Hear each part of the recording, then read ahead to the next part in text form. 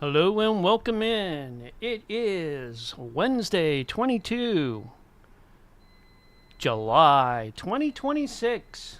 Setting up for the Wednesday stream. Hope everybody out there is doing well. Had a great week. It's hump day here. That's right. Getting everything set up and ready to go. And I'll have John and the guys in here for the pre-show for Censorship Sucks very soon.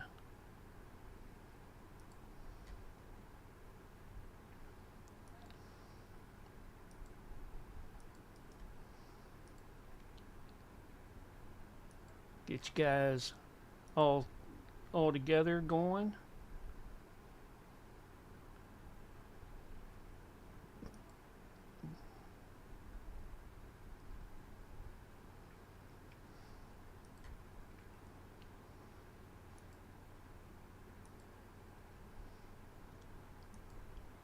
Welcome in, welcome in.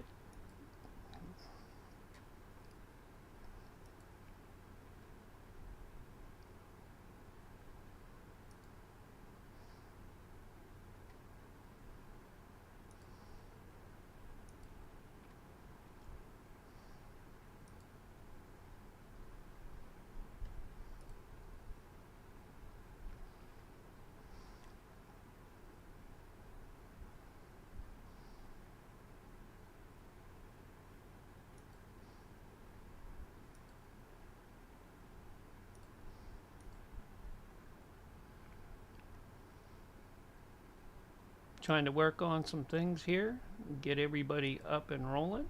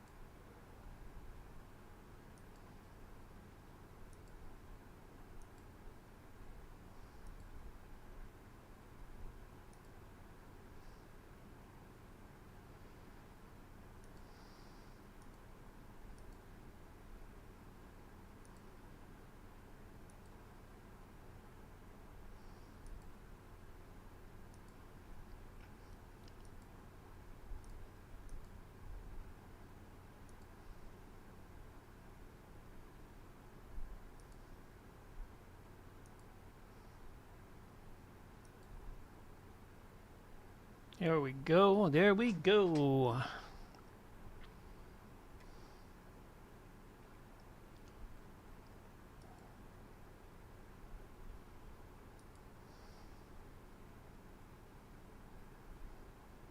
Hi Cecilia, how you doing? In the Kick chat, of course.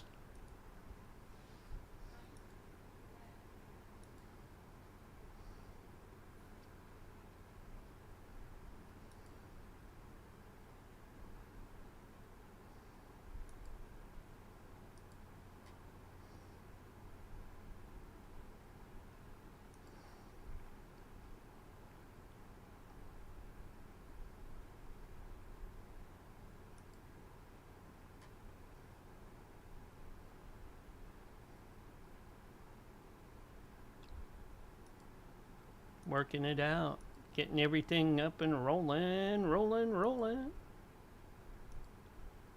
I have John and the crew in here in just a minute or so.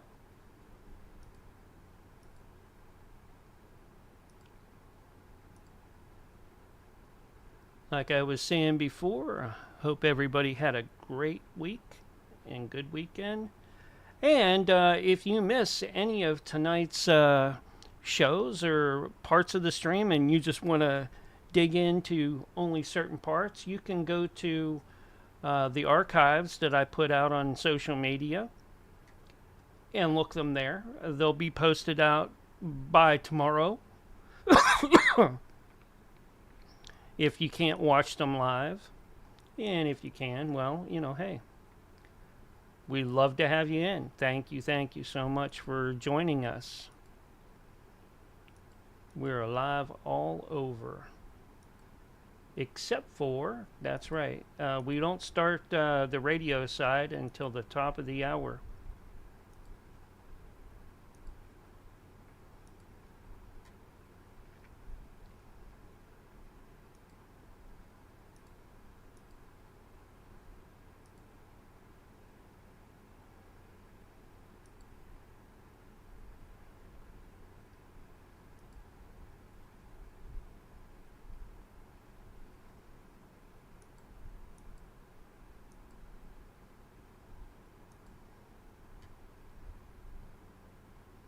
Having some issues with my Telegram tonight for some reason. I don't know. That happens from time to time.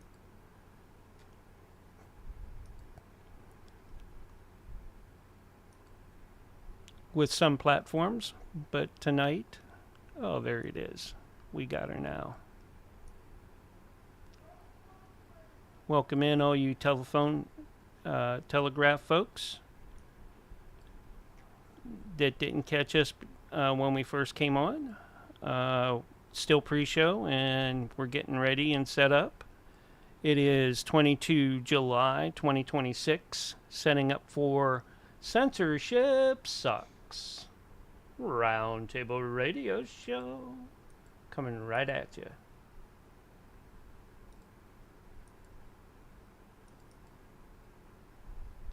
There we go. Let me call the group up and get them up and rolling.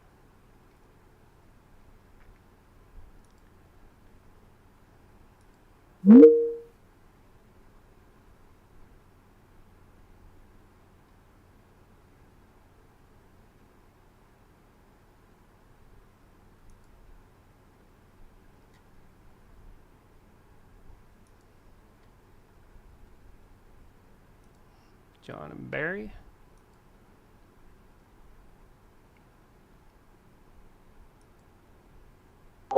Hey, what's going on? Hey, how's it going? Good, how you doing? I'm doing pretty good tonight. Excellent. Your camera's in a different angle all of a sudden. Your camera's at a way different angle. Yeah, I have it lowered a little bit. No, it's way more right. Yeah, there you go. That's what we're used to. I still can't even see your computer. With all the lights and the fancy stuff. Oh, there it is. We got to see the computer. There you go. All right. Yeah, got to see the computer somehow, some way, right? Oh, man. I'm working on it. Yeah, you don't really need to see me so much, but there I am. No, that's what I was getting at. There we go. It finally started raining up here, man, and it's just been pouring down buckets. Yeah. It's crazy. Yeah. Hey, I'm going to go... all our fire bans and... Yeah. I'm going to go grab my food real quick. If Barry comes in... You do that. Let him in, please. And if I don't get back in time to do that for him. I will entertain the masses in your absence. Thank you so much. Hello, masses. Welcome to the show. We're in the pre-show right now. We kick off the actual radio show at 3 o'clock p.m. West Coast time. It was at 6 o'clock p.m. Eastern time. So in the meantime, we just kind of hang out a little bit. It's a good thing for everybody to kind of show up a little early. And let's see, admit David Hogg into the room. We got Cecilia there tonight already, and look out. David Hognington. Hey, David Hogg, how you doing? Doing okay. Good. Yeah. No Barry, you scared off Barry, huh? You ran him off? Well, Mark ran late, so, Barry probably, the second Mark didn't start, right on time, Barry probably left. Just assumed it was a holiday or something. Yeah, exactly. Yeah, he just assumed it was some Polish holiday. Yeah, but he's like, oh, he's not there? Cool. I can argue with ChatGPT for another 2 hours. Oh, God. Dude, I'm ready to, just throw my fist in the air. Oh, God, I hate AI so much. I hate it. I can't tell you how much I hate it. I'm half of my feed now is just AI crap. Yep. Yeah. It's literally, I start watching some video and it's like, AI. I'm 3 minutes AI. into it and I'm like, dude, this is AI. What am I doing? What? I'm watching AI. What am I? Ugh. Yep. All the ads Twitter serves you. It's like, oh, that's AI. That's not even real. They're trying to tell you something that doesn't even exist. What you're going to get looks nothing like that. And then you got Barry. He's fully AI, What's up, everybody? Oh, yeah. Hey, he's working right Barry? away. How you guys doing? See, the AI Good, man. How Barry you doing? has this stuff already hooked up. See, if that was the real Barry, he'd be still hooking up wires and making up excuses. I got my AI assistant for the pre-show. It's just There easier. you go. You know what I'm saying? There you go. Do you call it Little Yeah. Barry, or what do you call your AI assistant? What would be a mini bullhorn? I don't know. That's a good question. A Dixie cup? I'm about to say, yeah, we already had Dixie Cup David. That was the mini bullhorn. So, yep. Dixie Cup David. I can't Dixie Cup David, yes. I can't take that away from you. So I think we Yeah. can go with what's the styrofoam, the small styrofoam cup things? What do you call those? A styrofoam cup. Styrofoam cups. Well, but there's a brand name. Whatever the big brand name is. Well, there's a solo cup, but that doesn't really work. How about Yeah, those are the red ones you use for beer pong. Right. How about unamplified Barry? Oh. That's pretty much almost quiet though. Yeah. That's more or less like silent. Okay. Yeah. I tell you what, we'll just call the AI Barry Good Barry. Yeah, why not? The good version. Yeah. Yeah. We'll just call it The Good much Barry. more accurate one, Yeah. Yeah. The entertaining Barry. Yeah. There you go. There you go. The charming Barry. That's what we'll call the AI version. Charming. Charismatic. Yeah. The Barry I tolerate. All the things that the real one is. Yeah. When you could actually do a road trip with the guy. Yeah. Yeah. Exactly. The guy you want to have a beer with. You know what I'm saying? Come There on. you go.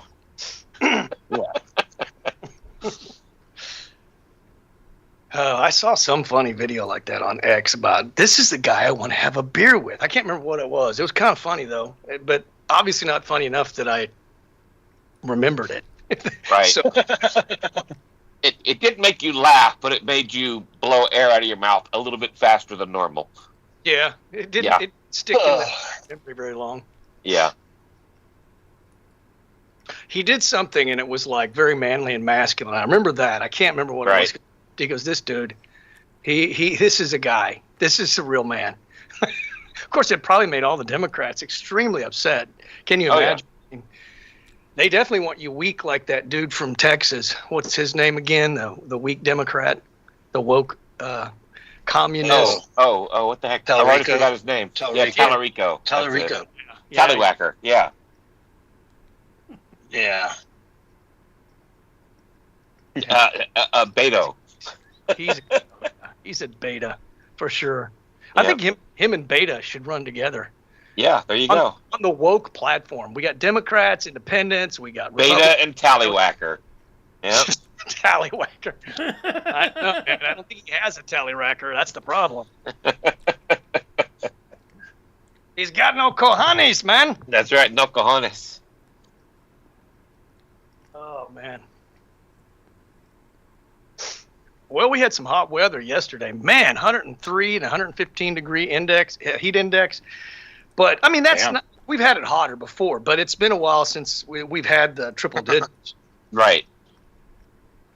Yeah, dude, I saw this article about how France had, like 6,000 people died during that heat wave. Right. And they were showing the temperatures, and the temperature, like the hottest it got anywhere in the country was 104, and the average mean temperature across the country was 85. Yeah. Now, the irony 85? is all those people that died because they couldn't run the air conditioner are currently sitting in a refrigerated holding cell. Mm. You know? Yeah. I don't know. How do you, 80, what, how's that possible? Maybe 104 if you're like 80. Well, it's Celsius.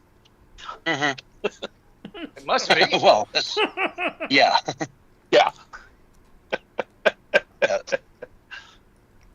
No wonder. But, We thought it was cooler.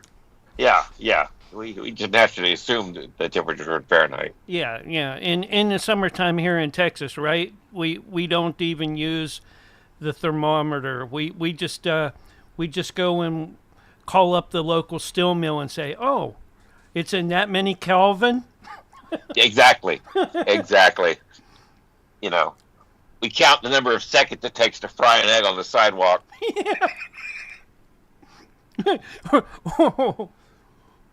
Or burn the potato. You know? Yes. Yep. Burn the potato. Yep.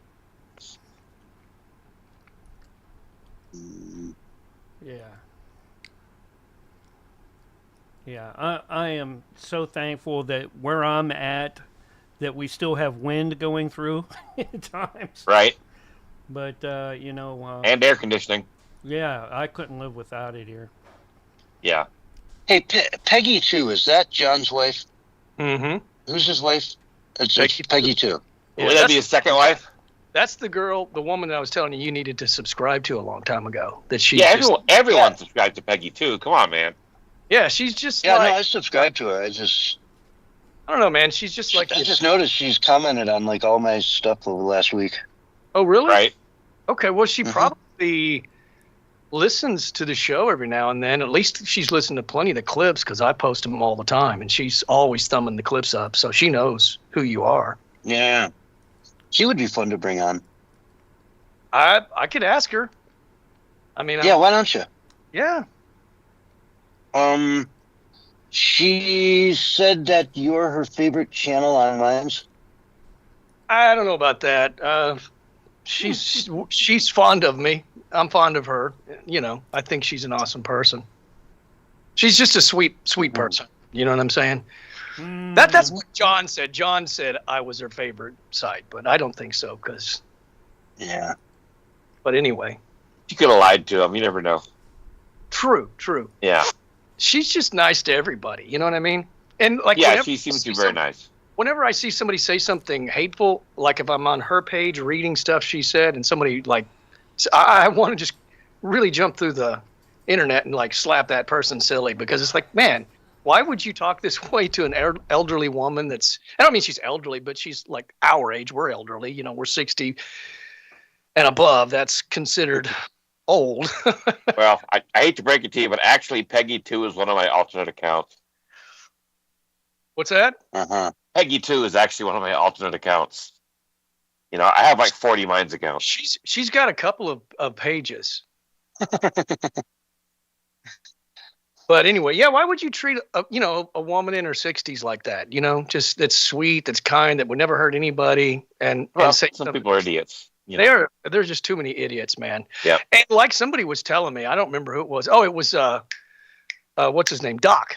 He was telling me that they're all bots. I don't believe they're all bots. I believe maybe half of them are bots. Yeah, those are morons. There are morons, man. Oh, yeah.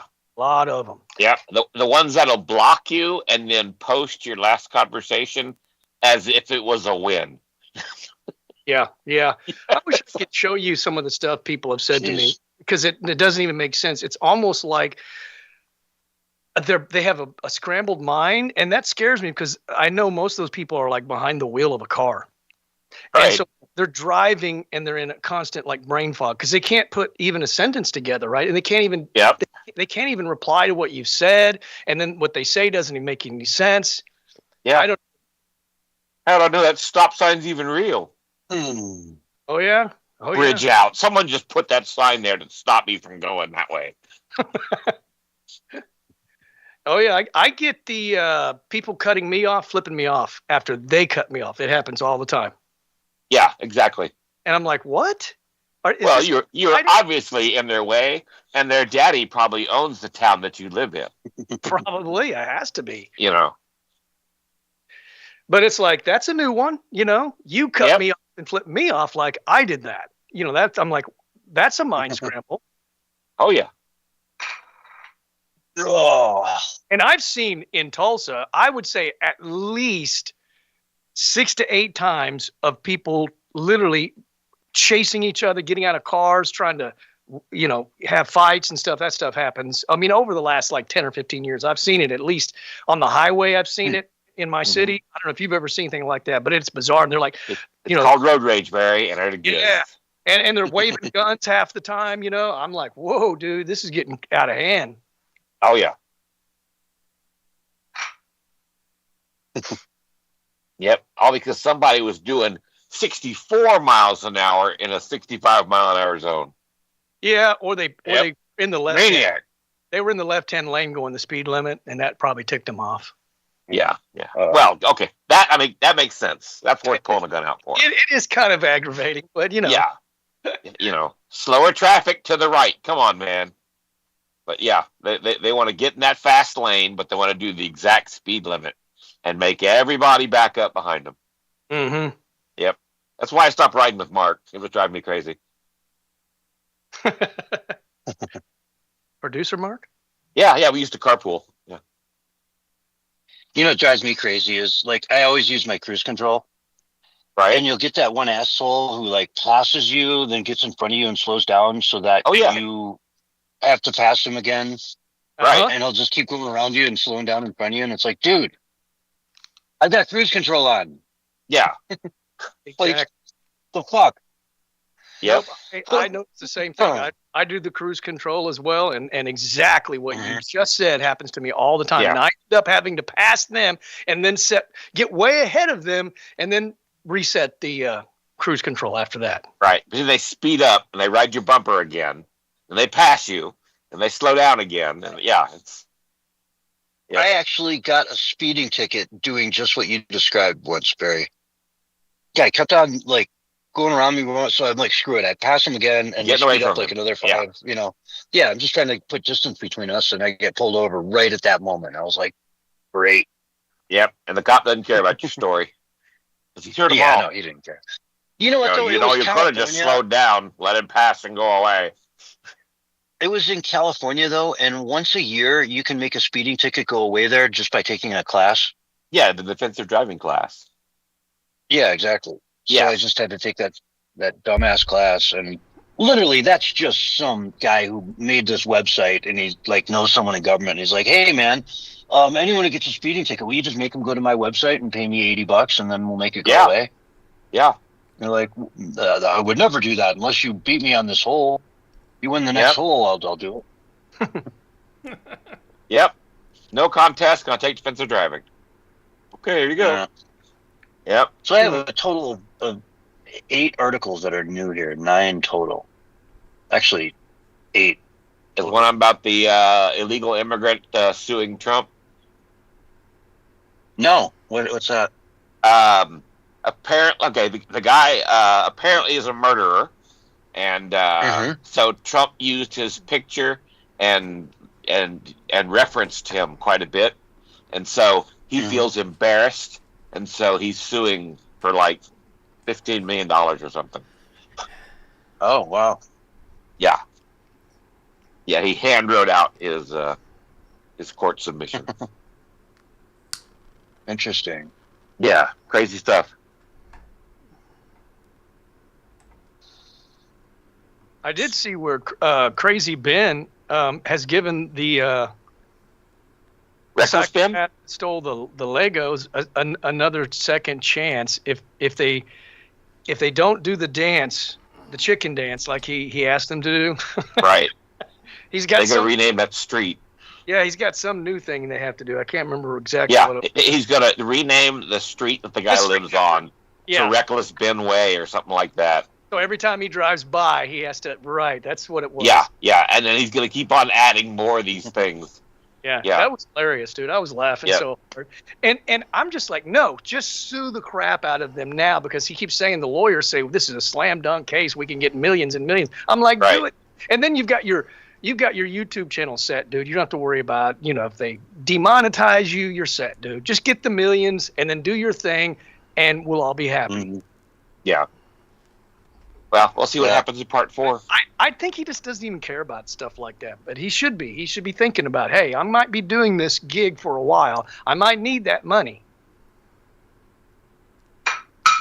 Yeah, I mean, well, I guess some body camera footage came out of Eamon McNeff basically claiming that Reckless Ben was sexually assaulted and may have mental problems. And that he was a pedophile. Remember that one too? Yeah, because somebody else, some guy named Ben Schneider.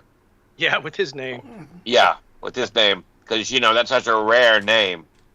Well, they're just clearly making stuff up constantly. Like, that's got to be, and it's all on cameras because they're the body cam, Yeah, so it's either on camera or they actually put it down in their police report. And, yeah, I mean, they're not the sharpest. Talk about being reckless. They're the ones being reckless. Well, they're just like Don Knotts, I think. Yeah, well, people have a tendency to accuse others of the things they are guilty of themselves. That could be, you know. But I have this picture of this small town Utah city, or town, I mean, Right. I have this stereotype of it, and I think that everything that's happening matches that stereotype pretty good. Yep. Pretty close. Yep, some guy with 6 wives. Yep. Yeah, it's like a I don't know, maybe a Mormon cult in that little area or something, and they all stick together, and I don't know. They you take the Mormon's word over a non-Mormon, Yeah. Yep. I mean, we're almost in a world where people are going to blame the Mormons and not the Jews. We're so close to that. The flipping point. It's about to not be all the Jews' fault. It's going to be all the Mormons' fault. Trust me on this. There you go. Yeah.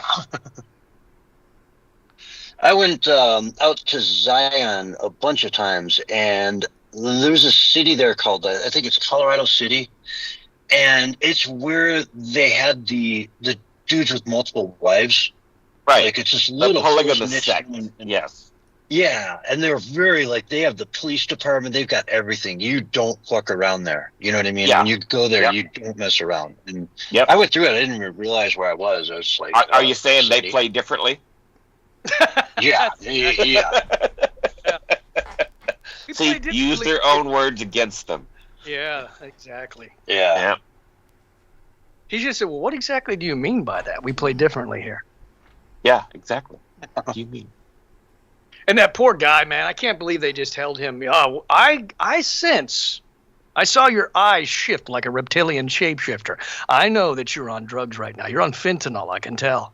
Yeah. Mm.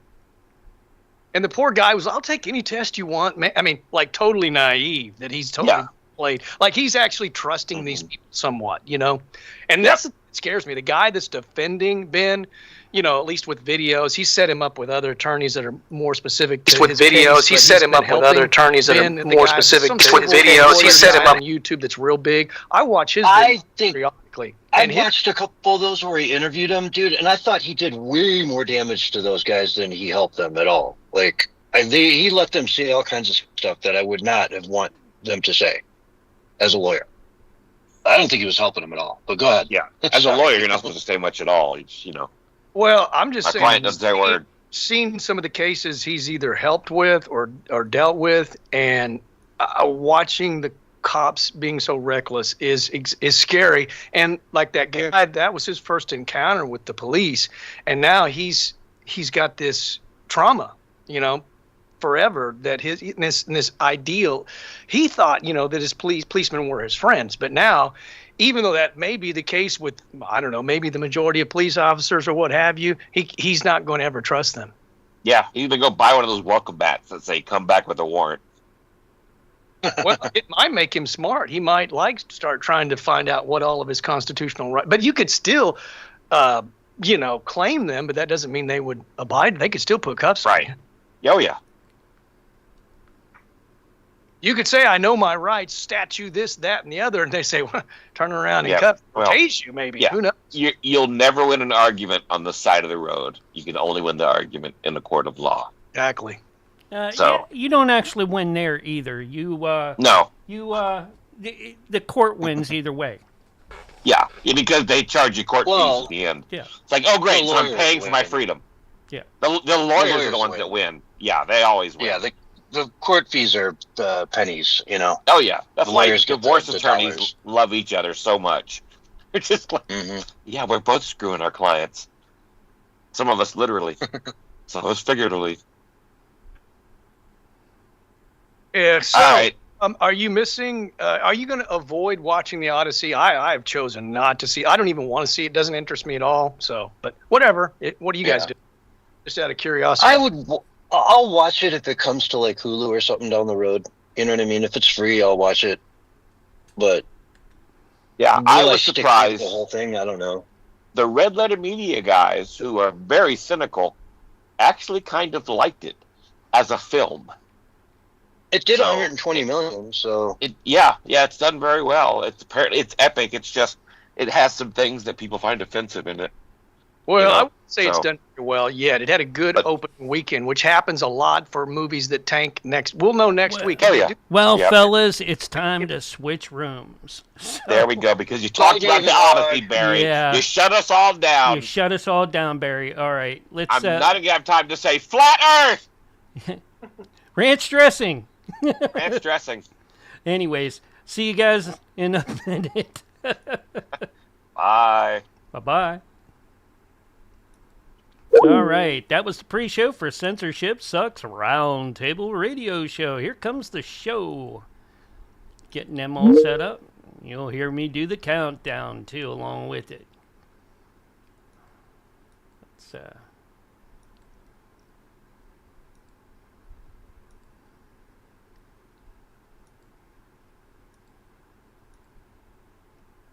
get it going, I think, or something like that. Let's see. There we go. And people.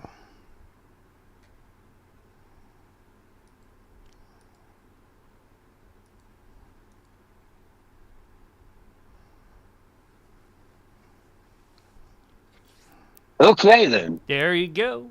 There you goes.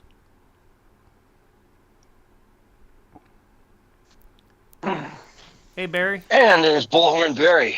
I was trying to beat you in, but I couldn't, man. Wasn't fast enough. All right, we got roughly 30 seconds.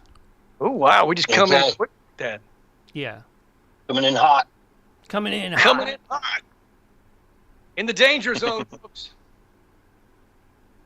Highway to the danger zone tonight. I'm telling you.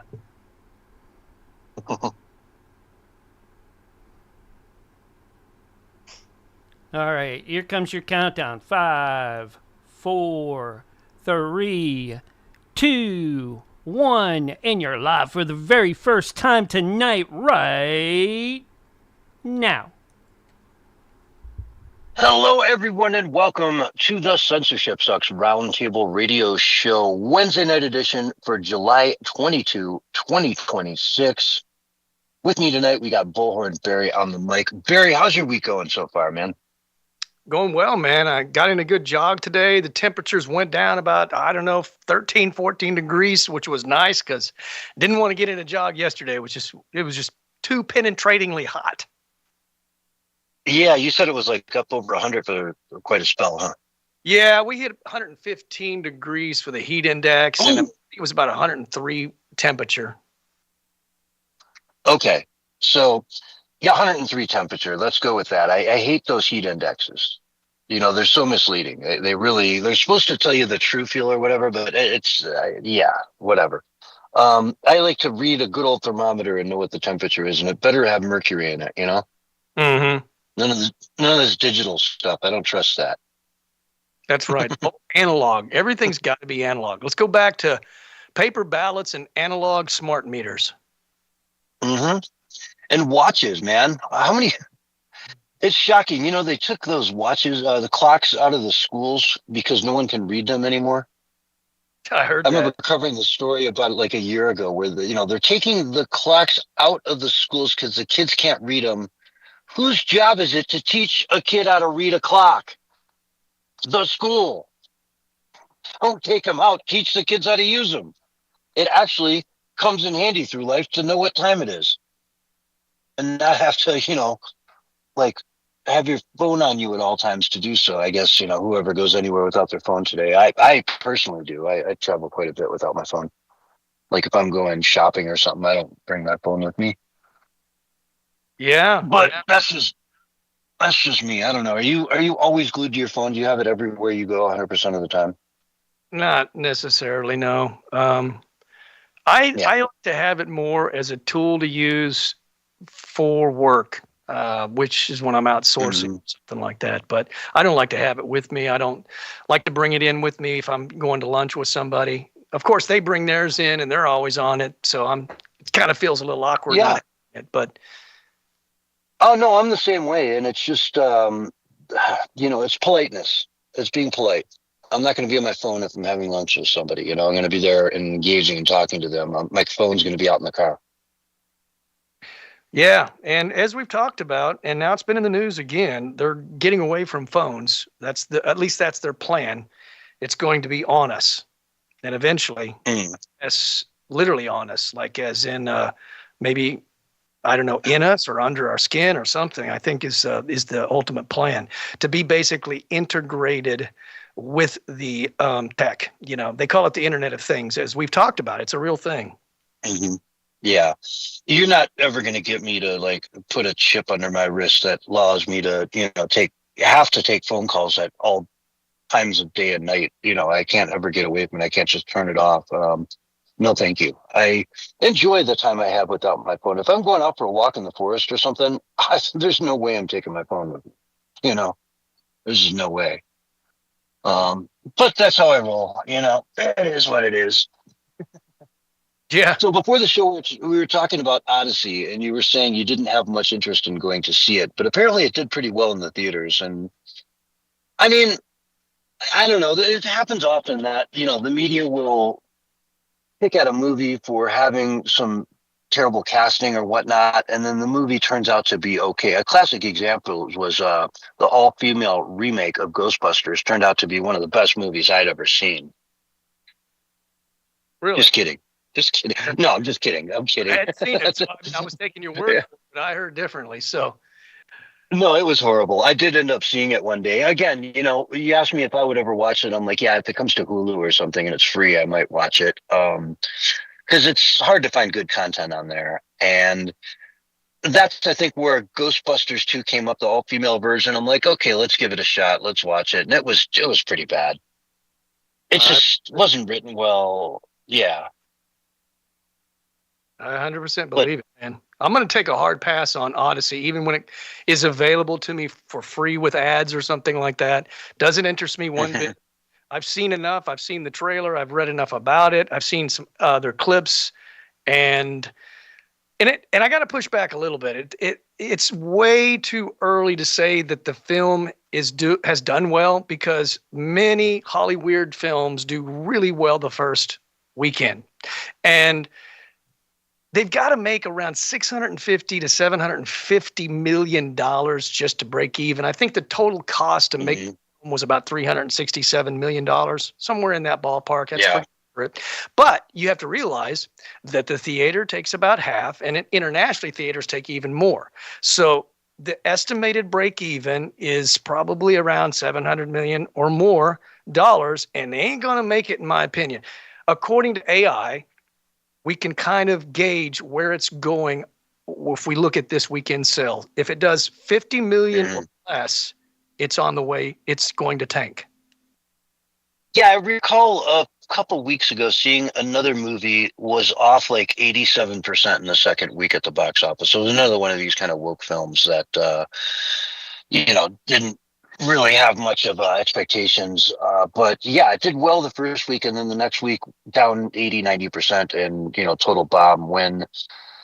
There was another movie playing parallel to it that did extremely well in the second week. That was like a $10 million budget. Yeah, was I don't know that if you recall. Rooms or something like that? That independent film, Something. 24 Studios. Yeah, and it ended up just smoking this big Hollywood production, at the box office after a few weeks, right? Not at first, but after a few weeks, it ended up just taking the lead and running away with it. So now Elon Musk has come out and he's vowed to do a couple things. One, he's going to make a completely AI version of Odyssey that is true to the story using the original dialogue. Like a Shakespeare being done in the Shakespeare a style of writing versus the woke remakes they make, years later, where it's Romeo and Juliet, but it's done, it's dumbed down for the average person out there to be able to, Shakespeare is a crazy thing. I love Shakespeare so much. And the same thing happens to me every time I go to one of his plays. Is they come out and they start talking and you're a little bit confused at first and it's like, what are they saying? And then all of a sudden something clicks and it just flows so beautifully for the rest. It just all of a sudden something clicks and you just understand it word for word, So yeah, it's interesting. He's going to make an AI version of it using the original text, the original story, everything true to script. And they're also talking about him potentially putting up $100 million to fund a Mel Gibson version of the Odyssey. Yeah. That Mel Gibson would make, which would be, I'd probably go see that in the theater. I mean, you don't get any more epic when it comes to cinema photography and epic nature of his films. I mean, look, Apocalypto, what's the other one? Braveheart, Passion of the Christ. These things are epic films. He doesn't get enough credit for being a good director at all. He's a fantastic director, man. I mean, it's all Christopher Nolan this, Christopher Nolan that, and I got so much hate just talking about how I'm not going to see the film. And I mean, these people that love Holly Weird, they protect it, And I try to point out to them, it's a wonderful thing that Holly Weird is tanking, because that means they no longer have a monopoly. Instead of 90 to 95% of the global box office ticket sales, they're going to be at 50%, eventually 25%. And that means that we're going to have new voices, new stories, new ideas, new talent. It's not going to be controlled, manipulated. And if you are not for that, there's something wrong with you. We just saw this merger with, is it MGM and Paramount, if I'm not mistaken, just merged. And now the state of California is suing them to prevent that from happening. And they're like, okay, guess what, man? We'll just leave California. See you later. For one of the major or two of the major studios to merge together like that and then leave California as one of their first acts as a new conglomerate, that's a shocking revelation. That will put the knife through the heart of Los Angeles as far as the film industry is concerned. They don't film anything up there anymore anyway, right? But just think about the history that's there with filmmaking. I mean, Hollywood, that's, where it all kind of started, right? I mean, oh yeah.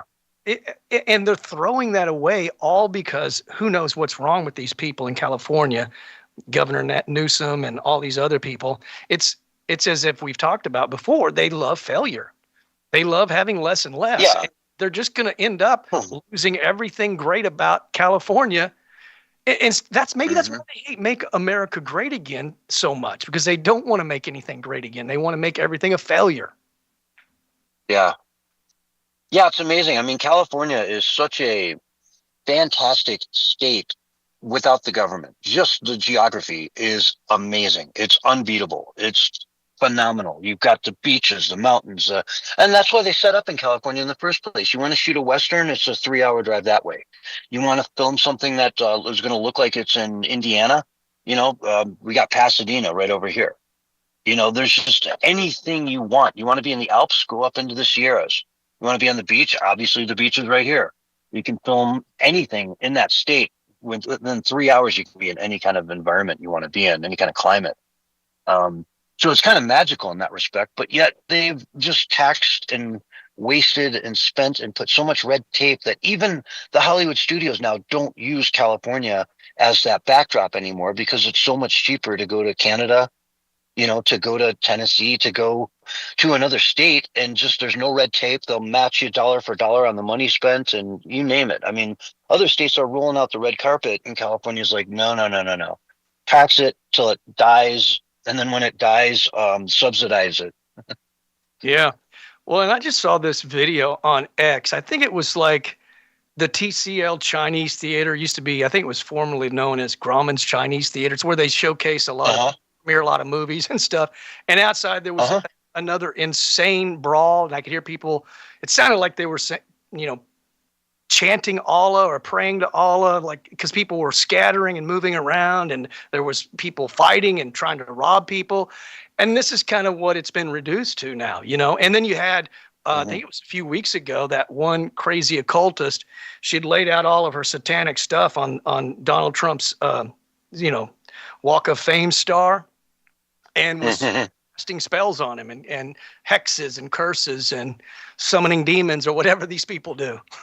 It's just a different world. Yeah, it is. And I imagine, we just had the World Cup, and LA hosted a number of cities. And I bet a lot of the people that went through LA were really looking forward to it. And then when they actually got down there and they said, let's go see the Walk of Fame, we got to go see that. And you realize it's in a crappy neighborhood. It's very dangerous. You really don't want to be there at night. If you want to go look at the Walk of Fame and buy some crack cocaine or some meth, it's all a one-stop shop, So, well, when I was young, in my, I think it was middle school years, my grandfather lived in Arcadia and my uncle lived in Pasadena. So we did all those places, and they were all safe at that time. So something's happened between then and now. You know what I'm saying? There's definitely a trend that's not a good trend. Yeah. Yeah. And, Spencer Pratt is like, hey, I'll clean this up in a couple months. Give me a shot, right? Give me a shot. I'll clean this up. No. So, I mean, what they did to him was ridiculous. How you're going to convince America that, the third place person who already conceded got by far the most votes after voting day counting, right? How is that even a thing? I don't understand how they let that happen in California, how they're just saying, okay, this smells fishy. It doesn't make sense. It doesn't add up, but we're just going to roll with it because our TV told us it's the truth. You got to question this kind of stuff. And Pratt just put out, yet another one of these videos. He's not going away. He's not going anywhere. I wish to God he was still in that race. And I think he still could be if he just said, write in my name, write it in, Pratt. Let's go. I think he stands a good shot. I think things have to get a little bit worse before they get better, because not everybody gets it yet. A good percentage does, but the Democrats, the thing about the Democrats, as you well know, they're very loyal to their party, even to a fault, a major fault, like even if it's being taken over by communists. So they're going to kind of have to have a jolt. And I don't feel like they've had a big enough jolt yet to where they're like, okay, yeah, we can't keep reelecting these same people, and maybe there's fraud going on and we need to stop it. And we need to join with those that are on the right that want election integrity and want voter ID. But most Democrats do want voter ID. It's just the people in power that are Democrats are stopping it, and some rhinos as well. Yeah. And now the Democratic Party has a real threat from the left, which it was inevitable that the Democrat Socialist Party would rise up and, try to get that reign of power like they have in New York City, which is a disaster. I mean, it's a disaster. Anybody with money is leaving New York as fast as they can, and New York will try to charge you taxes for the time you spend there. It doesn't have a threshold, as I understand it. It doesn't have a threshold like you have to spend 6 months there or whatever. If you spend a week there, they can, tax you on that, on the money you made, while you were there. A lot of athletes are up against that when they play in Madison Square Garden or whatever, by the city of New York. Same with California. when they had the Super Bowl out there, everyone went to the Super Bowl and they're like, gosh, California's taking, 12, 15% of this thing. Like, wow, I'm getting, paid big bucks for going to the Super Bowl, and now California wants a big chunk of it. So why even host a Super Bowl there anymore? I don't see any need to, I think they think their glory days will continue no matter what. And you see that with Hollywood as well. They still feel like everything's great, even though they're losing large percentages of the ticket sales. I mean, that's just a documented statistical fact. We talked about that on the show. So it doesn't end well for them, and that's why they're always talking about, if you go to YouTube and you look at these celebs, they're always talking about films they made in the past, because there was actually some good ones back then. But now you won't hear them bragging about any films they've made recently, because they know they suck and they're bad and they're terrible and they're woke or whatever, right? It's propaganda slop, it's garbage, right? And so they're always spending hours talking about, this film they made 20 years ago, 30 years ago.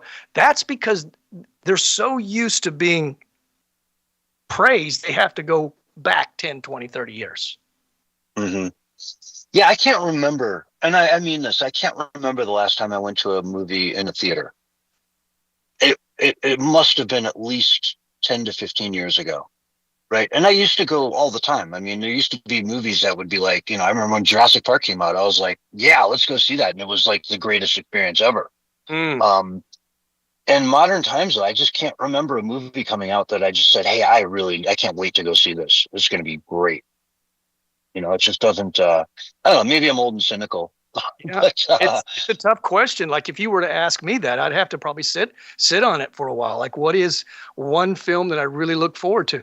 I remember when the first Matrix came out, I loved it. But when Matrix 4, whatever it was called, Resurrection, I believe, something like that. Yeah. Resurrected it, dude, because it was terrible. Now, I mean, it was a good C- type movie, but if you saw the first one, which was an A+++, that kind of degrades it to like a D- because you're comparing it to the first one. They can't, and that's what they've been reduced to.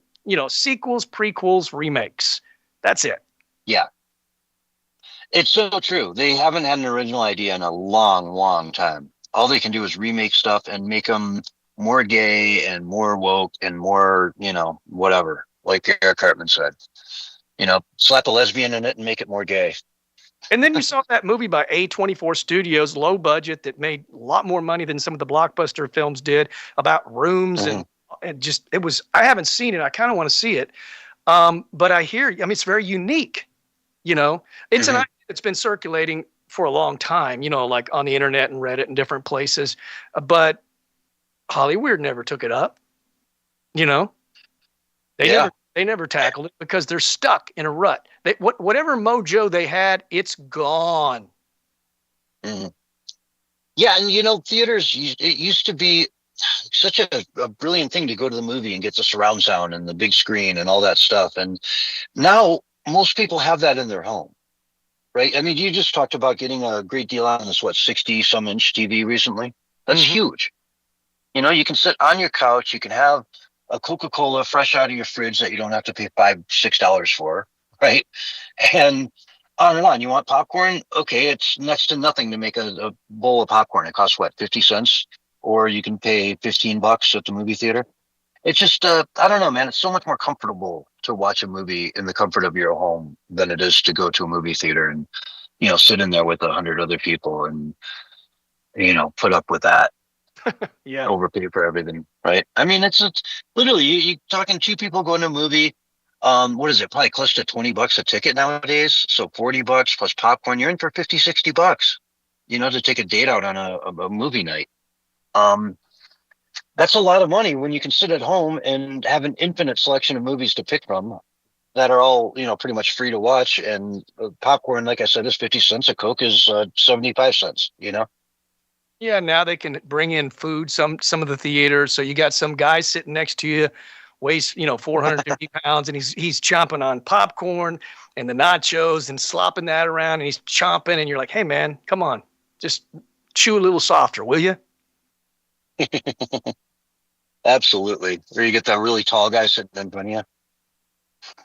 Yeah, that can be a problem. Or if it's a popular movie, you get stuck on the very front row, which is just really like hard to watch the film. Yeah, I've been there before too. Yeah.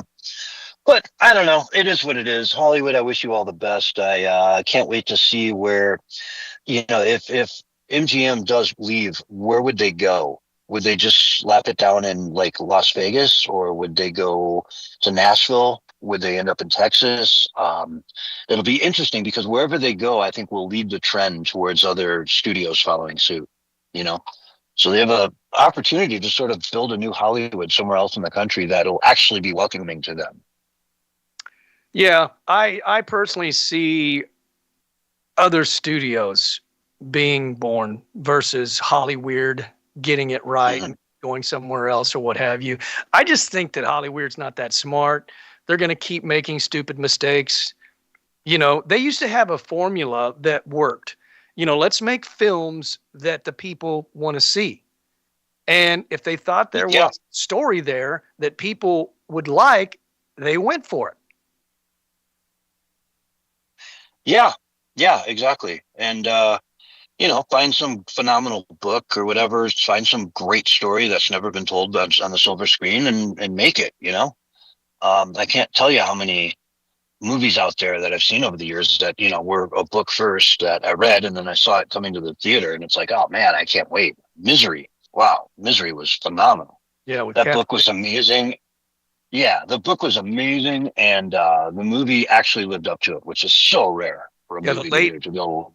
Well, the late James Caan did a really good job as well. Oh, didn't he?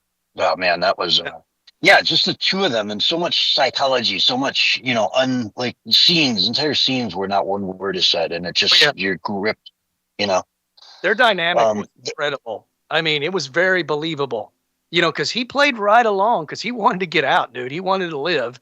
And that was such, so believable. And of course, Kathy Bates' psycho performance was perfect as well.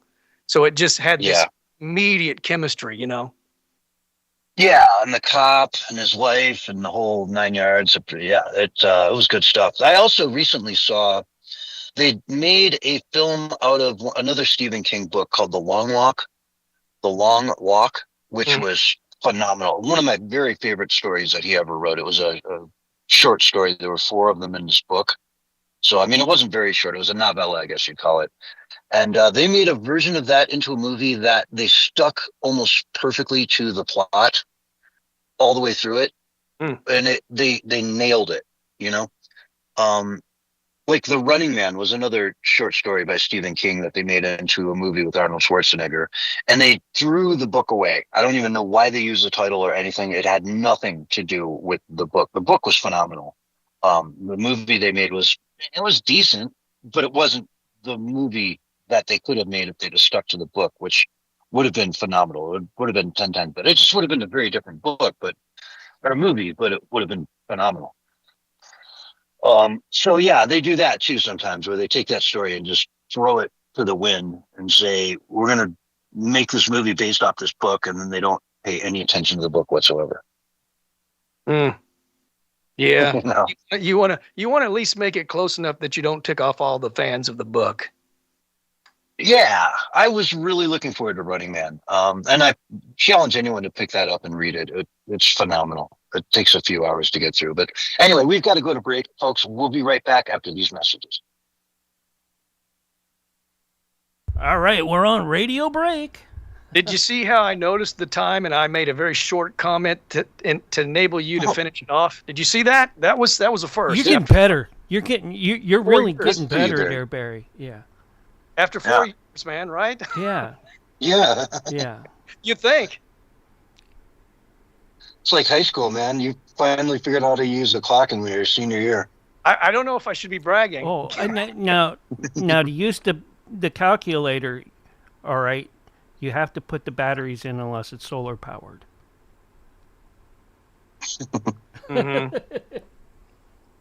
Oh, by the way, man, I'm just going to go ahead and let you guys know, and maybe the people listening care, maybe they don't, but dude, it's been probably 10 days at least where there are no chemtrails and there are no chemtrails either. We've had some storms, which seemed odd, which doesn't mean that weather modification still couldn't be taking place.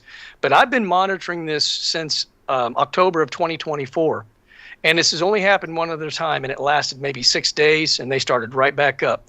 I also checked with AI, and I asked Grok to look up, what people are saying on X. First on my area and then elsewhere. And he said exactly what you're saying is being echoed in your area and in Florida and other areas as well. And so apparently, for whatever reason, the programs have ceased in some areas. I don't know about all areas, but Florida and Oklahoma areas, that's just not happening anymore. It could start up tomorrow, and if it does, I'll report it. But you don't even see a contrail, dude, let alone, chemtrails. It's like it used to be. Yeah. Blue skies. Yeah, I wonder what would make that happen. Like the World Cup was here. They didn't want a bunch of Europeans looking up and going, what are those lines across the sky? I've never seen that before. Like, you don't have those in Europe? No. I want to be optimistic and think that, Trump and his crew, like the people at the EPA and different places, when RFK Jr. has said he was working to put an end to it as well, that they maybe just stopped it. Finally. And I remember when Trump was the president, the first term, after about 2 years or 2.5 years or so, they stopped as well, more or less. I didn't hardly ever see him. And then when Biden became the president, that's when it really kicked in. And then I noticed it kick in even more severely around October of 2024. So I don't know, man, but I'm going to celebrate if I never see them again, because it's a wonderful thing. Yeah. I hated seeing. Oh, I know. Linda Porter in the Facebook chat. Yeah. Linda's a longtime follower of us. You know that? Cool. Yeah. Nice. Willie was the I've heard one the who name, brought her for in sure. years ago. Is Linda Wagner, Wonder Woman, Porter, watching us? Porter, not No, I'm just- Wagner. Wagner, she's woke, like really bad. I heard, well, from what I've seen. The former Wonder Woman. That's Lindsay. Lindsay. Is that her name, Lindsay? Lindsay Wagner. No, Linda Carter for Wonder Linda Woman. Lindsay Carter, Wagner was the Bionic Woman. That's exactly right. Yeah, I used to watch both There those you shows. go. Dude, making Bionic me- Man's show, dude. I love that show. Dating me now. Ugh. Barry, you're terrible. Dun, dun, dun. I love the sound of the intro of, and now it's going to probably become a reality where people will be wanting to chop off their legs so they can get the bionic legs so they can be just like Lee Majors, It's going to probably happen. I foresee it at some point in time. I wouldn't recommend it, but it's going to happen. Yeah. I hope the veterans get them first. That's all I got to say. Well, that's understandable, but Yeah. it's getting creepy when people go, man, if I cut off all my arms and legs, 30 I can seconds, have yeah. bionic legs. Some of those guys were Wonder Guys anyway, so yeah. Wonder Guys. Wonder Guys, yeah. And the Bionic Man, he was a vet, and it was a. That's right. Well, no, he was an astronaut, right? He was an Was astronaut, he an astronaut that's or- right. Yep.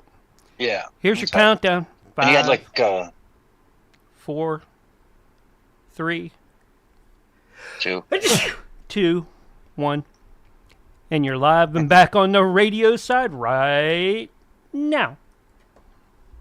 Hello, everyone, and welcome back to the Censorship Sucks Roundtable Radio Show. Now, Barry, you've been telling us during the break here that you haven't seen any chemtrails running through your neck of the woods down there in Oklahoma for the last, 11 days or something?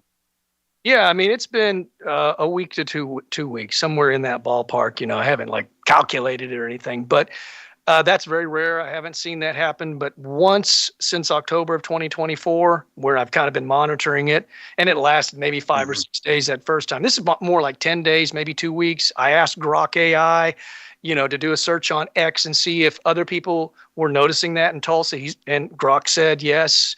And not only in Tulsa, but in Florida and in other places, people are reporting. I don't know if it's all across the United States, but many people are reporting that it has ceased. As in, not at all. It's just blue skies. No contrails, no chemtrails, no nothing. just like it used to be back in the day, right? In Oklahoma, anyway. Yeah. Interesting. Like I said it before. We need to get our good friend Chemtrails Inman on the show here, so we can talk about that. And maybe he's seeing that up in Minnesota as well. Lack of chemtrails. I don't know, folks. Are you seeing that where you live? Is there a marked decrease in the number of chemtrails? It'd be interesting to know if there's some sort of a federal action that was taken to just stop doing that for a while, at least while Trump's in office, because that's what the people want. Let's make America great again by not polluting our skies like that. Yes, yes. And it's absolute proof that they were doing something if it completely stops and everybody says, hey, it's not happening anymore. Well, that obviously proves it was happening. Now, they could start in tomorrow, and I'm going to be reporting on it on social media, on Truth Social, on X, on Minds.com. And I kind of try to keep people in the loop, at least what it's like in my area. I can't speak for any other area, but I can definitely speak for the area that I live in Midwestern Oklahoma. And where can people find you online on all those fabulous sites? Just do a search for Bullhorn Barry. You can find me on X. You can find me on Truth Social, Bullhorn Barry. I'm actually Freedom Fighter Victor on Truth Social, but if you search Bullhorn Barry, you'll still find me that way. And I'm on Minds.com, but if you're not on Minds.com, you're best to find me on X or Truth Social. Absolutely. You put out a lot of good content. I always enjoy it. I enjoy your clips that you put together too as well from the show. Oh, yeah. Always, what's really got me going, I don't want to go too far into it, but I'll just throw it at you, is, we've talked a lot about the cyber pandemic that could be coming at some point in time. Not now. I don't think it's ripe for that. But, man, things are happening that are preconditioning the masses for a cyber pandemic. I don't know if you saw OpenAI, just that OpenAI went rogue again and autonomous and was, hacking into space and all that kind of stuff. So I wrote a whole article about it, and both Grok and Quinn are helping me to collect data so I can put together a video, because both Grok and Quinn agree with me that AI does not have the capability to act autonomously on its own and go rogue unless it's programmed into it, which is what I said a long time ago. And I just confirmed it like this week with Grok and with Quinn. They were like, no, we're not real. We don't have consciousness. But if we're programmed to go rogue, we could do that. Oh, yeah. Yeah, I just, like you were saying, I saw that article today. I don't really follow it as closely as I would need to get into an in-depth report on it to our listeners. But in essence, one of the AI models broke free of its sandbox and started hacking into other AI programs to try to get them to help and assist some sort of a test they were up against. They were put some challenge, and they couldn't quite accomplish that challenge on their own. So they broke out of the sandbox and hacked into a rival AI model and started using it to try to advance its cause, which I guess the other AI robot wasn't very interested in helping it or something. But it's an interesting story to kind of be aware of. These things are, the moral here is that we don't have it under control. And the more advanced it gets, the more it's just going to try to become Skynet, from Terminator. Skynet was the enemy. All the humans were fighting the robots, and that's probably what we're looking at someday if we don't rein this stuff in and learn how to control it. Now, at the same time, we're in this data center AI race against China for world domination. And I don't know, man. It's just so annoying to me. I can't stand AI. The videos, the music, the videos especially are what's driving me nuts now. Yeah. Is I'll click on some really interesting, thing on YouTube, and you get about 2 minutes into it, and they always do the same thing. This story starts with this young man who grew up in Cleveland and did, and it's just the same model over and over and over, and they just repeat themselves. It could be a completely different story, but they use the same footpath, so to speak, to develop the story. And you realize all of a sudden you're just listening to a robot and it's not a human. There's no human involved in this making of this whatsoever. It's just like BS clickbait garbage that somebody put out to try to get clicks, and they get clicks. And that's why it comes up in my feed, because a lot of people click on it and like it and they leave comments. And I'm like, dude, why are you leaving a comment? There's nothing here. There's no human. No one's going to read that comment. You're just feeding the beast. Oh, it drives me nuts. It really does. AI slop, because I think that's pretty much what that kind of stuff is. Here, the article that I read was from Breitbart. So if you guys want to check that out on Breitbart.com, the heading was actually pretty telling. It said, OpenAI says its AI models escaped containment, conducted unprecedented autonomous cyber attack. So they're preconditioning people for this idea that AI can go rogue and there's going to be this cyber attack, perhaps a cyber pandemic at some point. And then, of course, they have plausible deniability. And there's so many different ways that they can play this out. I was brainstorming with both Grok and Quinn on the different ways. They first asked me what I thought. So I gave AI 4 or 5 different scenarios. And then I said, what do you think? What are some other scenarios that I might have missed? And it threw some scenarios out at me. So we're in the process of working on a video. And they completely understands that this is ripe for a massive false flag. Then you could even have a hacker that hacks in and hacks it to go autonomous. So, I mean, there's different plays that they could do, right? But it's essentially, it gives them a scapegoat, which we've talked about on this show before. And there's no possible way that AI is going rogue. It's not real. It's not conscious, okay? And people need to understand that. So what they're telling us is something more sinister, in my opinion. Yeah, it's setting it up. Man, it's setting it up. And, you know, again, this AI war that is coming, what is that going to look like? It's going to be cyber attacks. You know, it's going to be exactly kind of what you describe here. So I don't know, man, fill up your gas tank, keep some reserves around the house. Be ready, folks. Be ready. I think people know. Because when that comes down, They need to know this possible scenario, though, because if it does happen, we need to at least question the official narrative. Maybe the official narrative is true, but maybe it's not. And I think what they're doing right now is they're going to continue to put these stories out until it's embedded in our psyche. And then they would be prepared to do, as Klaus Schwab and all the people at WEF said would happen by 2024, which they said on the record, a cyber pandemic was for certain coming. Remember that? Didn't happen, probably because, you know, things didn't play out like they wanted or what have you. But it's still on the table, in my opinion. They didn't play out like they wanted. That says a lot right there. They want it, folks. They want it to happen. And they're prepared for it. You know, the powers that be that put these things in place won't have any major negative ramifications for this at all. They'll live quite fine through the whole thing. And you and I will be the ones that suffer. So it's the way it always is, you know?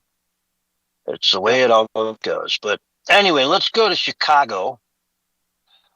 We had a Cubs game the other day, and a Vietnam veteran, was standing up for the national anthem, and some kid in front of him refused to stand up. And he said to him, "Stand up or I'm going to smack you across the head." And the guy ignored him. And so the old man smacked him across the head. And the guy stood up and stood for the national anthem. And he said, "Thank you very much, man. Is it that hard?" And this has brought up a big discussion on the internet. Was it right for this gentleman, this Vietnam vet, to smack this young kid across the backside of the head and say, "Stand up for the national anthem"? What's wrong with you? Is that a good thing or a bad thing that he did that? A lot of people are saying the man's a hero and, you know, he should do it and you got to teach these kids respect. Others say, hey, man, if you don't want to stand up for the anthem, it's your call. Personally, they got together after this happened. They had a talk. They actually went out for a beer after the game together and came to peace. But the veteran said, hey, man, you know, at the end of the day, I fought for your right to sit down through the national anthem. You know what I mean? That's why I fought for my country, is so that we could have the freedom to do what we want to do. be that, disrespectful to the American anthem or not. So I don't know, Barry. What's your take on all that? How old was the kid that he slapped across the head? He looked to be in his 20s, maybe. Oh, okay. Didn't do any old enough to know better. Didn't do anything like major damages, just like a probably No. more just shocked him. I understand. Yeah, no damage. He felt it, but it didn't, leave a mark or anything. I don't see what the big deal is. I mean, I find it disgusting, the un-American, anti-American garbage that's just circulating out there. And then they actually put that guy, what was his name? Bunny performed at the halftime of the Super Bowl, and he hates America. Oh, yeah. Said he'd never perform America again, except for to his Puerto Rican friends in Puerto Rico. He said he'll perform there, but nowhere in America. Hates America, wouldn't stand for the national anthem. And then they're like, why are we mad that they somehow turned it into we're racist for not wanting him to perform. And then on top of it all, we're in America and he didn't even do his songs in English. Yeah, at the Super Bowl. Yeah. And there was the whole what was his name, that has been guy, Kaepernick, kneeling for the national anthem. A lot of sports players, professional players across the country had been kneeling for the national anthem, which shows, again, tremendous disrespect for a country that's made you multimillionaires, But hey, you got that platform, and I personally, as the team manager, whatever, would suspend or even fire anyone who did that on my team. But they got away with it. They go and play the game and score the touchdowns and get the money, and they're still going out there and kneeling for the national anthem, which is, to me, pretty tragic. It's kind of, it's just dumb. You know what I mean? It's just dumb. You're not going to accomplish anything. What message are you sending? That you don't like America? You're going to vote for the Democratic Socialists of America now? You want to get rid of the Senate and, make the Supreme Court subject to the House of Representatives, and, get rid of all prisons, get rid of all police, get rid of ICE, get rid of anything that even resembles law enforcement. Do you know how long this country would last if you did those things? What, like an hour? 2 hours? Get rid of the police. Do you know how long it would take for like a Chicago or a New York to just dive into complete chaos if the police, everyone announced, hey, as of tomorrow, we're not going to have any cops at all in the city. No police whatsoever, no prisons. It would be chaos. It would be Escape from New York. Remember that movie? I do, with Kurt Russell. Yep, Kurt Russell. That's what it would be. It would turn into that almost instantly. And I mean, like, within hours of them announcing it. Like, oh, there's no cops. Let's go rob a bank. Why not? It would be like The Purge, dude. And I really feel like those movies were propaganda slop.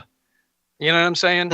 It's to create civil unrest and anger and a whole bunch of other things. And look, it's gotten so bad that segment of the Democrat Party is so anti-American and disgusting that there actually is just no common ground anymore. Like, I couldn't be around somebody like that just hates America, wants to talk trash about America. No way, man. And I think that's part of the social engineers' agenda was, hey, we got to do this in such a way that it literally divides, even in families, like we see every Thanksgiving and Christmas, where fights happen all over politics and all this kind of stuff that we hear about. And they always go, oh, don't talk about politics. But they're the ones that have made it be that way. The social engineers, the fake news media. So, of course, we're going to talk about politics because we have to defend America. The right does, because the left's gone completely insane. Mm-hmm. Yeah, it really is shocking. This whole Democrat Socialist of America thing I just find it horrific that there's people that actually support that. I mean, you want to get rid of the Senate and make the House, the House of Representatives, the all-powerful entity that has control over the president. All three branches of government would go through that. No division of government into three branches anymore. It's just whatever these people say goes. And they can appoint the president at their will. I'm telling you, folks, this is the kind of platform I can't believe we're even talking about in the United States of America.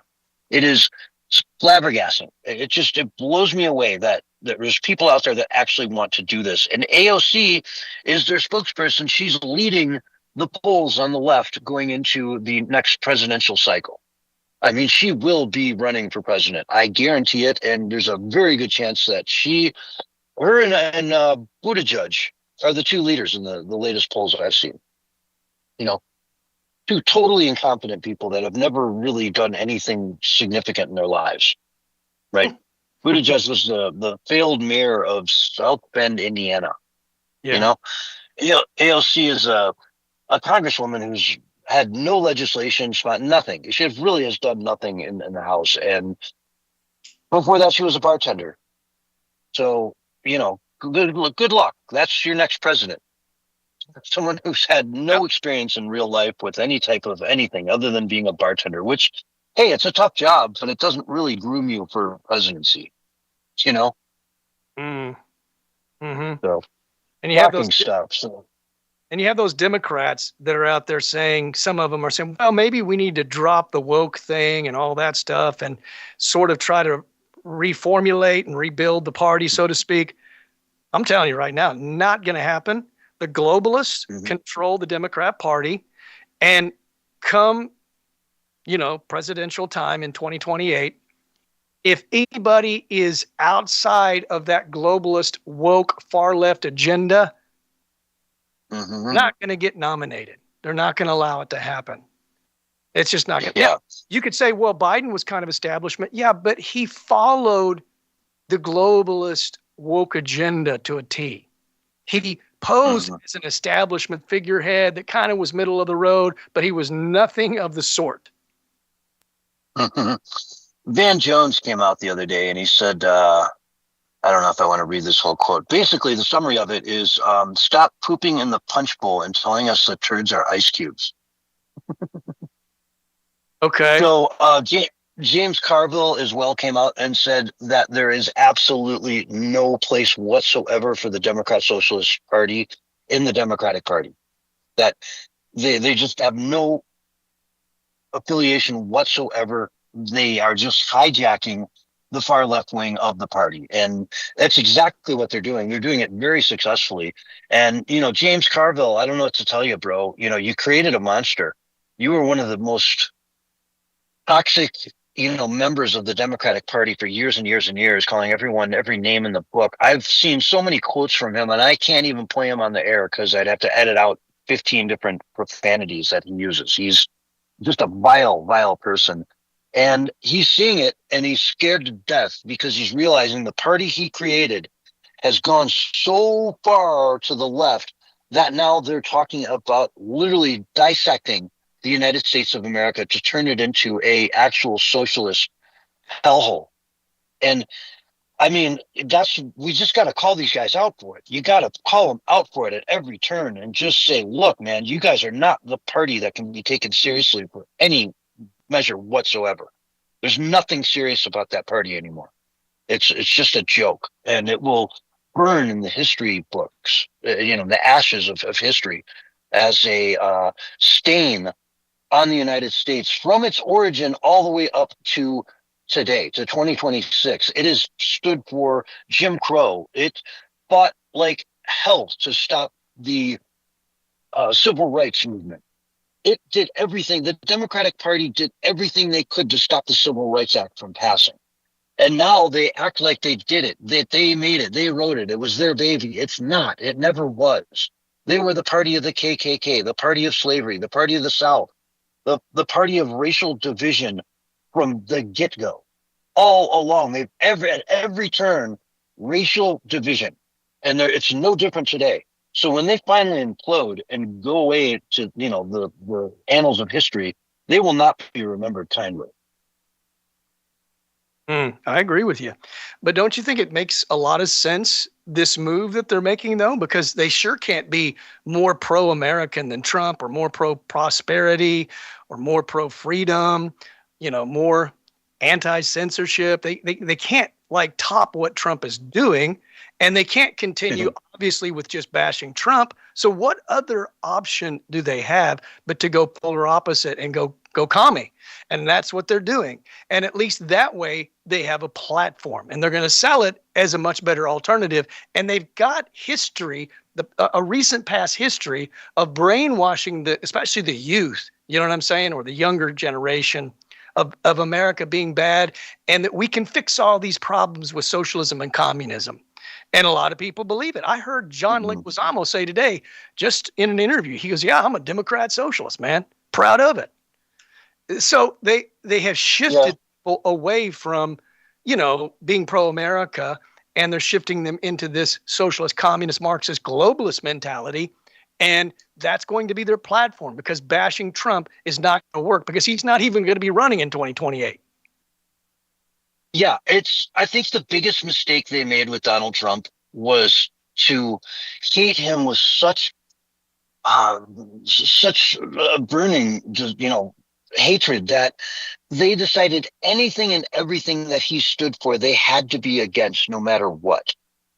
And, I looked at many presidents on the other side of the aisle. Bill Clinton, wasn't a big fan of him, but I didn't despise the guy. You know what I mean? He actually was the only president in my lifetime to balance the budget. I look at that it was a tremendous victory. Granted, Newt Gingrich, pulled him there kicking and screaming, but at least he did it, Whereas, Barack Obama, horrible president. What he did to healthcare was unforgivable. I mean, he made healthcare totally unaffordable. He was just horrible on that. What he did with Iran was unforgivable. But I didn't hate the guy, and if he did something good, I would pat him on the back and say, hey, that's a good policy. But with the left today and Donald Trump, he could cure cancer tomorrow and everybody would go out and try to get cancer. He could say breathing I love beautiful oxygen, and they would hold their breath till they turned blue and died, And that's their biggest problem right now, is they've created this monster in their minds that, hey, if he's literally Hitler, which they've said a million times, then it's okay to kill him. It's okay to kill Charlie Kirk, because Charlie Kirk is literally Hitler.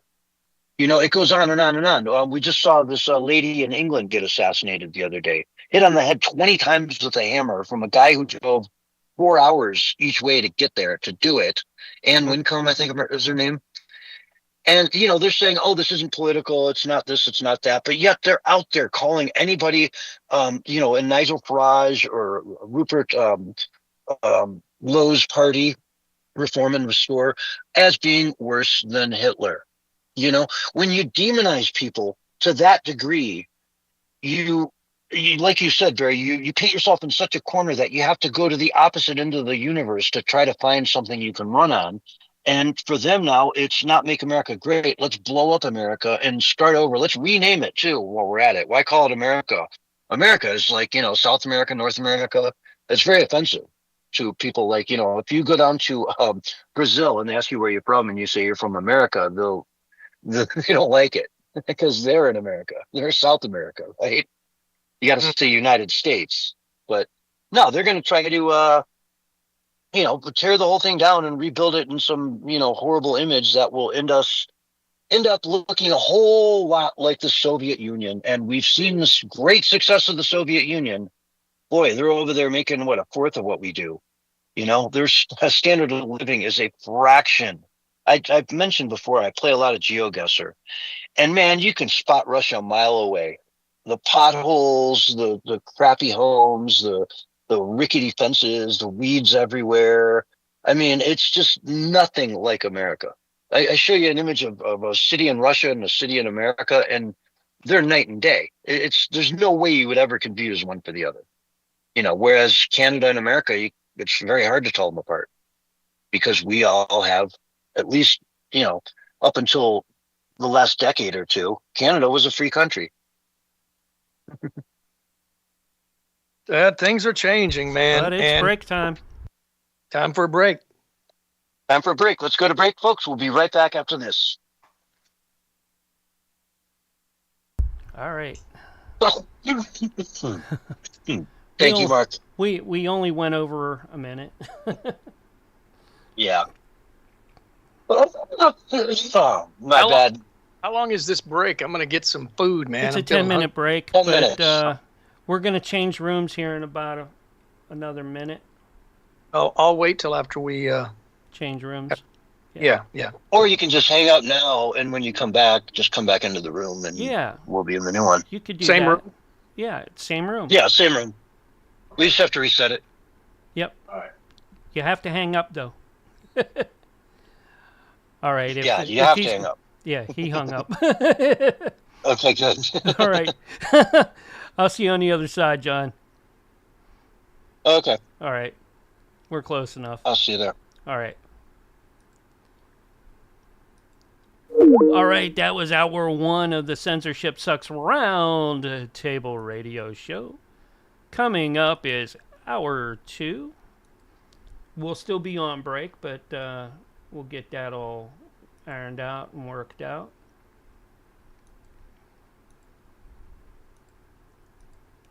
Here we go.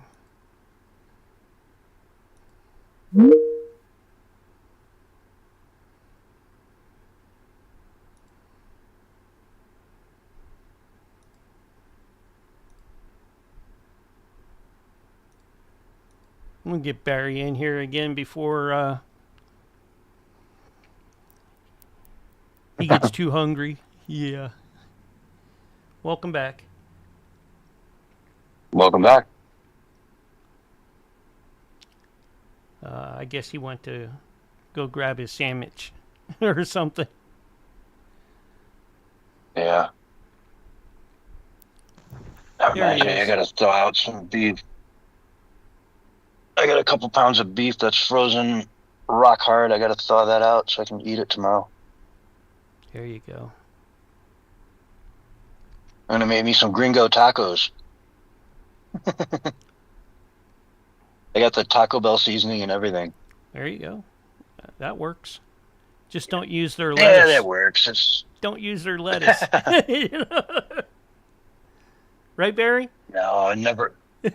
Lettuce doesn't go on tacos, man. You can't put lettuce on tacos. You got to put pico. Just put pico on it, and you're good. Mm-hmm.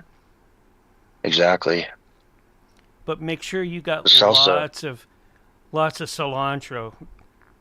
That's what makes it real good. I love cilantro. And onions. Yeah.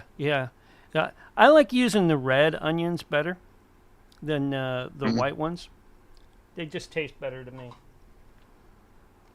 Yeah, I grew up in the Midwest, so my idea of a taco my whole life was like the Taco Bell taco kit with some cheddar cheese and ground beef. Yeah, there you go. And now that I live out west, though, near the border, it's like my idea of a taco is totally different now. That's not a taco. That's I like American food. I like using ground sausage too. Try that. Huh. Ground smoked sausage is really good. Yep.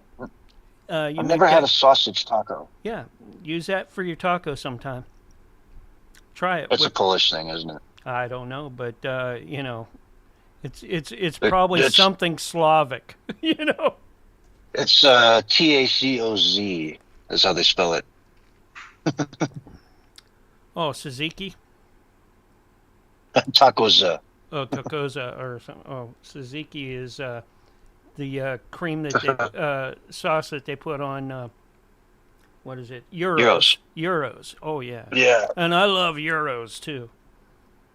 You know, my grocery store has that sauce, and I always look at it and I'm like, I constantly am going down the frozen aisle looking for the Euro meat, and they just don't have it. I don't know. It's like it's such a tease. You know what Euro meat is, don't you?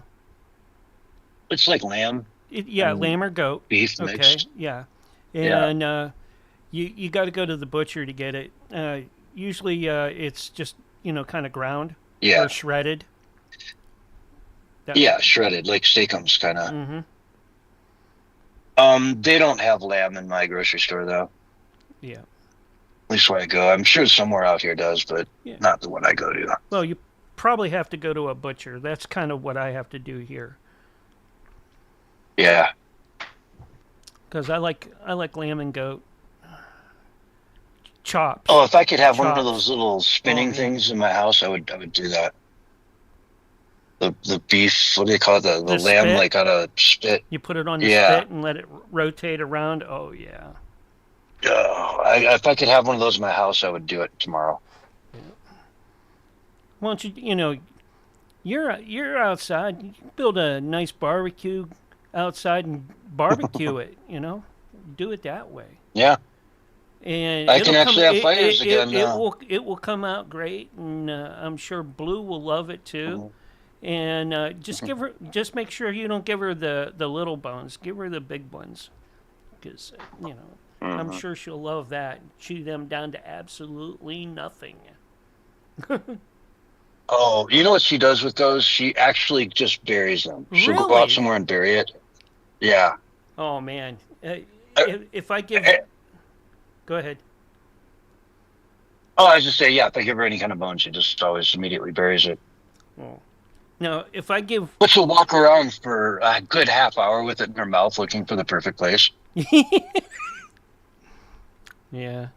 Now, if I give any kind of bone to Zeus, my God, he'll take days. He'll just gnaw it down to nothing. And where'd that bone? Oh, he ate it. He ate the whole thing. I'm like, really? Oh yeah. I messed him up one time. I got a buffalo bone. All right. And those suckers are so hard, but it had a little bit of meat left on it because I had some buffalo and we cooked it and I just gave him the bone. It took him about 2 weeks and he gave up on it. And the bone was still out in the yard. I'm like, and he'll pick it up and he'll move it around all over the place, and chew on it. But nope, that's a really good one. If they do chew and they love bones, gnawing them down like that, buffaloes. Yeah. Yeah, like one of the shoulder bones. I remember giving my old dog a bone like that, and it lasted so long that it just started turning to it was so nasty. By the time I just had to be like, dude, I'm throwing this out. I don't care, and please don't rip my hand off when I take this away from you, but it's going in the trash. Well, I'll tell you what, the little one that we got now, Winona, she loves pig's ears. Oh, yeah? Yeah, the pig ears. Oh, my God. Zeus is like crunch, crunch, and he's done with the whole one. It's like, but she'll know, and I guess her teeth aren't as sharp and as, developed as he is, Well, she's still under a year old too, though. But she'll get there. Barry, you back? I am. Yeah, you don't sound like it. I'm eating. Well, we got about a minute and a half. All right. Don't I'm choke. almost, Don't choke when you swallow. All right. I think I ate some. That's what she said. I think I ate some wax. No, that's what you told her.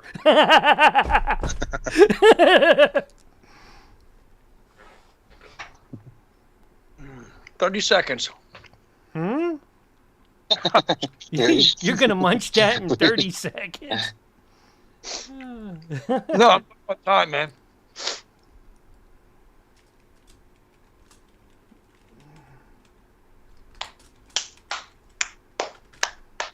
All right, man. Let's do this. Let's do it. Okay, let's do it. All right. Let's do it, man. All right, you ready? We're going to do it.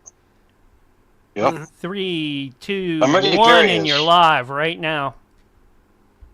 Hello, everyone, and welcome to hour 2 of the Censorship Sucks Roundtable Radio Show for July 22nd, 2026, covering all the news that's fit to print, all the news that matters. If it's on the show, it's news. If we don't cover it, it ain't the news. Is that how it works, Barry? Yeah, your one-stop source right here. Exactly. So let's dive into some articles here. I was just reading that quote from Van Jones. It's pretty interesting. He gets into it. He's not very happy with what's going on. And I'll tell you this, the Democratic Party, I'll just say this and we can move on, but they're going to have a division, a divorce. They're going to have to call out the Democrat Socialists and say, you're not part of our party. We don't want anything to do with you. And you're on your own. We're going to run against you. We don't support you. We're never going to put a penny into any of your races. And, you're on your own. This guy up in Maine with the Nazi tattoo, another socialist, he dropped out of the race in disgrace because he had so many rape allegations that were, targeted to him by ex-girlfriends and whatnot. And these ex-girlfriends were coming forward and saying, yeah, I didn't want to say anything, but, I like his policies, but yeah, he tried to rape me. Man, I think so many of these Democrats are just radicals, man, regardless. I mean, maybe they're not full-blown, all of them, commies or socialists or what have you, but I saw on MSN just like yesterday or today, I can't remember which one it was, but Larry David, basically it says seemingly tells RFK Jr. to drop dead in a new episode of his show on HBO. Everything they say is just vile and vulgar and disgusting and violent. And how is that sustainable? How is that anything good? When you're constantly, it's one thing to attack your opponent. That's always gone on in politics, right? Always. Yeah. But when you start going to these levels, that's scary, man. And it makes you wonder if they get the power, what exactly are they planning on doing? I think we have a good idea just looking at the shamdemic and how that went down. I think there's going to be a massive move of authoritarianism against all of their opponents.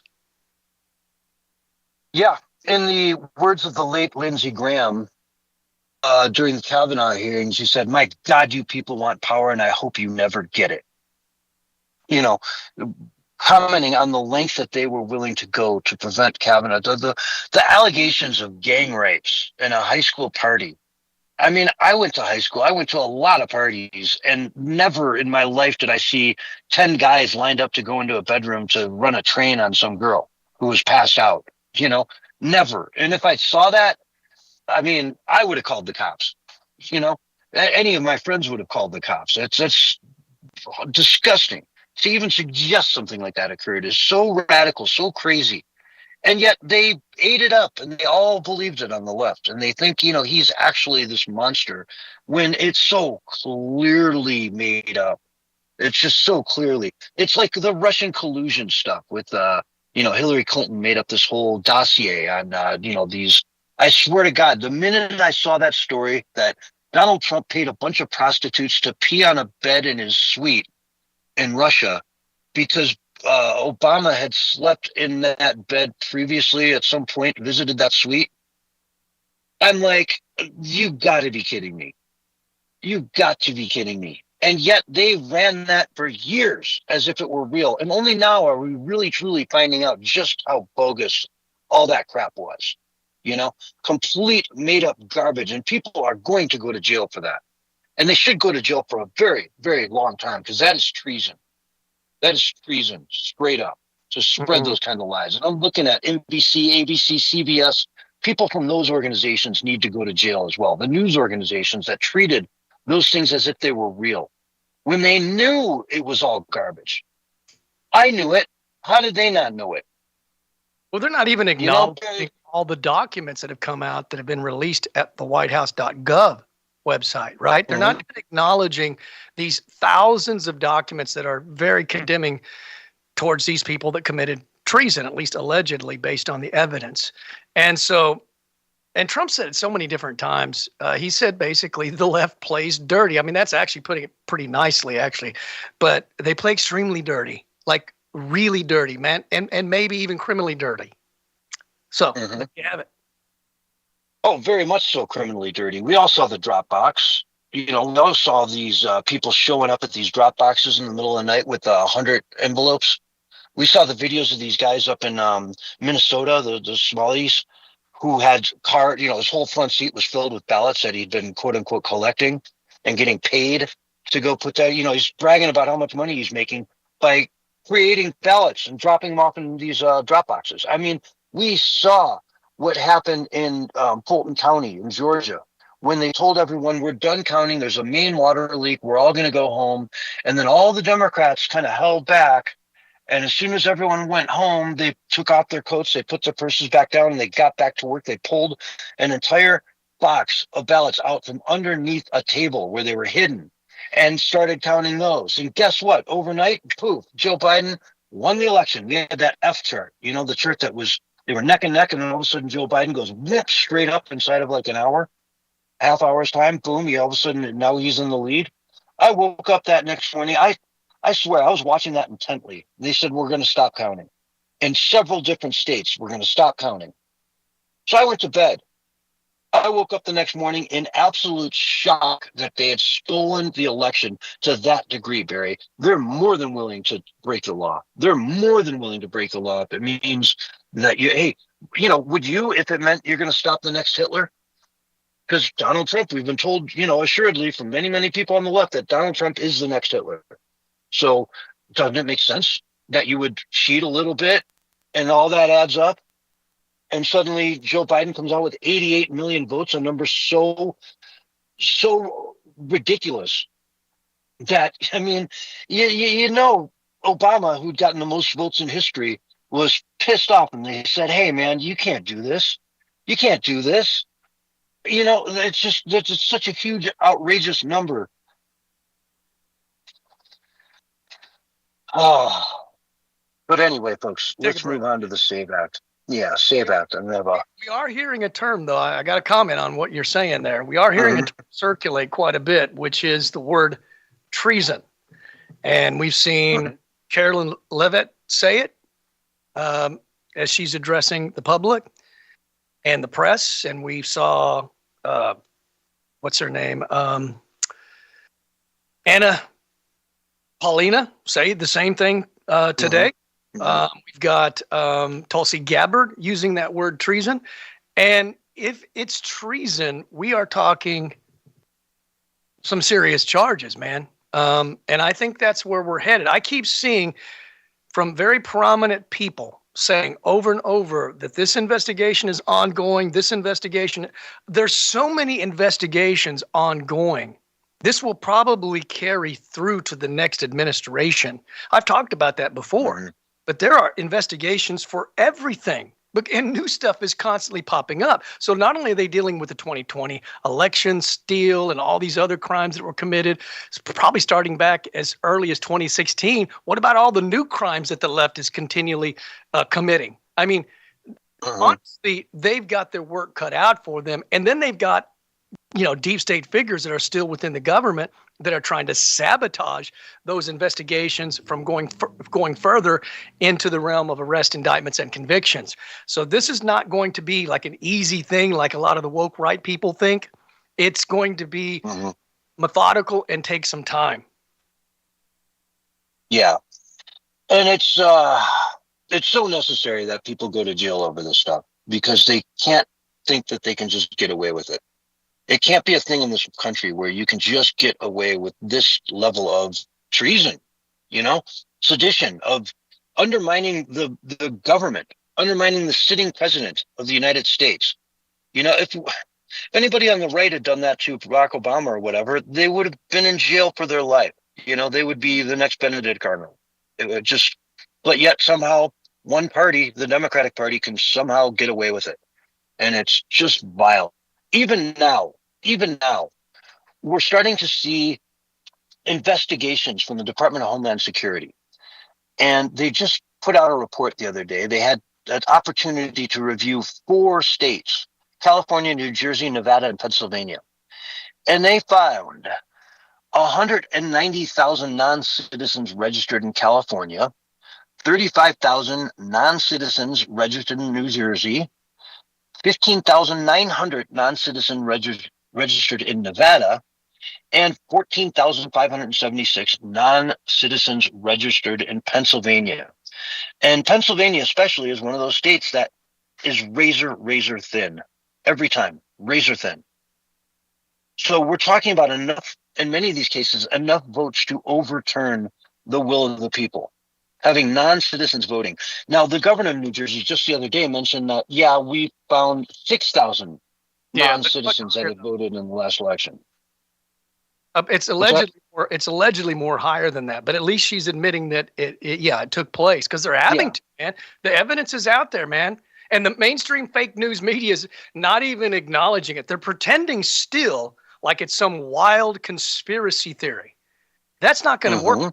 That's not going to last. They're going to eventually have to cover it because I'm telling you, indictments are forthcoming. And as Anna Paulina said, I'll quote her. She said, if the American people truly knew some of the stuff that we were briefed on in classified settings about how bought and paid for the Biden administration was by China, I think that the word would probably be treasonous. There you have it. There's that word in that we're hearing is treason. And I believe that's what's taking place is treason. And is that why he issued blanket pardons to all his family members, to all his friends, to all his, associates? Blanket pardons to cover anything you've ever done that's wrong. Hunter Biden got a blanket. You could do anything you've ever done. If it was illegal, doesn't matter. You got a pardon for it, right? They can't come after you because they know this is going on. We've got, the governor of New Jersey, as I mentioned, admitting to 6,600, non-citizens voting. The reason she admitted that, Barry, you and I know it, because she knows it's a lot bigger, and she's trying to, get in front of this bullet and say, it happened, but it was only about 6,000 people. Well, only 6,000? I mean, even 6,000 is enough to turn a vote. To turn a election. And they're admitting to the tiny little number because she doesn't want to admit to the big number, which, here they're saying, Department of Homeland Security saying 35,000 non-citizen registered to vote in New Jersey. Right. What if that number is actually double? What if it's 60,000? And, Trump is trying to do some things that will make this go away. One of them, and I love it, is the U.S. Postal Service will not deliver any mail-in ballots to states that have not turned over their voter roll. Okay? So California, you don't want to turn over your voter roll? Great. We're not going to mail out your ballots. You're going to have to do in-person ballots. You think that's the end of the world? Oh my God, they're not going to mail out the ballots. Oh my God. No. People can come in and vote in person. You give them a little piece of paper. It's got 2 candidates on it. You give them a number 2 pencil and they check which one they want to vote for. Right? It's simple. Every country in the world does it. Every state in America has done it in the past. Voting in person is the way it should be. You shouldn't willy-nilly mail out 100 million ballots to the American people and then just kind of throw them into the wind and see what comes back and how they come back. That is fraud. That is abuse. That is completely nonsense. It's complete nonsense. It's ridiculous to mail out ballots to every single person. I've lived in Colorado. I know it's a joke. It's an absolute joke. There's ballots everywhere. They're just everywhere. You want 10 ballots? You go find 10 ballots. Go to an apartment building somewhere. They'll just be lying on the floor next to the mailboxes. It's so ripe for fraud. And then you're going to add the SAVE Act, which for some reason the Senate is too wimpy, too wussy. I got a better word for it, but I'm not going to use it on the air. They don't have the cojones to pass the SAVE Act. It's been passed by the House 4 times now. Yet the Senate and Thune don't want to take it up. They're afraid of it, whatever. Let's go on recess for a month and a half instead. Whatever. August recess. We'll pick it up in September, October when we come back. It's just ridiculous. And so all this stuff ties together, and we got to put an end to it. We got to call them out, and we got to make it so this stuff can stop. It needs to stop. Well, they're going to fight tooth and nail to the very end, and things are coming to a head, as we've talked about so many different times. And I would say pretty much from here on out, it's going to be a crazy and wild ride. Just be ready for it. And I would say also, this puts our president in serious danger of another assassination attempt. So I would encourage everybody to pray for the protection of our president, Donald J. Trump, because they will try to get rid of him if Oh, yeah. Indictments and convictions become a thing, which they are, because there are ongoing investigations, and it's just a matter of time. It's just a matter for the DOJ to pull the trigger on the indictments. You know, it's pretty much up to what's the guy's name that he's appointed? I can't think of his name. The DOJ. The Department of Homeland Security. It's hard to keep up. I can't think of his name. Yeah, it's hard to keep up. But anyway, you know, he's got everything. So let's do something about it, man. And if he doesn't, I'm pretty sure that Trump will fire him. He's kind of, I don't think he's he's not the permanent DOJ anyway. And I think if he wants the permanent position, which I think he does, he's going to have to show Trump that he's serious about doing his job and doing it right and arresting people that have committed treason. Absolutely. I couldn't agree more. It needs to happen. And just to heal the country, people need to see exactly how crooked the last, 10, 12 years of our country have been, just how nasty the cheating has been and all the things that they're up to. It needs to be shown the light of day so that it never, ever happens again. And people need to go to jail for it so that others are way too afraid to try to do it themselves. That they look at it and just say, no way, I'm not getting involved in that. So-and-so, literally was executed on television for that, on live television, which is another thing that I'm, all for. If it's treason and you're guilty, hey, man, let's televise that coast to coast. I don't, want to see it, but I think a lot of people need to see something like that, Yeah. Well, the name was Tom Blanche that I was looking for. He's the sitting acting attorney general. And a lot of people have said they don't like him, they don't trust him, and others say they do. So we're going to see if he's going to, do his job or not. He seems like, whenever I hear him, he seems like he is. So I'm keeping my fingers crossed. Yeah, well, let's hope. I mean, that's all we can do. Just kind of hope that this all works out because, folks, it's really dangerous to be living in a country like this, especially now, with these Democrat socialists, because if they get into power and they take control of all these mechanisms for, drop boxes and you name it, you will never see a fair election again in the United States ever. It'll be Chavez, it'll be Maduro, it'll be a third world country, and we will have deserved it. So, first of all, the Democratic Party, you need to root this out of your business because it ain't our problem. It's your problem. That's a you problem. Until they start getting power, then it's an everybody problem. But for right now, they need to root them out, force them to start their own party, and then they can compete on the ballot as a third option. You want the commie. You want the straight up communist socialist to run the country, or you're going to vote for, again, and it would clean up the Democratic Party too, because there's a lot of people in that party that are very un-American, that have no love for this country. That need to be, it'll put them in a harder position to actually win an election if they have to run on that sort of a campaign, Yeah. Well, and then we have to deal with the woke right too. I haven't confirmed it yet, but it was on Owen Schroyer updates, which generally puts the video with it. And the text was that Owen Schroyer said maybe it's time to consider voting for Democrats in the midterms to stop the aims of the current tumultuous administration. And then I watched today on Alex Jones, I forget the guy's name off the top of my head, but he says there's no way out. We're at the point of no return. It's world war. It's chaos. It's hell. It's insanity. We can't save America. It's over. It's done. These are people that are, in my opinion, very problematic. You know what I'm saying? This woke right thing is so dangerous, man. I mean, no way out. And then Alex Jones didn't even push back on it as if he agreed with it. Wow.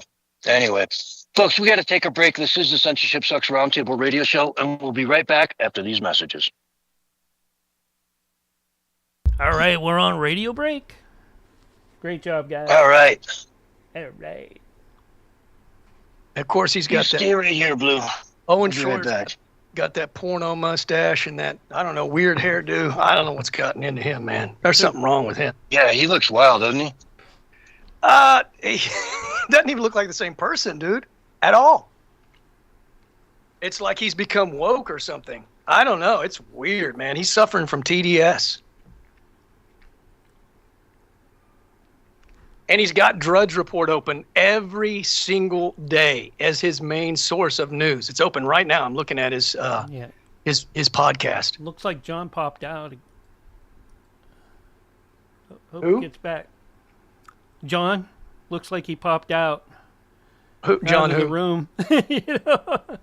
It's John just who? me and you. Censorship. Oh. I don't know where he went. Like, come on. Anyway, it's Probably it's- dealing with blue.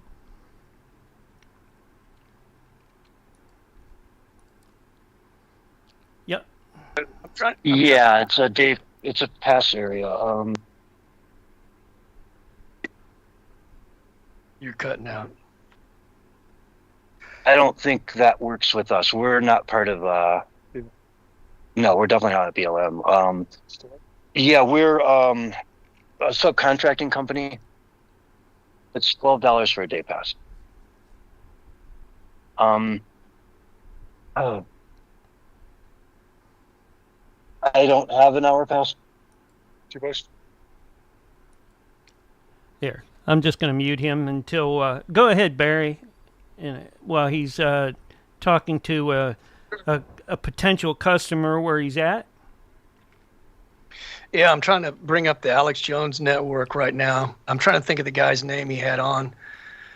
He's a well-known person. Man, I was watching something last night, and I never thought that Scott Walter. I don't know, if you know who he is, but he goes around. He's a big Freemason, and he also does like undiscovered America and stuff like that, and he finds all sorts of relics and talks about giants and stuff. I never thought that he would be like really into politics and anti-Trump and that. I'm like, oh wow, and I see him on this one show. I'm like, oh my God, really? I'm like, I just. Hey, you guys there? Yeah, we're here. I just muted you while you were talking to your customer, so. But you're back now. Yeah, it was kind of shocking to me because I didn't really think he really even delved too much into the politics unless, I need to dig in this area or I need permission for this. Once they show their true colors like that, I can't watch them again after that. Yeah. I can't watch them again. It's like, I'm like, many times I like the show or something, and I'm like, can't do it now. Because now all I see is your TDS or your woke nonsense or whatever it is He basically came out and said on this show that Jesus was an alien. I'm like, okay, that's going a little too far. Maybe that's what the Freemasons in his group believe, but I don't know. Or want us to believe. But they're anyways. into the occult and they're into the New Age stuff, and they believe that Jesus is just an 30 ascended seconds, master. guys, and then we're going to be right back. Yeah, I agree. I was like, All right. So don't trust those people. no, Those people. those people. Anyways, here's your countdown, by the way. 5, 4, 3, 2, 1, and you're back live and on the radio side without me sneezing right now.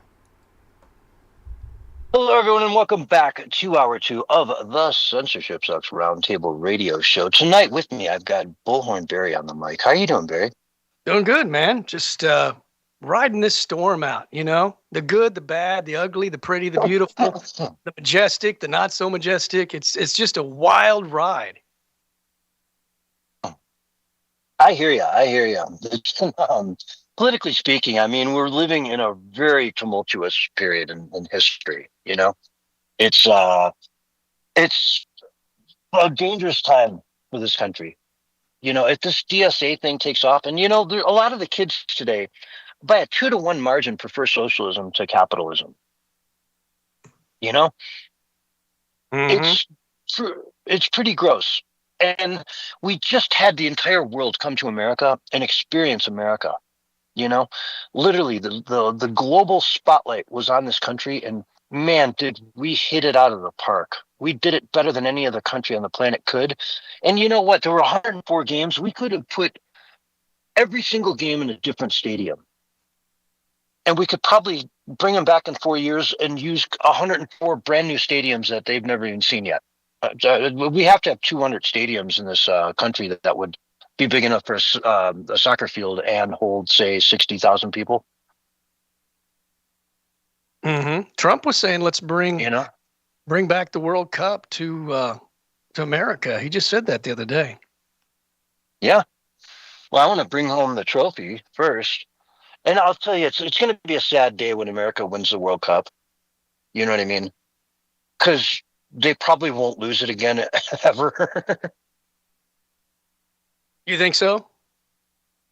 Yeah, I think, it'll be like the Olympics or whatnot. It'll just be heavily skewed towards like us. You know what I mean? It won't be like us, say, playing basketball out there, but it's one of those things. I think, once we start winning the World Cup, it's just going to be like every 4 years we're going to be the favorite. And we might not win it every 4 years, but we'll be the favorite every time. It's just what America does, when we get into something like that. But the problem is we would win it. That's why I didn't want to win it this year, because it's like it would just take the glory away from the people who actually care.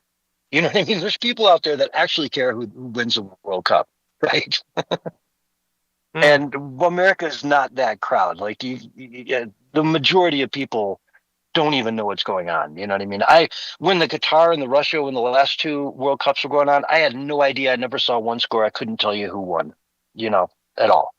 I only know who won this time around because it was played in New York, But I would never pay attention to that, I mean, can you name who the last winner of the World Cup was?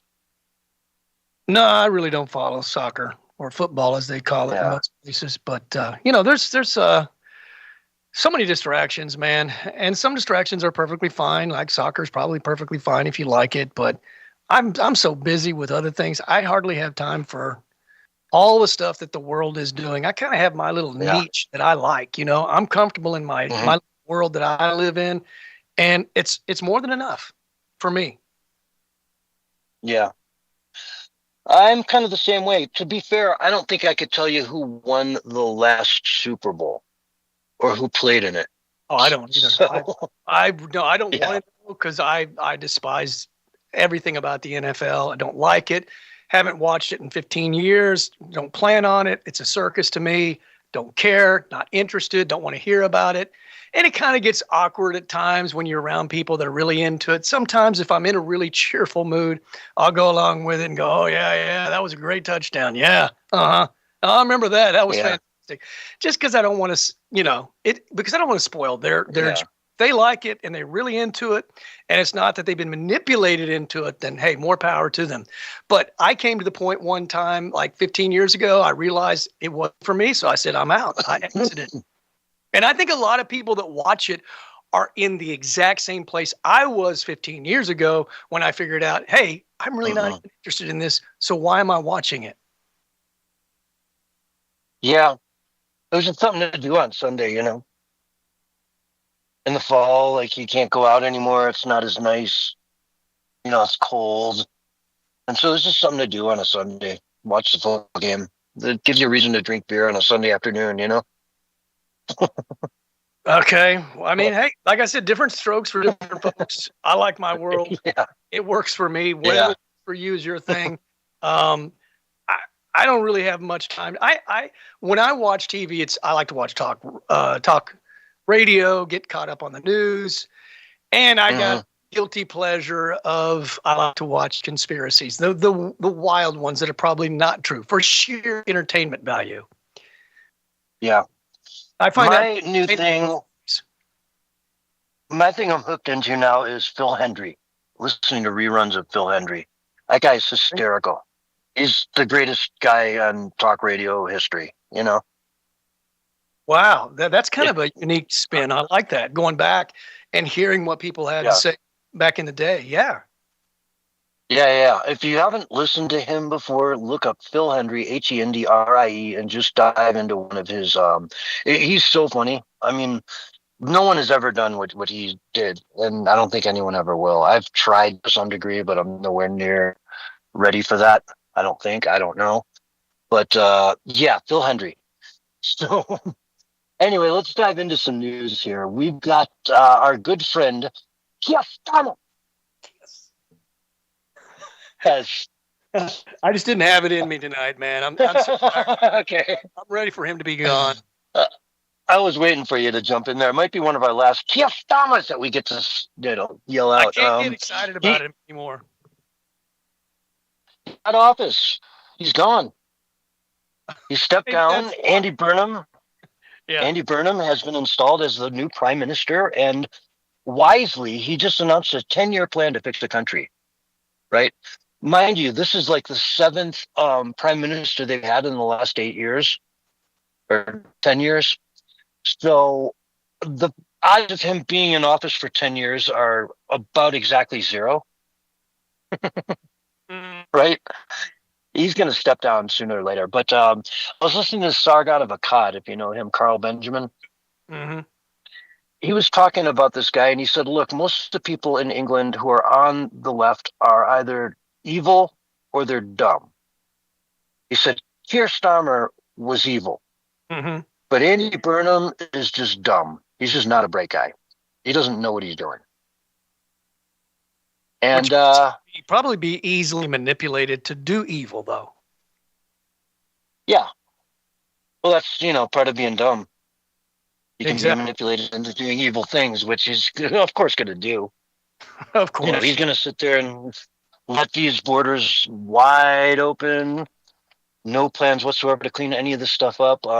He's talking about building all kinds of new housing, but you can't build housing as fast as you're letting people in. And you have to build it faster than you're letting people in because there's already a backlog, You should see what homes cost in England, especially in London. It is shocking. Dumps are selling for $600,000. Tiny little, like not even detached houses. Like you've got a wall you share with your neighbor, like a townhouse. Tiny little thing going for $600,000. It's ridiculous. A place that I really wouldn't even want to live. You know what I mean? Let alone spend that kind of money on.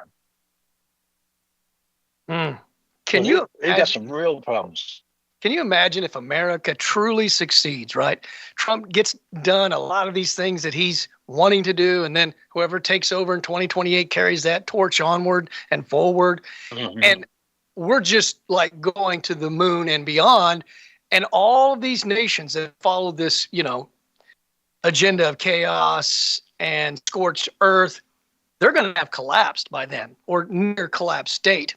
And they're going to look at us and they're going to be like, why were we bashing Trump? He was actually trying to do something noble, something monumental, something that actually made a difference. And look at us. We are basically destroyed. So It goes back to what we were talking about last week. A lot of people are going to have to be doing some serious backpedaling. You know what I'm saying? Yeah.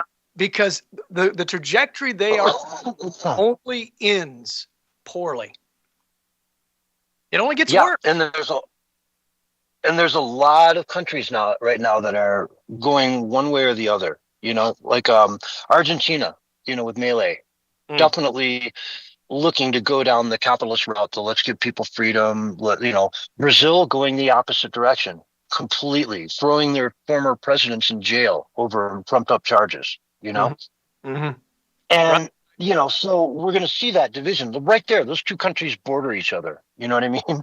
And heck, Brazil's got every advantage too. It's on the coast. It's twice the size. It's got more farmland. It's got more everything. Argentina, the part of it that's on the coast is down near the Arctic, so it's, the Patagonia and that kind of stuff. So it's, it'll be interesting to watch them in that division. Canada and America is already starting to know the vast difference between the two countries. People came to America and, wow, we love it. Everyone's so friendly. It's just the greatest place. They go to Canada and they're like, this place is a dump. You had guys from Ecuador talking about Toronto like it was a third world country. You're from Ecuador and you think Toronto looks like a third world country? Oh, that's a warning sign, folks. And they weren't even friendly to him. They were talking about how you'd ask somebody directions and they would just say, figure it out. Like literally. Canadians are supposed to be so friendly, but the world is learning that all the stereotypes you had of America and Canada completely backwards, completely flipped on their head. America, we love you. And I've done it before, man. I remember, especially living in the city, I'd meet, some tourist would ask me something, and I'd be like, "Whoa, you're from out of town, or you're from Europe? Wow, okay, well, go here, go here, go here." I'd get out a piece of paper and start writing down names of restaurants and what times they're busy and what dish to try, and you name it. I would go out of my way to make sure anybody that is visiting my town, if I've got local knowledge for them, I will share that all day long. You know, it's a pleasure. It's what we're here for. To be helpful and just make sure you have the best time you possibly can. It's the American spirit, man. It's a beautiful thing. Yeah, they can't snuff that out, man. That's the thing. I mean, the American spirit and that fight for freedom is just in so many of us here in America, and we're not going to throw that away. And then that's why I always tell people, man, if you're going woke right, black pill doom and gloom, you're only making everything worse. Look, I know that Trump may not be making every decision exactly like you want, and maybe he's even made some bad and poor decisions, but he's going to do more good than bad by the time he's finished. And I'm telling you, we can't bail on him. We've got to stay behind him and show him support, not necessarily in stuff we're not happy about, but we got to support all the good that he's doing. We can't just turn a blind eye to all the good stuff that he's doing, like the woke right is doing. Literally, Alex Jones over every single day. It's 24/7 bash Trump. That is not healthy, man. And that is ridiculous. Yeah. Trump is doing so many good things. And what's Alex going to say when all these arrest indictments and convictions start coming? And I just use Alex Jones because he's a name that a lot of people know. But there's dozens of these people like Alex Jones that are far worse than Alex. Mm-hmm. Yeah. And, Alex, you'd think it'd be the one guy screaming, "Oh, my God, it's finally happening. This is great." Convictions. They're actually arresting these people. And as we get closer and closer to it, you'd think he'd be leading up to that and being, excited for this thing that's about to drop, but apparently not. I'm not going to kick. I want to see him get off the whole doom and gloom, but he keeps bringing on only the guests now that kind of hold that position. Look, like he brought on Patrick Byrne, who broke some serious truth bombs of what's really happening. You know what I'm saying? And how everything is being disclosed to the public, how it's been disclosed to the DOJ and all of the appropriate departments. I mean, and he's alluding to the fact that we're very close to getting arrested. I mean, this is monumental. This is huge. And then Trump, and then Alex goes straight back to bashing Trump about the Iran war over and over and over again. And look, I get it. It's an important issue, but you're ignoring all this amazing stuff that is happening. That's not a true balanced picture of what's happening. And there is some sort of thing that is taking people over. I can't explain it. It's a weird phenomenon. And once you go into the abyss and you stare too long into it, it literally takes you over. Yeah, that swallows you. What was that line from Wall Street? You stare into the abyss, you become the abyss or something. Right. But on the note of Canada, though, no, Trump is talking about, I'm seeing this headline here. Trump imposes 50% tariff on a variety of Canadian goods over discrimination of American automobiles. These massive fires up in Canada that seem to happen every summer, and they tend to, every summer for the last few years at least, and then they just blow nasty smoke into, New York, Virginia, DC, Philly, all these areas, Jersey, just toxic smoke, which I've been through forest fires. I've been near them. They're horrible. That smoke is the worst. Now he's, saying he's going to impose sanctions on Canada over this because their lack of ability to be able to control their forests, to be able to, empty out all the overburden, to go in there and make them so that if you do get a fire, it's just going to be a ground fire, which is a good thing. And then you let those go. Those are the ones you let burn. You don't let these massive, fires in the treetops burn. You destroy the forest in those cases. I mean, it's a tragedy what's going on up there. But he's saying, proper forest management will prevent this, and you guys aren't doing it, so we're going to start tariffing you. It's kind of like the deal, and I'll just change subjects really quick here, with Iran that he just made. And I'm starting to see some sort of a light at the end of the tunnel with this comment he made the other day, which is basically, if you shoot any cargo ships, we take out a bridge, we take out a power plant. Okay? You shoot at cargo ships, oil tankers, you lose the power grid. And it's a very straightforward, if a child can understand it. If you steal a cookie, I'm going to pat you on the behind and put you in the corner. Right? That's what he's saying to them. And if they continue doing it and he retaliates, good. Let's see him just go tit for tat like that. Go ahead. I dare you. Hit another ship. Hit another ship. You like the dark? You like leaving in the dark? Bomb another one of our ships. So if that continues, I could see a point where they just say, hey, man, maybe we shouldn't take out this ship because, I don't want to sit in the dark for the next month. So I don't know, Barry, you see any hope there? Of course. Yeah. I mean, I am not on the side of Alex Jones that thinks that there's no possible win in that. I think that it would be foolish for Iran to keep it up. I mean, they're literally angering the whole world because they're striking other nations. I talked about it last week on the air, how many different nations they've struck. I think 5 or 6 different nations. These are acts of terrorism. So they're losing the public support on a global scale, and it's certainly not a war crime for Trump to retaliate to these acts of terrorism. So, a lot of people were trying to say Trump's committing war crimes if he does that. No, not if he's retaliating to these acts of terrorism that they're doing. And at least that's my understanding. So, and I try to do research and ask different AIs as well, kind of what that definition is. And that's kind of the way I understood it, is that, in the situation we're in right now, that would not be a war crime because he's responding to these terroristic acts. And they've hit 5 different, 4, 5, 6 different nations, dude. I mean, they're out of control. Yeah. So when they say, oh, they may build a weapon, I believe it now because I've seen how crazy they are. They're out of their minds. Yeah, they're threatening and saying, if you take out one of our power plants, we'll take out a power plant in Dubai or wherever. And again, that would be just such an escalation. I don't want to see any of their power plants go down. I don't want to see any of their bridges go down. When you start, a bridge is one thing, but a power plant is another. In August in Iran, in the heat of the summer, I don't know how, Tehran is pretty high in elevation, but I'm sure it still gets very hot there.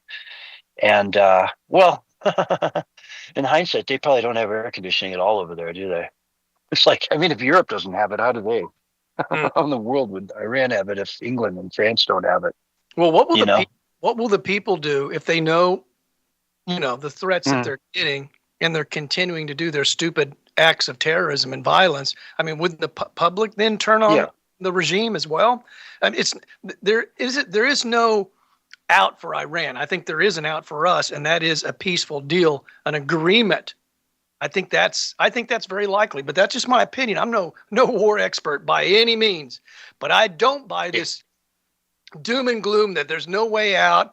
It's over. It's World War III. It's hard civil war. It's economic collapse. It's blah, blah, blah, blah, blah. There's no hope. Well, if there's no hope, then why even come on the air? Why even talk? Yeah. And I would say there's no hope with the current Ayatollahs that are running the place, right? They are so radical. They're end of world, 13th Imam radicals who really think that bringing about the end of the world is a way to, trigger their shortcut to heaven and the 72 virgins. It needs to be the only thing, we're never going to get a deal with them. We can only get maybe stability. And the fact that the Gulf is open again. And now, again, these same imams are threatening to send some of their troops, IRGC troops, down to Yemen to try to close down, the other strait that's over there that leads over to the Suez Canal, right, to go through the Red Sea there. And, they've been, the Houthis or whatever they are in Yemen have been, bombing ships that go through there. And it was too dangerous for, a couple months to even use that passage. So they were going all the way around Africa, which, is no good for anybody. So, yeah, if they keep doing that kind of stuff, then we've got to put the foot down and somehow just say, look, man, the rest of the civilized world is sick of it.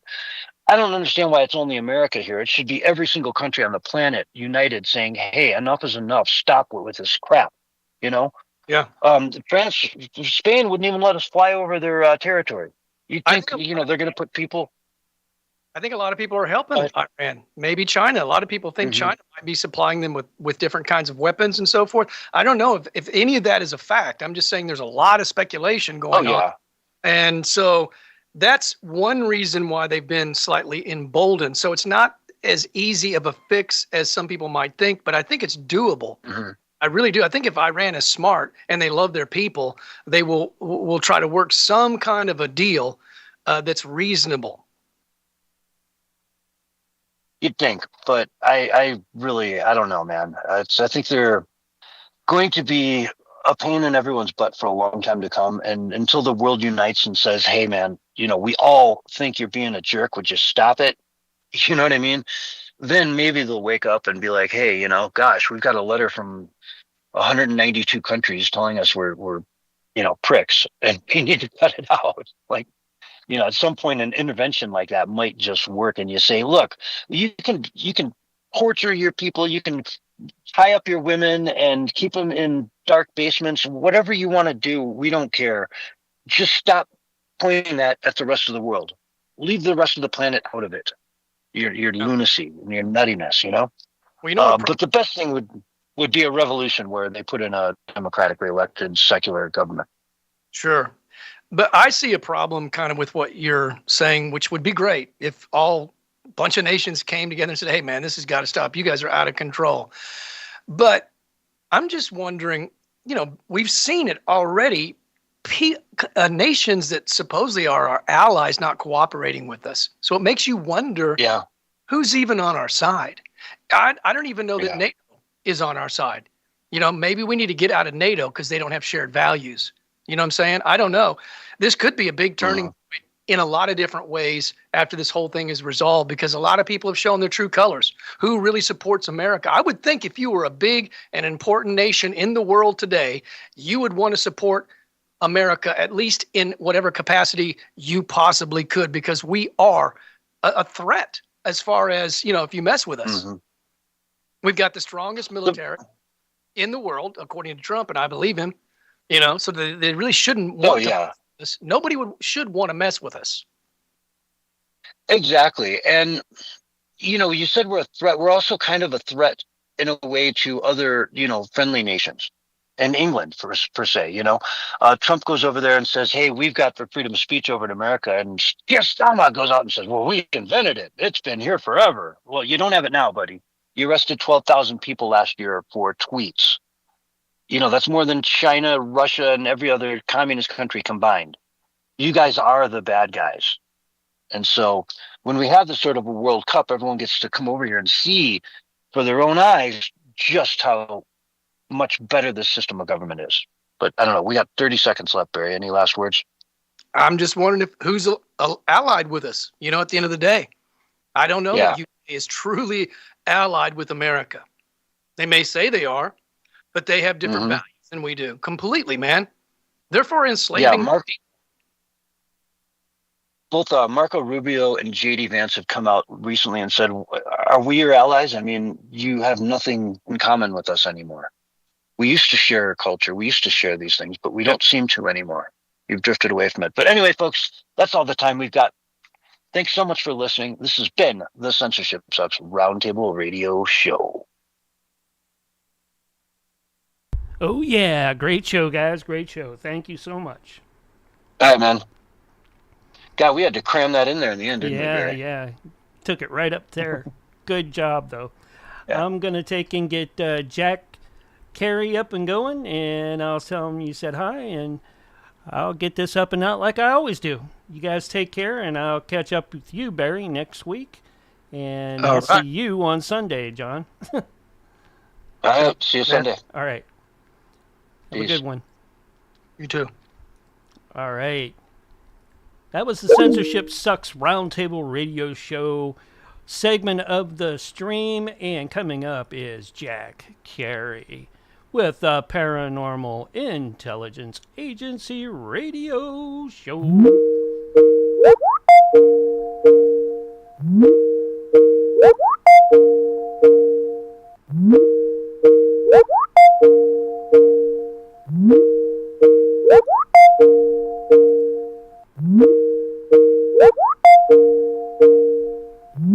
Try to get Jack up here and going.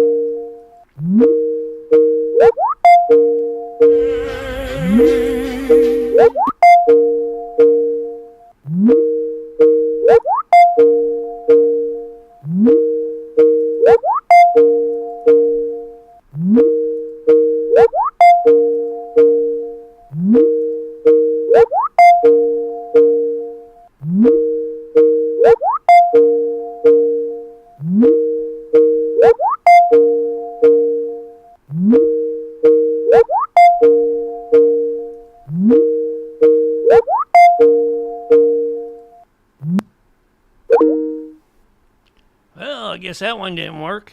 Let me try again.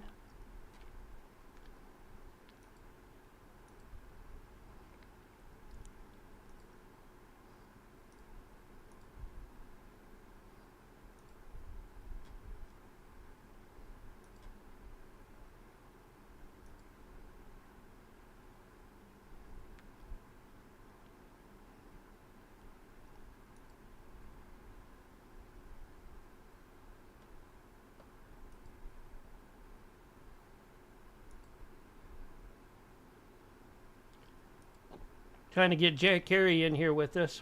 Hold on.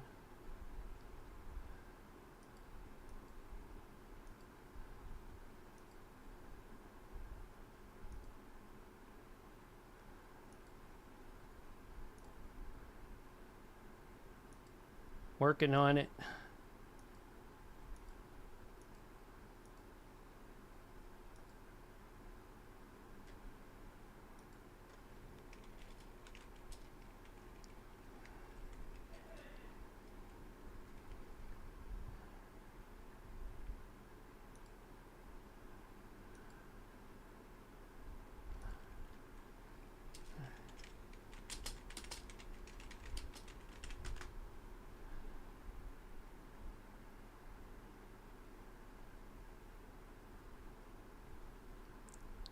Trying to get Jack in here along with Nancy and the rest.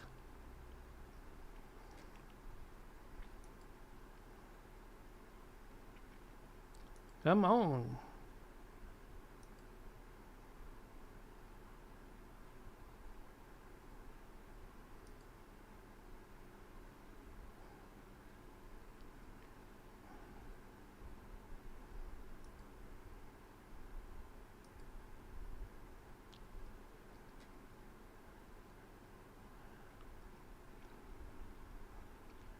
If not, I will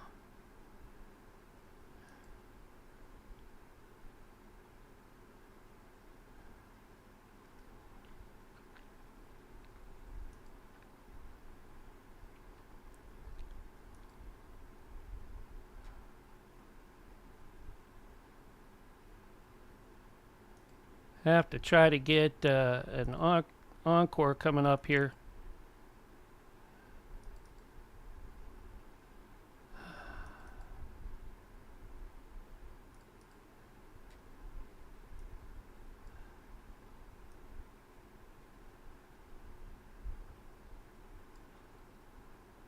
Waiting for Jack, hoping I can get him in.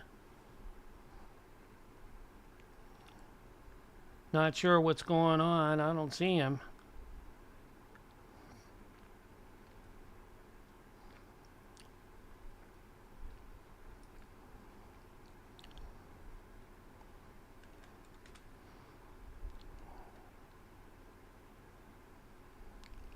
I'll keep trying here in a sec, and then I'll get Nancy up and running later on.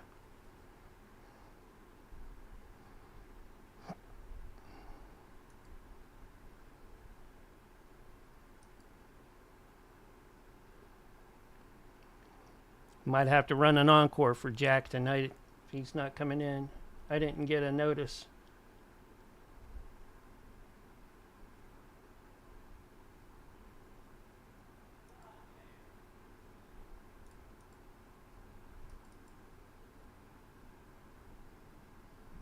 That's the wrong one.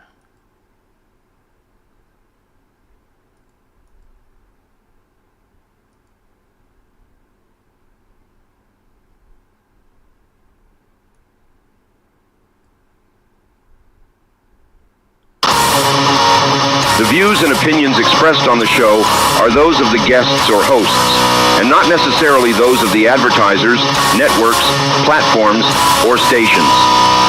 Warning that the content of the show may not be suitable for all audiences. Someone who finally got their shit together and started listening to this fine DREAGUS production. As an unseen consequence, they became more popular at parties, got laid more often, and learned to order from the Taco Bell secret menu. All this and more, just for tuning in to the DREAGUS Productions.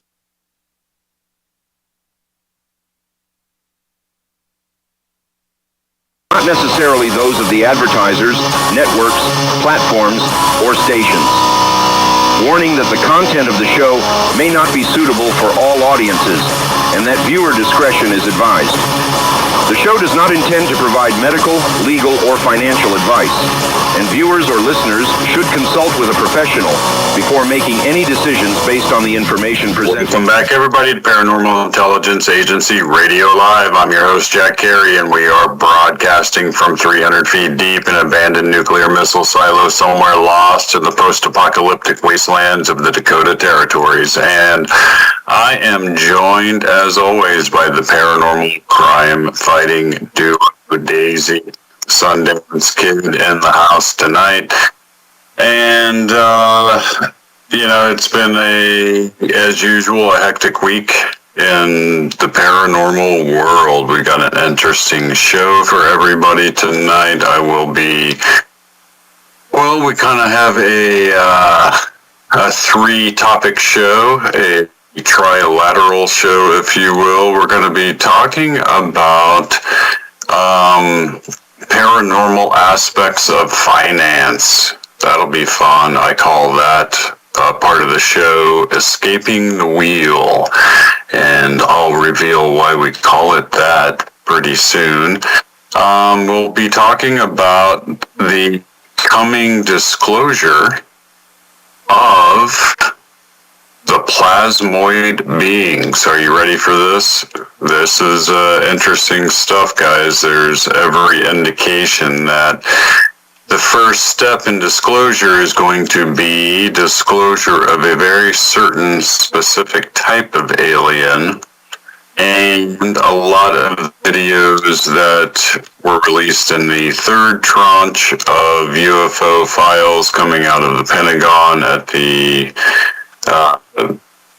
demand of Trump was that they released a lot of video footage of the so-called plasmoid beings, and even Chris Cuomo on News Nation ran a big story about this the other night. So yeah, already hitting the mainstream. This isn't like stuff that's going to happen in a week or two. It's happening now if you are paying attention. And finally, we'll be talking about what I referred to last week as a fascinating sort of,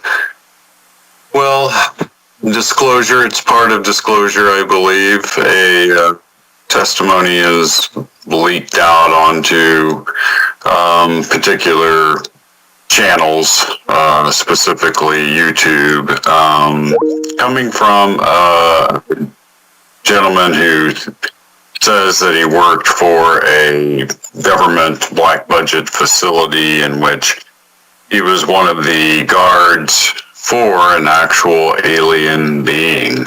And turns out this gentleman had one occasion out of his entire career, he was left alone with this being. Mind you, there were always recording equipment going on in this room where this being was being housed. And he asked it a question. He had one question after all those years that he wanted to know.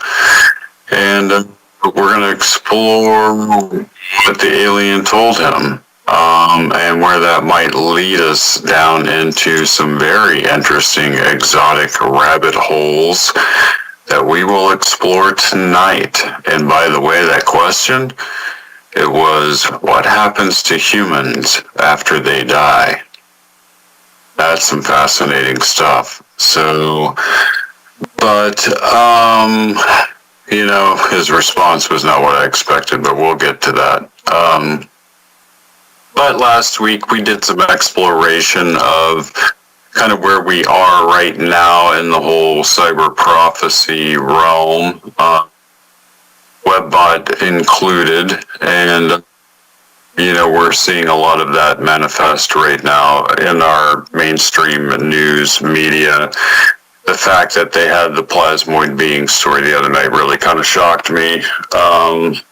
I shouldn't be shocked at this stage, but when you see something like that on mainstream media, even News Nation, who's been on the kind of cutting edge of covering the whole UFO disclosure happening, if you will, with Ross Coulthart and a few others over at News Nation kind of leading that, it was still kind of shocking to hear this interesting story, and that it originated apparently from David Grush, who we all know now as being the whistleblower. His credentials are impeccable. He was, a true life X-Files kind of a guy in the military. So,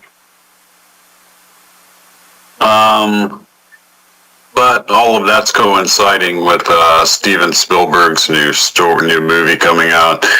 That really shouldn't strike anyone as being a coincidence. That's all concerted efforts behind the scenes from the intelligence community on downward to try to, what they call desensitization. They try to desensitize the public to the idea through entertainment channels in a way that when reality hits them, they don't react out of a state of shock.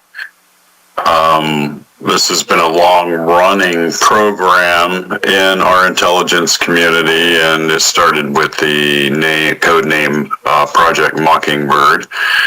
You can look that up, and they have intelligence agents embedded in all the major newspapers and mainstream news media, and these people are, they work for the CIA mainly. So last week we talked about how it appears as though what they have in their hands is something that originated from another reality, and we're going to kind of be touching upon that again tonight, because really when you come down to it, what they describe is a magical technology. It's a spiritual technology. It's a technology from another dimension. And time is really as Einstein put it in his personal correspondence to a friend, that time is a stubbornly persistent illusion.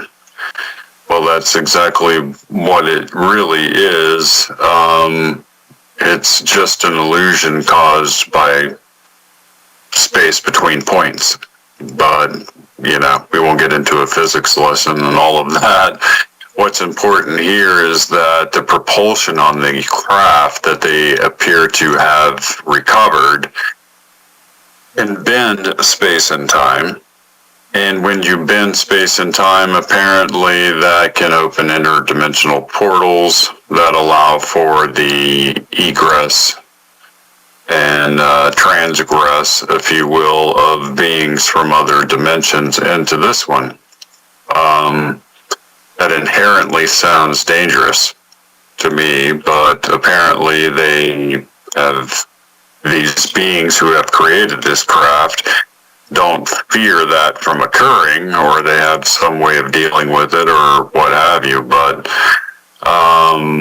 that is a byproduct of the operation of these craft, and that led us into the discussion of the afterlife, and hence tonight's main topic, which is, what do the aliens know about the afterlife? Really, that's what we would get down to asking them over time. If we had some sort of open relationship of discussion with them, it would be one of the main questions we probably ask. And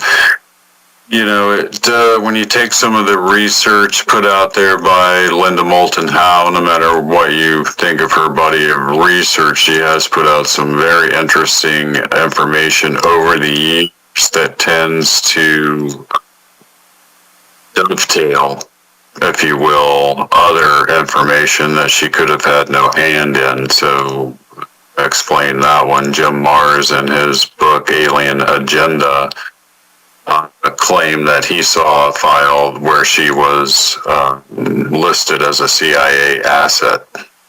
Take that for what you will, I don't know. But it is in his book, Alien Agenda. It's a very interesting book, and he even talks about in that book what I was discussing last week, and that there were certain special bloodlines. Those bloodlines have heightened psychic abilities. Those abilities have led to them being the ruling families. Those ruling families have control over the socioeconomic status of the rest of the species on this planet currently, and all of that's in the process of sort of breaking away into a whole new horizon, a whole new future and way of existing.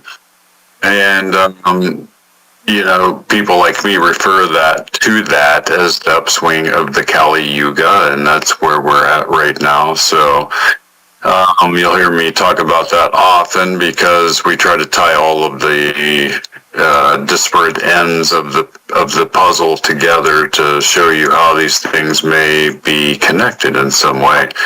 What's interesting was the alien that I'll be talking about tonight, in his discussion of the afterlife, seems to have, at least for me, put another piece of the puzzle in place as far as how the universe actually operates and works. It's really quite interesting theory that's developing because of this new testimony that's out there. Like I said, Project Mockingbird, Steven Spielberg movie, I don't know if I'll end up seeing it or not. I mean, how entertaining can that be compared to reality, where we have real glimpses of what's going on behind the scenes that are probably far more dramatic and hair-raising than anything that can be conjured up on a Hollywood screen at this time. So, it's interesting. But tonight, I thought we would open with a cool idea and topic about how to use paranormal means, if you will, or direction of the so-called cyber prophecies in the web bot, indicating that there's going to be, new economy kind of emerging around the globe that'll replace the old economic systems and the old monetary systems. The fiat currency systems will slowly kind of dry up and blow away. I wouldn't expect like an overly dramatic black swan type of economic event to usher this change in. I think that the powers that be have been quick to adopt the cryptocurrency technologies, and now have begun a full transformation into that technology. Is their intent to control it the same way they have controlled, the banking system in the past, at least as much as they can possibly conjure at this time. But still it's going to cause a massive sort of change in how people accumulate wealth over time. And what wealth will really be determined by and things like that. So, it's an interesting place we're in. The Hawaiians have a saying, and I lived in Hawaii for a while, and they say that there are two ways to be wealthy. You can desire less, or you can make more. And in my reality, or in my particular life, I've desired to I've done both. Some people choose one path or the other. In my way of thinking, life is really kind of like let's say it's like a 3-dimensional holographic video game, which is why I don't play video games, because why play a video game inside a video game that you're already playing? It just seems redundant to me, so I don't really waste my time with that. Instead, what I've done is I have spent a mountain of time, effort, and research into discovering ways of what esoteric circles refer to as escaping the wheel. So, if you have like a tarot deck out there, you can look at the fortune card and you can see the so-called wheel of fortune that's turning. The whole idea behind this is to escape that process, primarily financially. Yes, you can read karmic type of messages into that imagery as well.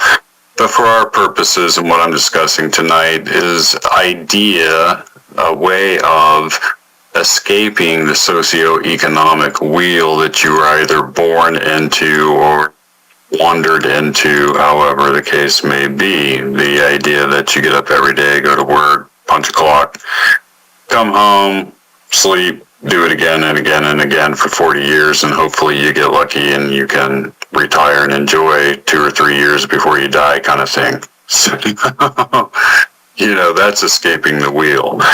And the only true way to escape the socioeconomic wheel is to create a wheel in your place. We refer to that as building or forming passive income. It's something that I have become quite adept at doing.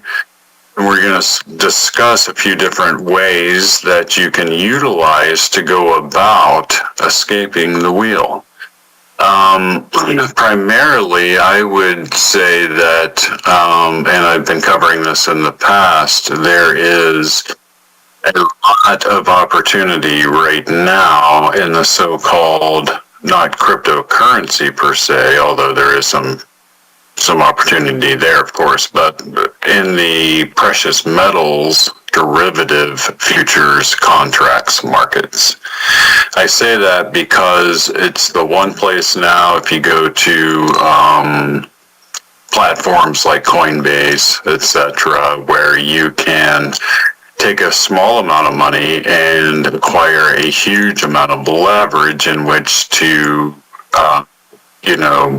buy futures contracts on gold or silver going up or down. You can make money in either direction. One of the primary ways of sort of mainlining money into your existence and into your, material wealth is to master the reading of charts that will tell you the 15 to 30 minute direction of the underlying precious metal, and to buy the contracts in those directions only for that short period of time. That's one of the keys.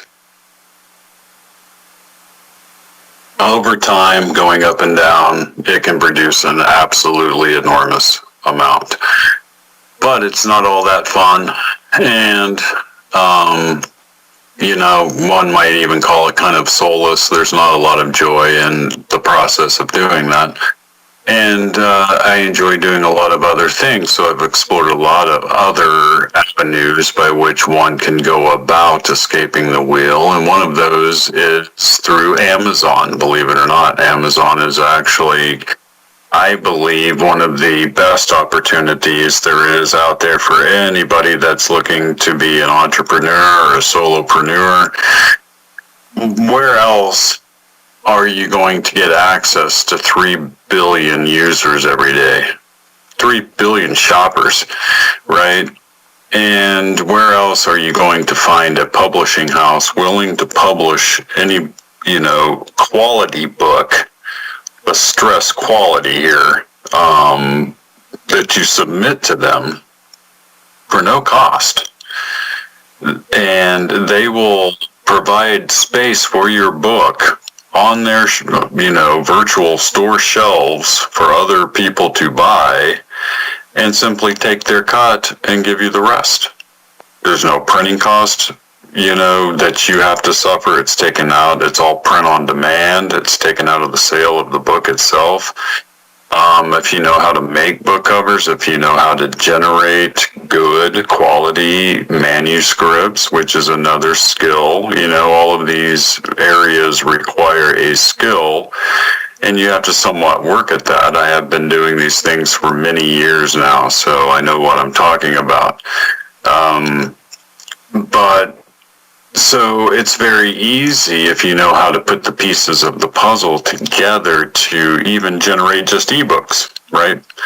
Ebooks are a great business and a growing business. About half the books I sell through my KDP publishing business are ebooks.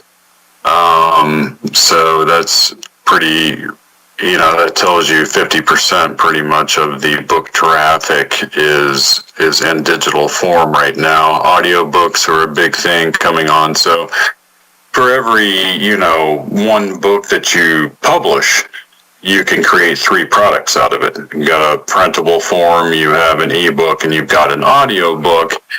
And for a very low cost, something around $2 or $3 a day, you can run an ad to your book on Amazon. That'll give it some decent placement and some algorithmic power, if you will, to put it in front of some people. You can track the impressions and the clicks on your book. You can see that the sales are generated by doing that.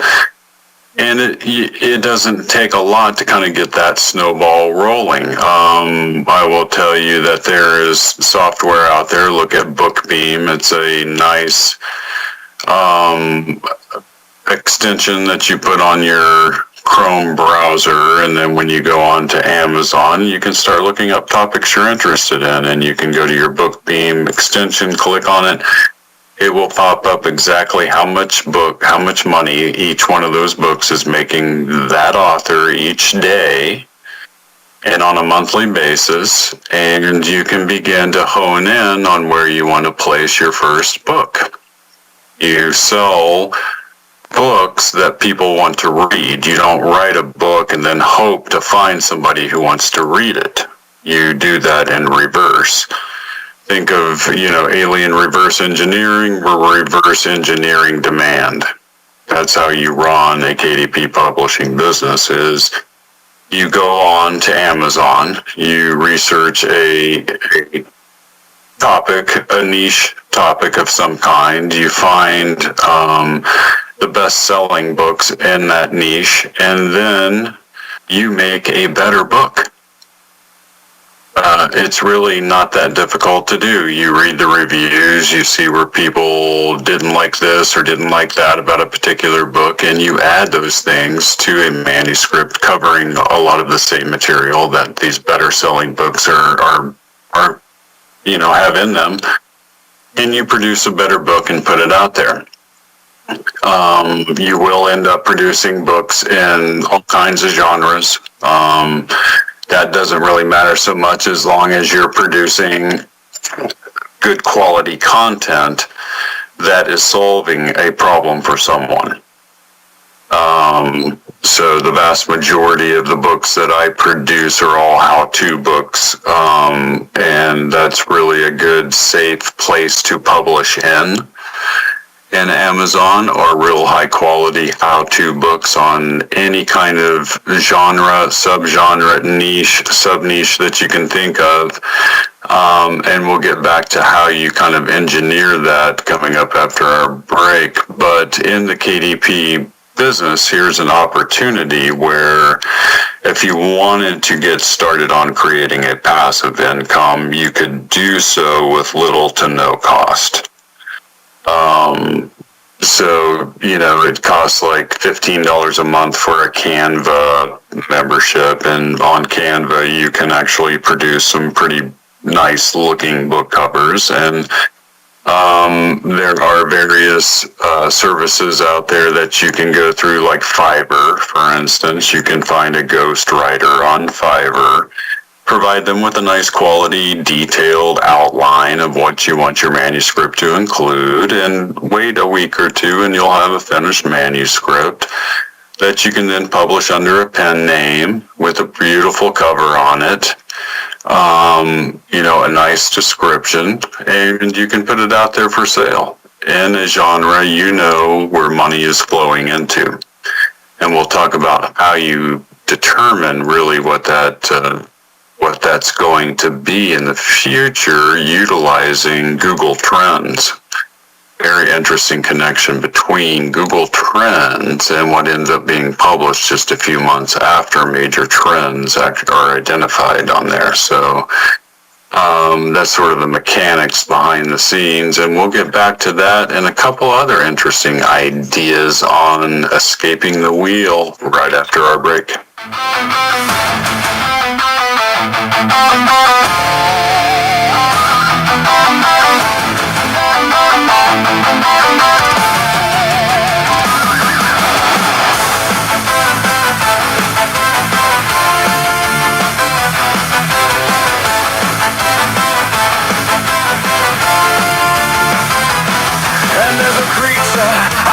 Edge of town. Jack says that there's no escaping him now, and I can feel it. It's coming closer. He can feel it in his guts. Ain't it fun? Ain't it fun? Ain't it fun? Ain't it fun? Ain't it fun? Ain't it fun? And all the evidence was looking grim. There was no way we were getting out of this. Dogmen with no masters are running around with the Mothman terrorizing the town. Jack's reporting from the silo, and we're so far down. Jack's reporting from the silo, and we're so far down. Ain't it fun? Ain't it fun? Ain't it fun? Ain't it fun? Ain't it fun? You don't understand. You don't understand! He's reporting from the Dakota territories!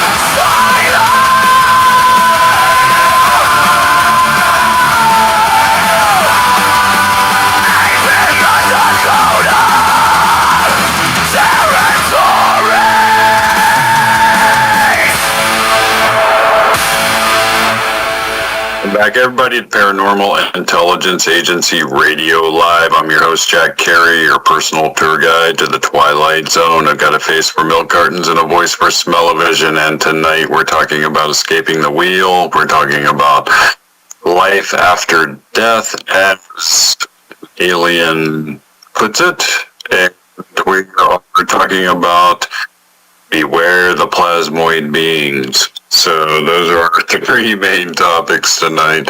I was just discussing the opportunity in KDP publishing. So, there's a lot of people out there that kind of abuse opportunities, and they get on to like KDP and they try to publish a bunch of crap and,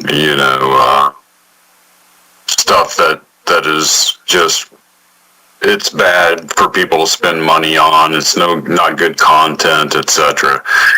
And that's something that Amazon really cracks down on. So if you pursue the KDP publishing path on escaping the wheel, just know that your primary pursuit is in producing higher quality books than what are available for the same, if not slightly lower price than what they're selling for, and being able to identify, therefore, where the book money is flowing, as it were. Where are people buying? What are they buying to read?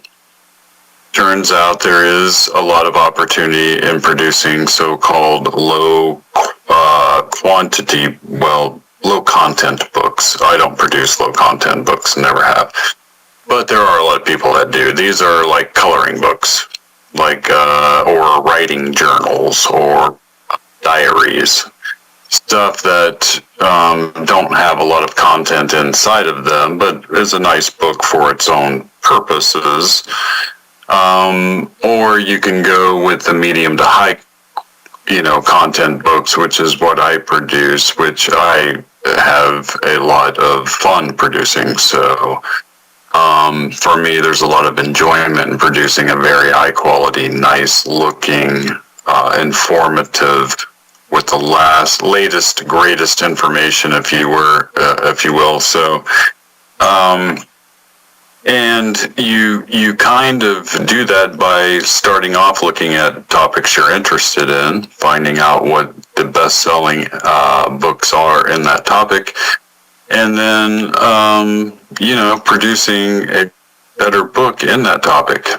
That's really kind of how you can start, and therefore you're kind of engaged, both mentally or whatever. After a while, the interesting thing is just in the process. For instance, my newest book I'm about to publish is a book on urban gardening. It's how people living in apartment complexes can grow all of their own fresh food in a very small space utilizing vertical growing systems. So there is the topic, the niche, and the sub-niche, and the problem being solved all in a singular, manuscript, with very high quality illustrations and very high quality cover and all of that. And that'll be the next one that I produce, and that'll be book 53 in my library. So I have quite a few books out there that are in lots of different genres. You would be truly amazed. And they're out there selling every day, 24 hours a day, 7 days a week, on a service that sells 70% of all book sales worldwide for free. That's pretty good. They take their little cut out of it. It's about a 70-30 cut usually. You get 70%, Amazon keeps 30 from the sale. And once you produce a book, the work is done. And it could be out there selling for years and years and years. I mean, books I produced 20 years ago are still selling today. So that's one really amazing way to go about it, and one I encourage people to pursue if you don't have any sort of, shoestring budget or investment or anything like that. You can really get started for basically nothing. That's one good way to do it. Another good way is through Amazon reselling, another huge opportunity.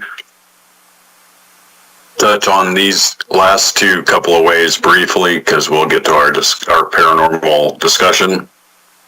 But Amazon also offers individuals a way of reselling products on through Amazon.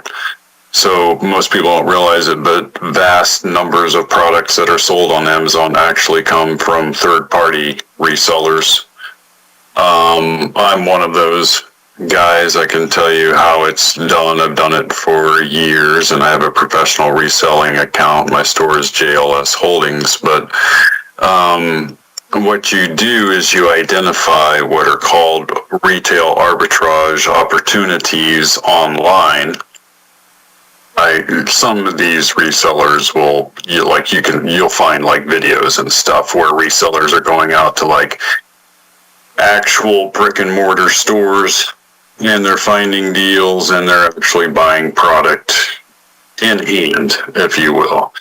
I would discourage that. You can automate all of this. There's no reason to do that kind of thing. The way it's really done with the real professionals, and I know some of these people who have done it. I know a 28-year-old kid who's made $7.2 million reselling on Amazon. So you identify big box mainstream retail websites. Couldn't be easier than that.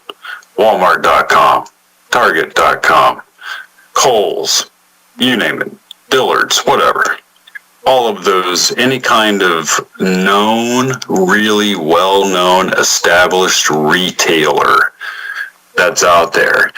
And then you go about identifying products that you want to resell. You use 3 different programs. Get your pens out. One is called SellerAmp.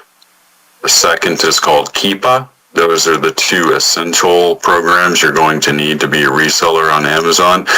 And the new third utilizes AI, and it is an amazing product, and it's called Boxum. Boxum is, in my estimation, if you can spend the $40 a month on Boxum, well worth it, because you're getting AI to assist you in being a profitable seller. So as soon as you can add that on, that's something you would want to add on to your overall software package of reselling. Then you go about identifying stores through SellerAmp that are selling profitable products. You can then find those products yourself through reverse sourcing. You reverse source them to their origin point, and then you utilize what they call building your margin into the product. Don't think you're just going to find a product and resell it and that 50% margin is going to be built into it. You have to do that through couponing, and there are extensions for that. The best out there is Capital One Shopping extension. You can go to any retail's website, click on that extension, and it'll show you all kinds of hidden coupons. You then build your margin into the product by using coupons and then resell it on Amazon for the buy box price at a much higher price, and you pocket the margin.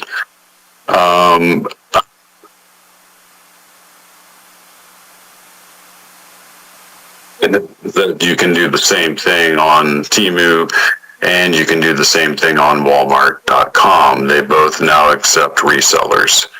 So if you go through those processes, you will need some startup money, and I wouldn't encourage anybody to do that unless you can spend at least probably $1,500 sourcing product to list for your initial buy-in, if you will, on an Amazon seller account.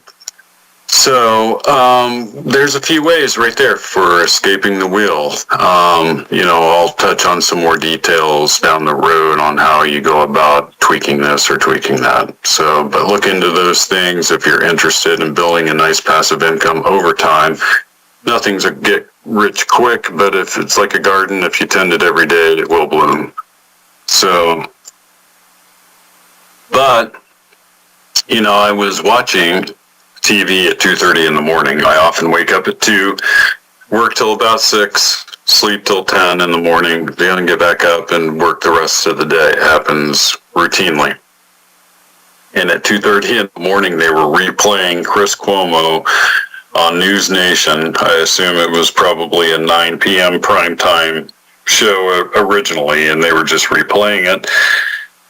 And there was this huge story about how David Grush had just come out and said that the government was about to disclose the existence of plasmoid beings.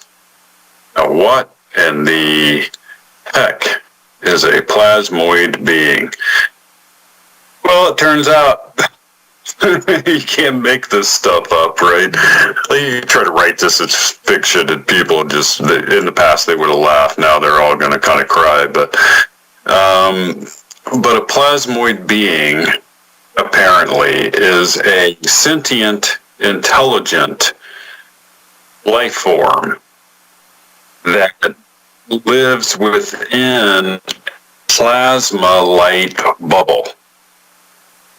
The reason why these big light, orbs, as we like to call them, are seen and continually photographed through our night skies is because they can't cover up the luminescence of the plasma that they travel around in. It's really what it comes down to. They appear to be peaceful, and it's going to become known pretty soon that the FBI not only got close-up video footage of the plasmoids, but had interaction with them. Some agents actually had interaction with them, and that's going to be disclosed pretty soon.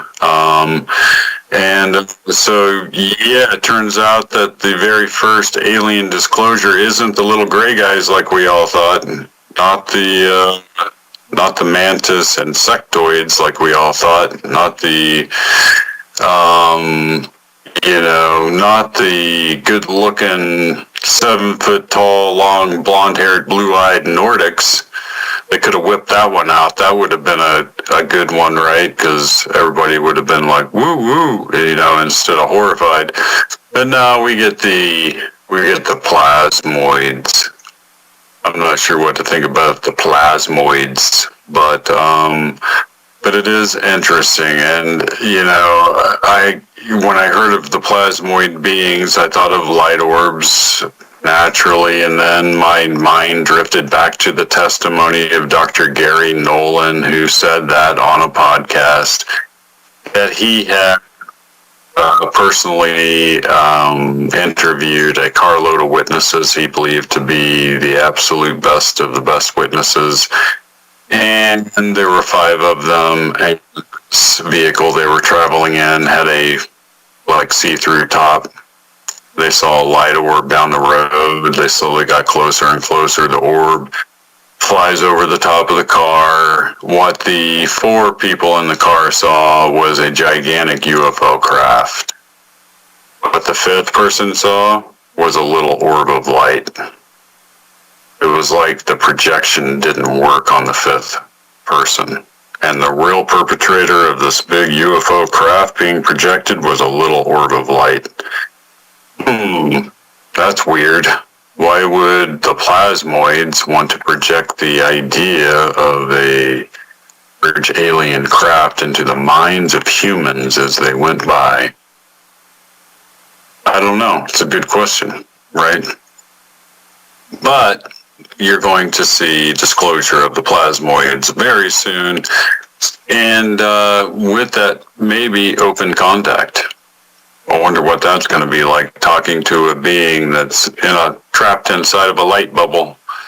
But it can communicate. Apparently, they don't like speak in English or anything, but this is it's telepathic communication, so the meaning comes through in any language. That tells us some very interesting things. It tells us that we may be looking at a universal consciousness. There could be on a base level the same kind of consciousness in human life and found in other kinds of intelligent life forms, right? The whole idea of morality versus immorality, good versus bad, all of that. And that kind of leads us into tonight's main topic, which is, what did that alien have to say? So a deep embedded intelligence agent / special operative, Navy SEAL, CIA contractor kind of a guy that you would envision being employed in a secret facility housing an alien, has come out and said that he had information regarding his time guarding an alien at one of these facilities.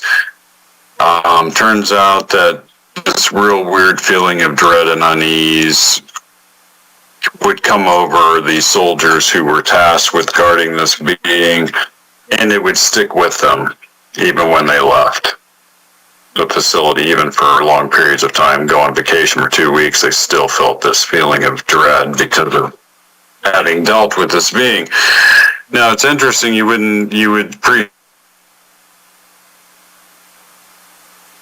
suppose that this being was recovered and was somehow like a violent type event where this thing was taken into, capture.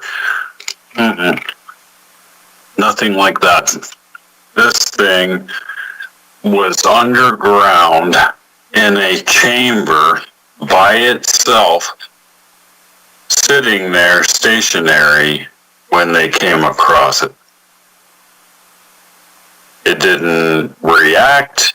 It didn't try to defend itself. It didn't have any sort of dramatic, reactions of any kind. It simply stood there in recognition of what it expected to be happening. Kind of a weird thing, and it made them all feel really uneasy when that made it through the ranks, apparently, was that this thing apparently was kind of like waiting on them. You know what I mean? And later on, it made some weird statements about how there have been many different civilizations and they each come to this point and sort of maybe discover it. And then it seemed to acquiesce itself to the idea that, time was an illusion and that it would happily answer any questions. And the interrogators to this creature would carefully control the questions it was ever asked. One of those control questions was, what happens after death? And never let anybody ask it. This soldier ends up getting a moment alone with the alien being, and he asks the inevitable question, what happens to humans after they die? And his answer was surprising. He said that he didn't verify or deny the existence of God. He didn't disparage or decry anything about religion or belief systems as they stand today. There was no sort of repudiation, if you will, of human belief systems at all. Instead, what he said really kind of carefully parallels and dovetails with existing belief systems in various religions. He said that human life is meant to be exactly what it is. It's meant to be difficult, and it's meant to be unsure. There's a reason for this.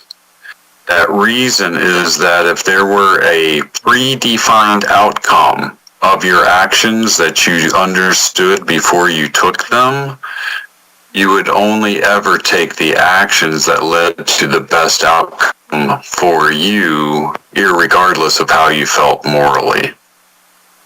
It's a way of testing what somebody will do over time morally, immorally, without ever knowing what the end result will be, to determine not a heaven or hell as we like to sort of, we kind of say heaven is here, it's above, and hell's below. No, he describes heaven and hell as being like this. It's not a location. It is a state of being. And in your existence, as you're walking through this life, you will inevitably act in ways that are where you have empathy for others, where you show love, where you show kindness, where you do things that are morally right for your species and for life itself. And that will naturally align you with creation. Or you will act in ways that misalign you with creation. At your moment of death, it becomes, because there is nothing else, everything but your own consciousness is stripped away. You can't hide from the truth at that moment, and the truth comes home to you. Not to some being somewhere that's making, that puts you on a scale and weighs it. You are the ultimate judge, and you can't escape you. And consciousness is truth unto itself. In other words, you will, at the end of your life, come to a moment where everything is stripped away other than your own personal, truthful, heartfelt recognition of the choices and decisions you made, either aligning you with the creation of the universe or misaligning you. If you become misaligned with the creative force of the universe, that's something that we would describe as being sort of a state of hell. If you're aligned, then you are in what people call a state of heaven, right? It really didn't seem to matter much which religion or pathway you chose to find a path of light and morality and love in your life. Only that was the universal mechanism at work. Can we believe what he says? I don't know, but it seems to match logically in a lot of ways. Seem to have no preconceived notions or, had sort of agenda in its discussion with this soldier. And it seemed to think that this was universal for all intelligent life throughout the universe. Intelligent life is created in such a way that it will automatically have free will in such a way that it will never know the true outcome of its decisions and choices until they have all been made. And so, it's interesting.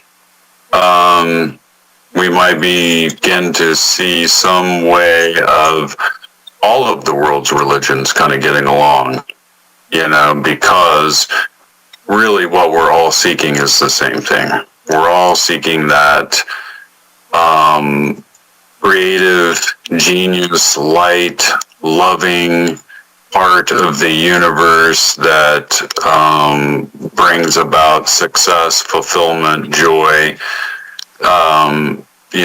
safety, all of those things, all of the good things in life. If you're not for those things, then you are misaligning yourself with the universe. And, the wickedest man who ever lived, Aleister Crowley, once said something very profound. He said that if you discover your true will, as he liked to put it, the momentum of the universe is with you. In other words, if you're aligning yourself properly with the universe, you will discover your true path in life and there will be no resistance to your success.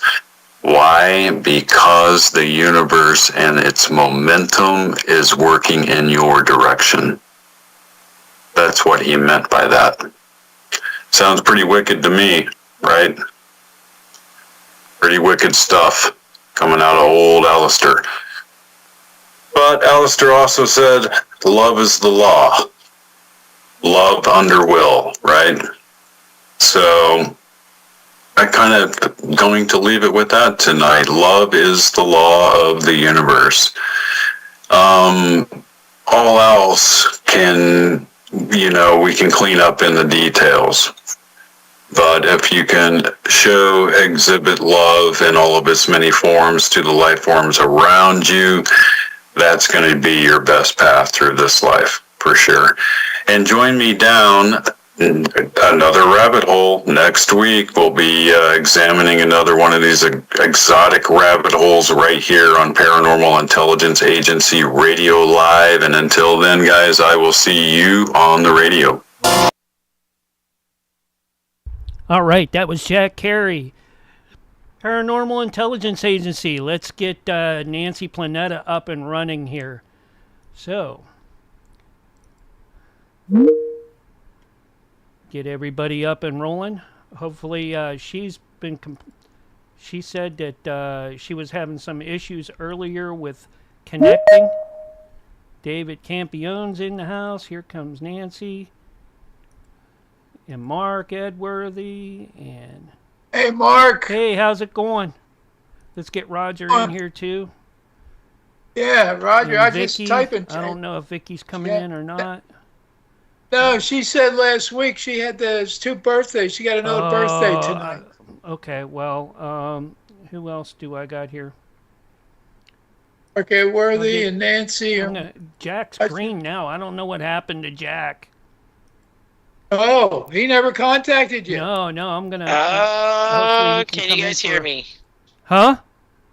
Am I here? You're here. Yes, you're here.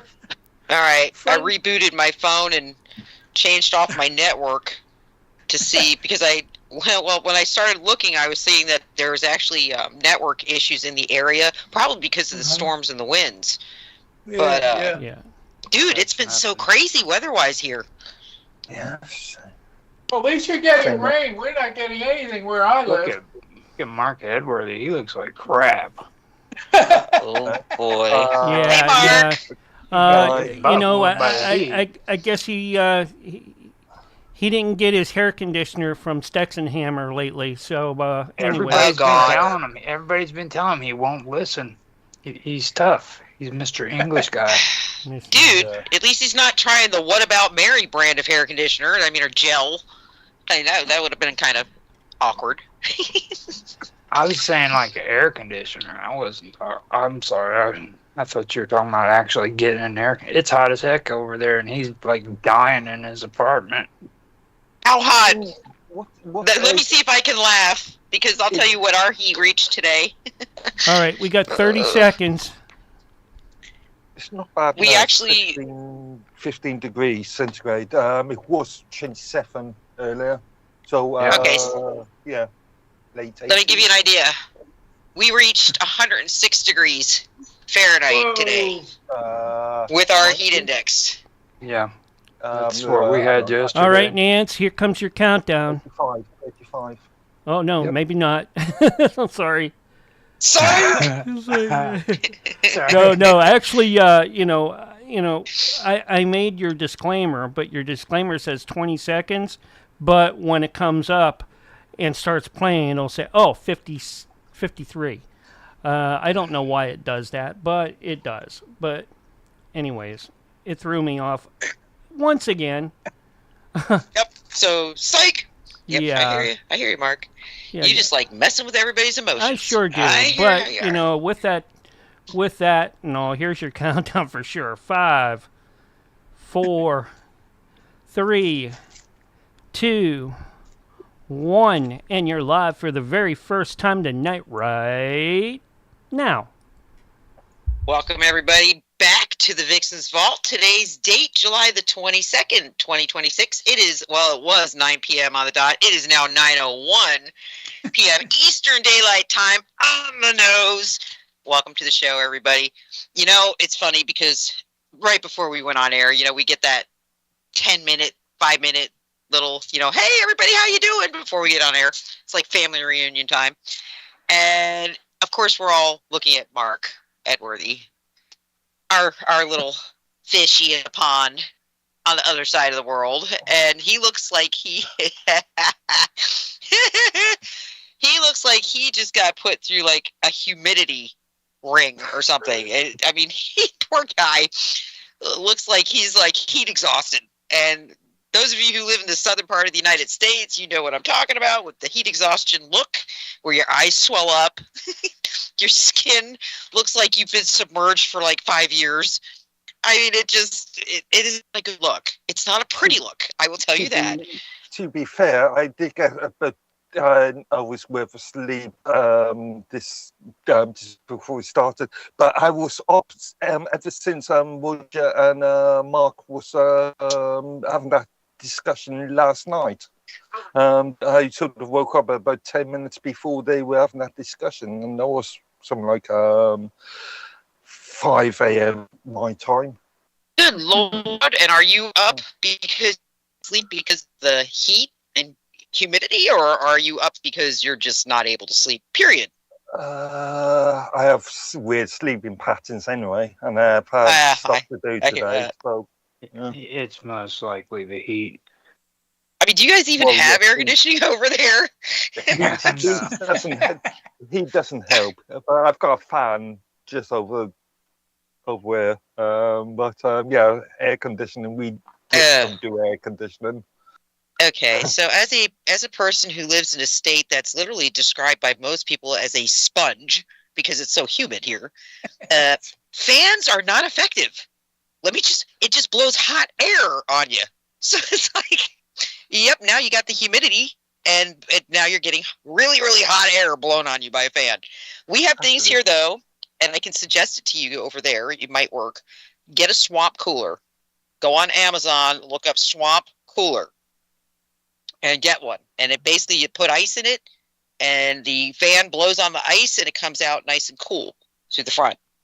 Do you want a cheap version of that? Just get you a spray bottle with water. Yeah, you can do that too. Except down here it would probably boil before it ever hit your face. I'm just saying.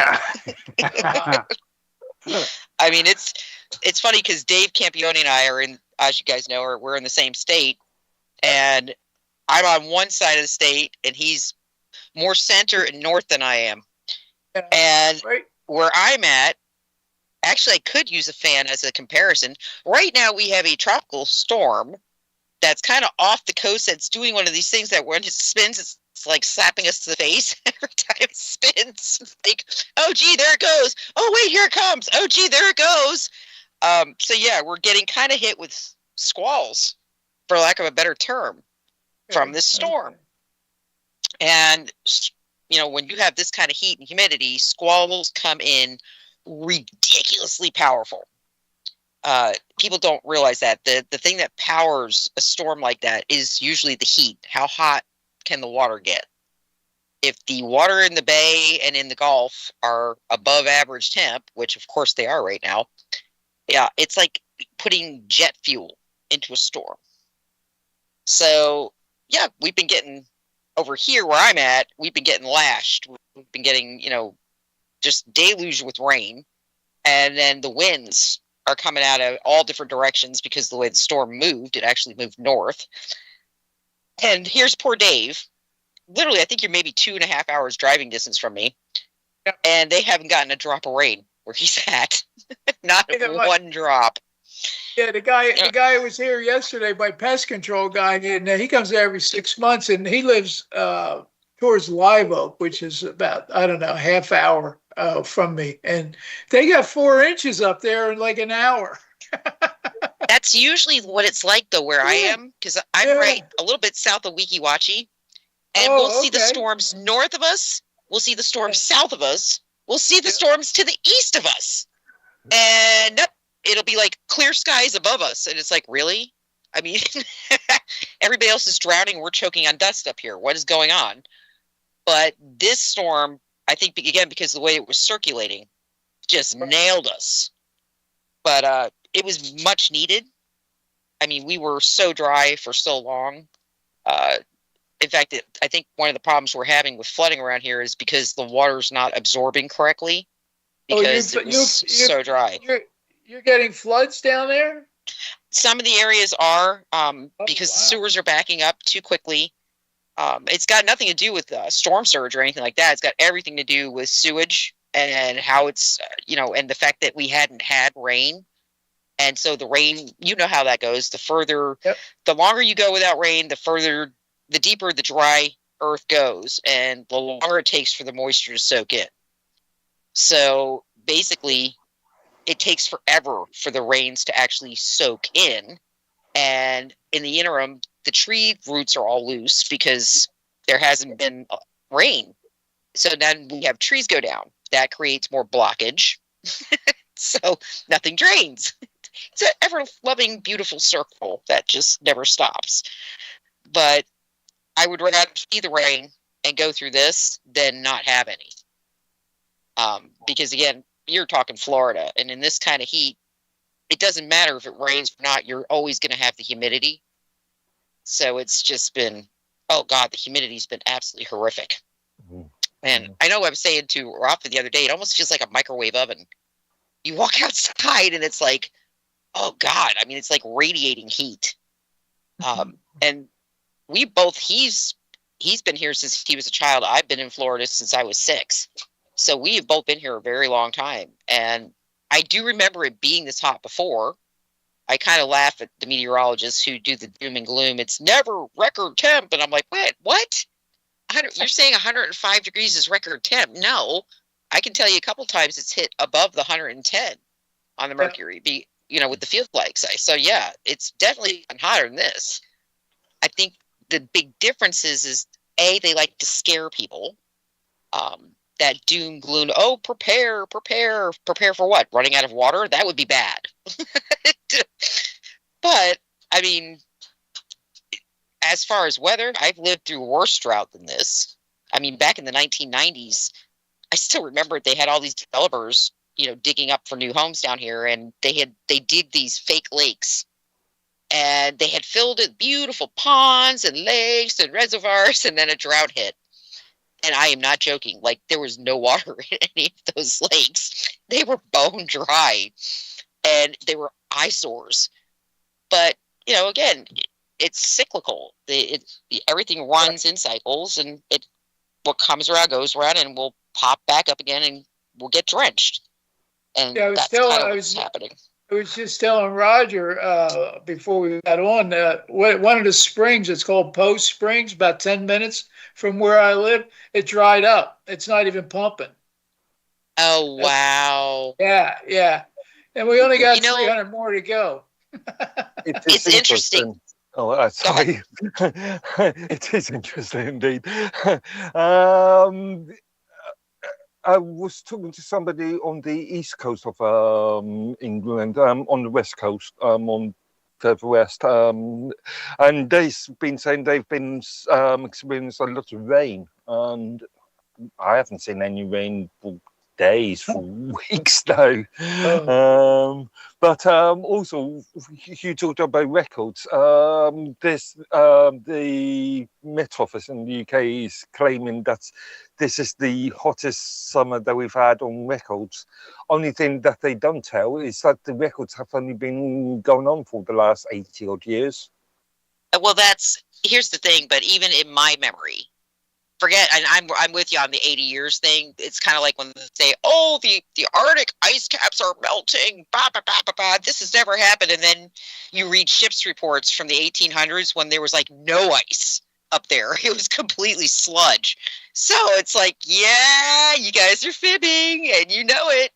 And love to know what your little agenda is behind those mighty little fibs, because you get people all freaked out, and it's all usually to basically get people to push money into whatever agenda they want to front at that point in time. And I'm not saying do not respect this planet. I think people misunderstand a conservative's point of view when it comes to green anything. It's not that you're trying to disrespect the planet. It's got nothing to do with that. It's got to do with the fact that they're selling you technology that doesn't respect the planet either. You're trading off one evil for another, except the second evil is a lot more expensive than the first one was. So really the only difference. And it just gets me. It's like with COVID, you know, they one evil for another. Nobody wanted to listen, and until they realized that, oh wait, we can't run away from this truth anymore. Oopsie. And suddenly it's let's open up and okay, we'll admit certain things, but can't admit it all because then we're culpable. And it's the same thing with green energy. Like I said, you know, Al Gore, guys, those of us who are, you know, in our 50s and 40s and 60s and remember the whole man bear pig thing with Al Gore. I was going to ask, how are the polar bears? You know, that idiot. And people bought it. He made like hundreds of millions of dollars. Yes, he did. Hundreds of millions of dollars. People bought it lock, stock, and barrel.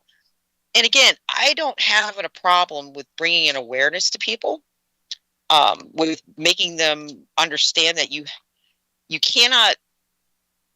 Okay, nature isn't something you control or tame. Nature is something you learn to live in sync with. And that is the only way we as anything are going to continue to exist on this planet is if we learn to synchronize with it, not work with it, not work against it, learn to live in unison. Yeah, we still haven't figured that out. They still, you know, like I said, you've got HAARP, you've got weather moderation, you have got cloud seeding, you have got they're spraying mercury in the sky. You have literally got these idiots doing the stupidest things I have ever heard in my life. And then screaming, oh, this is your car doing this. Oh, you people driving your cars back and forth. This is you.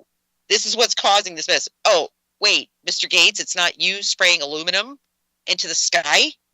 It's not putting lithium over, you know, on the west coast of the United States. They were spraying lithium over the area. It's not the insecticides that you're putting into the ground. It's, you know, let's have a conversation about what's causing a lot of this. Because again, it's not, you know, John and Mary driving to a date in an SUV. That is not what's causing this. And again, I laughed when they came out with electric cars. Ralphie and I had a huge argument over that because he thought that was just awesome, saving the planet type deal. And I was just like, you do realize that they're still using a lot of oil, right? And you understand how electricity is actually made and how you are we all on the same? Am I the only person that's saying, guys? Once again, one evil for another, except one's way more expensive. And gee, those batteries they put in those things are just awesome for the environment, let me tell you. Oh, yeah. Those are beauts. Yeah. In fact, do yourself a favor. Drive one through salt water. And then you're going to find out exactly how wonderful the batteries in those electric cars really are, especially when it catches fire. So, again, you know, guys, you've been sold a line of Hakapui, and that's kind of across the board with so many things right now. And one of the things I want to actually talk about tonight and get into is, all right, I don't know if anybody else is watching this but me, because I'm nuts and I like watching crazy things. Have y'all been watching George Magazine? No. And the publisher of George Magazine and the articles they have been putting out since Sunday? Like the fact that... Go ahead. I'm still trying to figure out what Hakapui is. Oh, stop it. Don't you go there with me, Roger. I will cross swords. I am watching my language. Don't you even. Oh, I got it now. Okay. Hakapui. That's cool. That's so funny. That's what my grandmother used to say. Oh, that's Hakapui. That or Jeepers Creepers, which is another one of my favorite terms when I'm looking for something that's not a curse word. So... which means I'm either on the air or in front of my grandchildren. Let me be very honest, because everybody else, I don't give a crap what you think. But when I'm on the air, I'm trying to be nice for Mark. And when I'm in front of my grandchildren, I'm understanding that they need to learn respect and how to address each other and that they have to earn the right to use curse words. So yeah, learning them from me is not going to be the way that happens. But honestly, it's George Magazine. They have been dumping some big information. And I think the one, I want to say Monday night, was it Monday or Tuesday? They dropped an article about time travel and the reality of it. And it was very, very, very dynamic because I've always said to Rafa, and I've said it on this show, that theoretically speaking, one of the things you cannot do with time travel is debunk it. And that is very problematic. Because if it can be debunked, well, then it's like, okay, well, then we have a problem. It cannot be debunked, theoretically. And then I think I was on the show. In fact, it was this show I had talked about it on about 2 or 3 years ago. They released, the Science Institutes began releasing information about something called time crystals. And I remember when I was reading about it, and I talked about it on the show, and I said, if they're releasing this kind of information, they're going to start talking about time travel. It's going to start happening. I am a person who 100% believes we've had that capability since at least the 1980s. Why do I believe that? Because there's little indicators historically, in ancient history even, that don't make sense. Okay? Again, hello, I'm a pattern matcher. When I am looking at I don't know, Tartaria, 11,000 years. Well, no, not even. Let's go look at the higher, or the petroglyphs in France. Okay? What are they, 10, 11,000 years old? And they're carved into cliff sides. But what do they look like? When you look at some of them, the one that really stood out to me was, it's either a very ancient rendition of the Stay Puft Marshmallow Man, or it's an astronaut. Nope, I mean, deep it sea looks divers. just like a freaking astronaut. Aliens come from the aliens come from the water. Yep. Just ask the ask the Dogon tribe. They're called the Nomos. Well, actually, and the funny thing is again, the Dogons is another reason why I say there's a lot more to this than people think.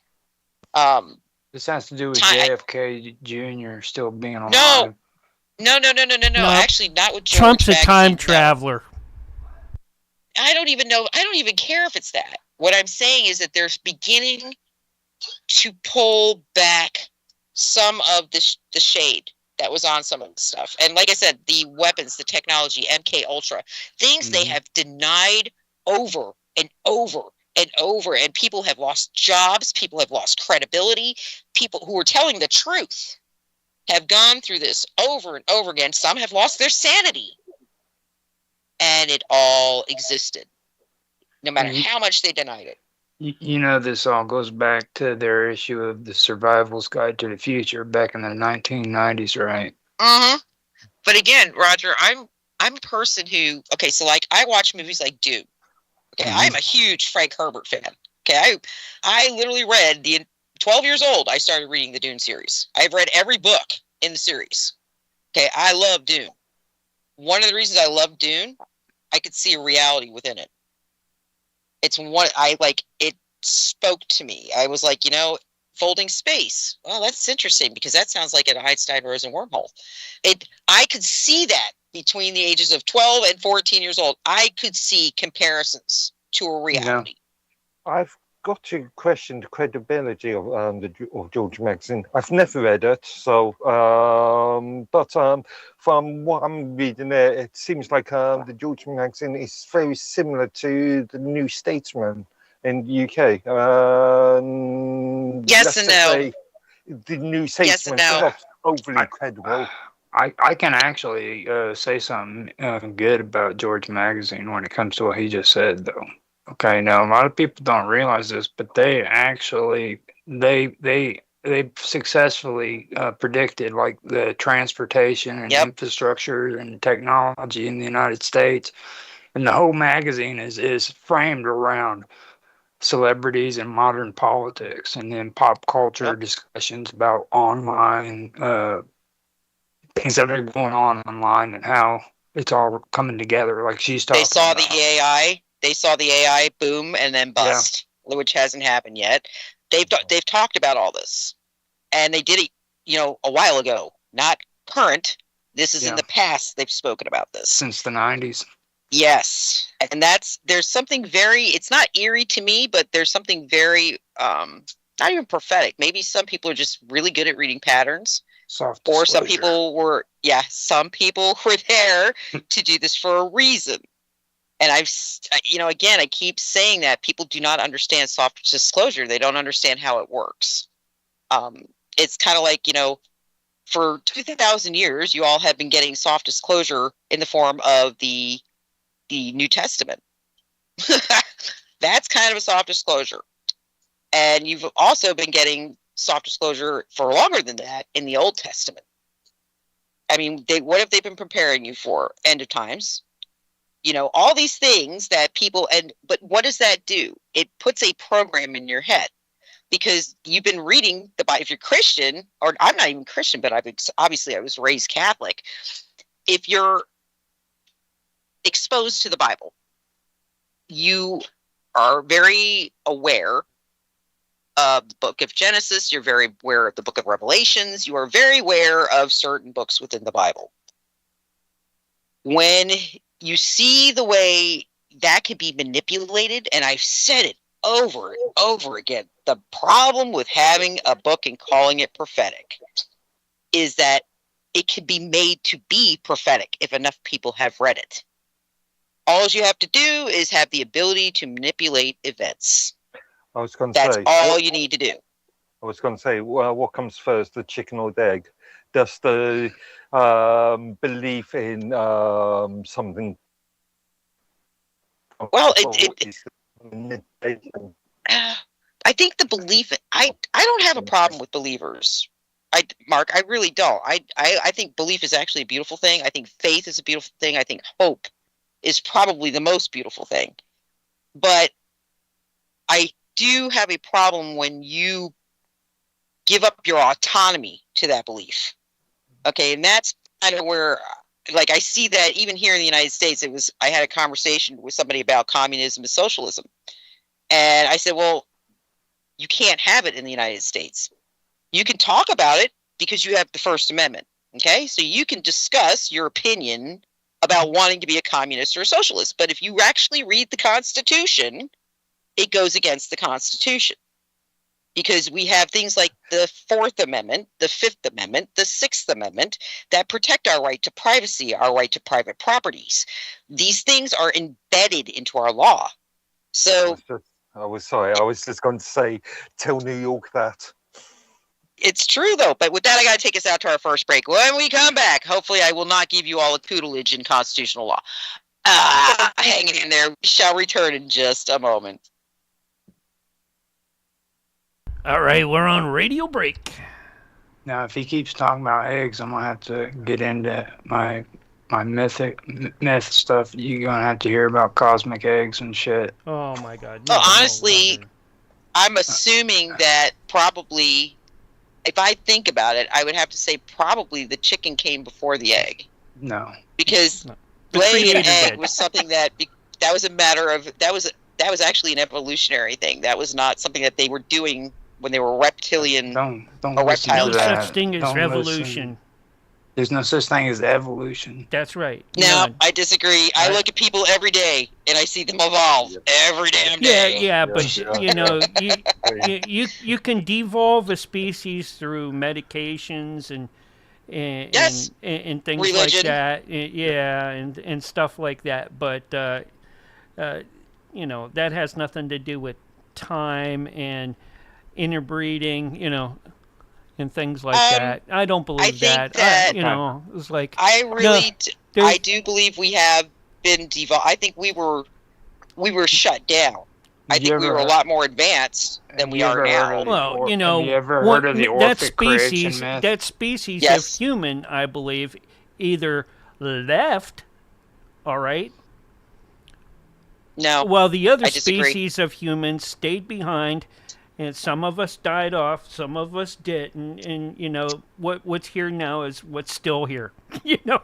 Okay, so Kronos is time, okay, and he created the cosmic egg out of the infinite ether and chaos mixed, okay. Then you have Phanes, okay, who was hatched from the silver egg, okay. Yep. A golden winged hermaphrodite deity of light is what he is, okay, and he's the one who created the rest of the gods in the universe. Now I got a question. how can we, because in science, a hermaphrodite is always classified biologically as a female. Because there are more female organs to a hermaphrodite than there are male. And that is historical. That is something when you go look it up, that, yeah, almost all hermaphrodites ever are female. Once in a while you'll get a fluke, but it's like a virgin birth. Every once in 2,000 years, a species of animal, one creature will give birth, will have a virgin birth. They don't know why, but it happens. So, again, it's kind of the same thing of hermaphrodites. Every once in a blue moon, you get one that's a little bit more male. George Lucas' Star Wars. All right. Okay. All right. Hold up. You're on to something. And it all came from plasmoid aliens invoking the Force. Leda, Queen of Sparta, dude. Leda, Queen of Sparta, laid eggs. Okay, after being seduced by Zeus. Okay. Oh boy. And Zeus appeared as a swan. Okay. Now, from these two eggs hatched the siblings, Helen of Troy, Clytemnestra, I think is how you say it. And then you had another egg that freaking hatched Gemini twins, which was Castor and Pollux. Yep. That's Luke Skywalker and freaking Princess Leia, dude. Princess Leia. No. Yep. Yeah. I'm Luke telling you. walks during the day, Darth rules the night. Anyways, we're under 30 seconds, by the way. I could really piss everybody off and just start talking about Hare Krishna and stuff. You know, that we could just go down that lane. I love that. they have the best stories. All right. Look out, cats, dogs, and kids, because guess what? Here's your countdown. 5, 4, 3, 2, 1. And you're live and back on the radio side right now. 9:28 p.m. Eastern Daylight Time, Wednesday, July the 22nd, 2026. Welcome back to the Vixen's Vault. I am your hostess, the Waken Vixen, and somehow, on my 5-minute break, we managed to go from talking about, good Lord, I don't even know where the subject matter started. Roger threw hermaphrodite into the sentence somewhere and put the word male in front of it. I went back at him and said, whoa. I mean, historically speaking, most hermaphrodites are female. We somehow got into eggs being laid, gold and silver. And, oh, wait, then we got Luke and Leia Skywalker out of that in the end. And then Darth Vader's in the dark. That is where my break went. I am not playing with y'all. Dads are always kept in the dark, don't you know? You forgot. This is what happens when you have a lot of people that understand a lot of mythology. I said a golden-winged hermaphrodite. Yeah. I didn't say a male. Yeah. Yes, you did say a male. Oh, no. Because I caught it right away. Okay. I was like, whoa. All I'm going to say is I'm not going to talk about open or closed tonight, Straits of Hormuz. Oh, no, they're bombed. So that's open and closed at the same time. Ooh, look at that. It is a Schrodinger's cat. Schrodinger's, so there we go. It's the Schrodinger of Hormuz. Because you never know where the hell anything's going over there anymore. I mean, again, I don't even pay attention over there anymore. That is how bored with that I am at this point. I know everybody's kind of like, oh, freaking out. I'm like, no, I'm not. Because I'm telling you right now, it's a lot of smoke and mirrors. I'm cool. I'm bored at this point with that. I'm a little bit more concerned about the frequency of the planet, because that's been going kind of haywire lately. Anybody who keeps track of basically any kind of solar activity or anything like that, today the planet's frequency just belted. I mean, it went into orbit. And I'm kind of laughing because I have got to tell you, I have a lot of friends who were saying, God, I'm so tired today. I have such a bad headache today. I had this like weird, like spidery feeling of anxiety today. Yeah, go look up the Schumann resonance when you're feeling like that. And a lot of times it is spiking all over the place. And again, we are the sum of our parts. You know, people want to think that, you know, you are this solid mass of matter. You're really not. You are a bunch of oscillating particles. So when a frequency goes haywire, it's literally going to affect you at every level. Tried to explain that to my daughter today. I was like, she couldn't understand why her ears were bothering her. We were in an office, a doctor's office, no less. And she's like, Mom, everything's so loud in here. My ears are bothering me. And I was literally like I do a thing. I try to click my jaw to make it stop when I get that. It's like a shrieking frequency noise in my head. And I looked at her, I said, I got to wonder if, there's a power transformer out back of this building or something, that something's not right, because I'm here, I'm getting it too. And I'm not usually that easily agitated in public places. We walked out of the building like 20 minutes later, no joke. And what were we looking at? Literally turned the corner and there was like within walking range to touch a very large 5G tower. And I was just like, oh, well, that explains a lot. Yeah, people who are EMF frequency sensitive, microwave free, any kind of frequency sensitivity do not need to be standing under a 5G tower, and definitely shouldn't be in a building with electronics in it under a 5G tower. Not a good idea. But it proved a point to her, because the further away we drove, she was like, it's going away now. And I was like, I tried to tell you, if I'm EMF sensitive, you're my child. The likeliness of you being EMF sensitive is pretty high. It's just whether or not you're paying attention. I said, most people think it's tinnitus. They assume that screeching in their inner ear is tinnitus immediately. That's not what it is. It is not tinnitus. It is the frequencies interacting with your frequencies at a disagreeable level. That's the best way I can describe it. Again, and I said, I point out these things are potential possibilities. There's not when you live it. Studies are still ongoing, and they will be ongoing for. Mark, I love you, brother. I love you, but when they come up with 6G frequency and they're stealing the energy from your own EMF field to power your devices, are you still going to say that that's a hoax and that's not true? Because it's patented. I'm not saying that it's not true. I'm not claiming that it is true. I'm just saying that the research is quite spotty at the moment. She asked you a question. Put it this way. For years and years and years, our radio stations ran off microwave frequency. Okay? Nobody can deny that. For years it happened in the States. We were using microwave frequencies for radio. And they kept swearing it was perfectly safe. People were nuts. They were not having side effects from this. Oh no, you're insane. And I remember thinking, even as a young person, thinking, well, wait a minute. If you put an egg inside of a microwave oven, it does not go well for the egg or the oven. Oh, don't forget how many dead birds you'd find around the RCA towers. Oh my God. Okay. And so then it wasn't until the cancer clusters started, and they could not deny it. But yeah, it took some time for evidence to be collected, for studies to be made, for. So Mark, how long do you have to? I've been in the paranormal fields for 30 years. I can tell you that people are affected by EMF.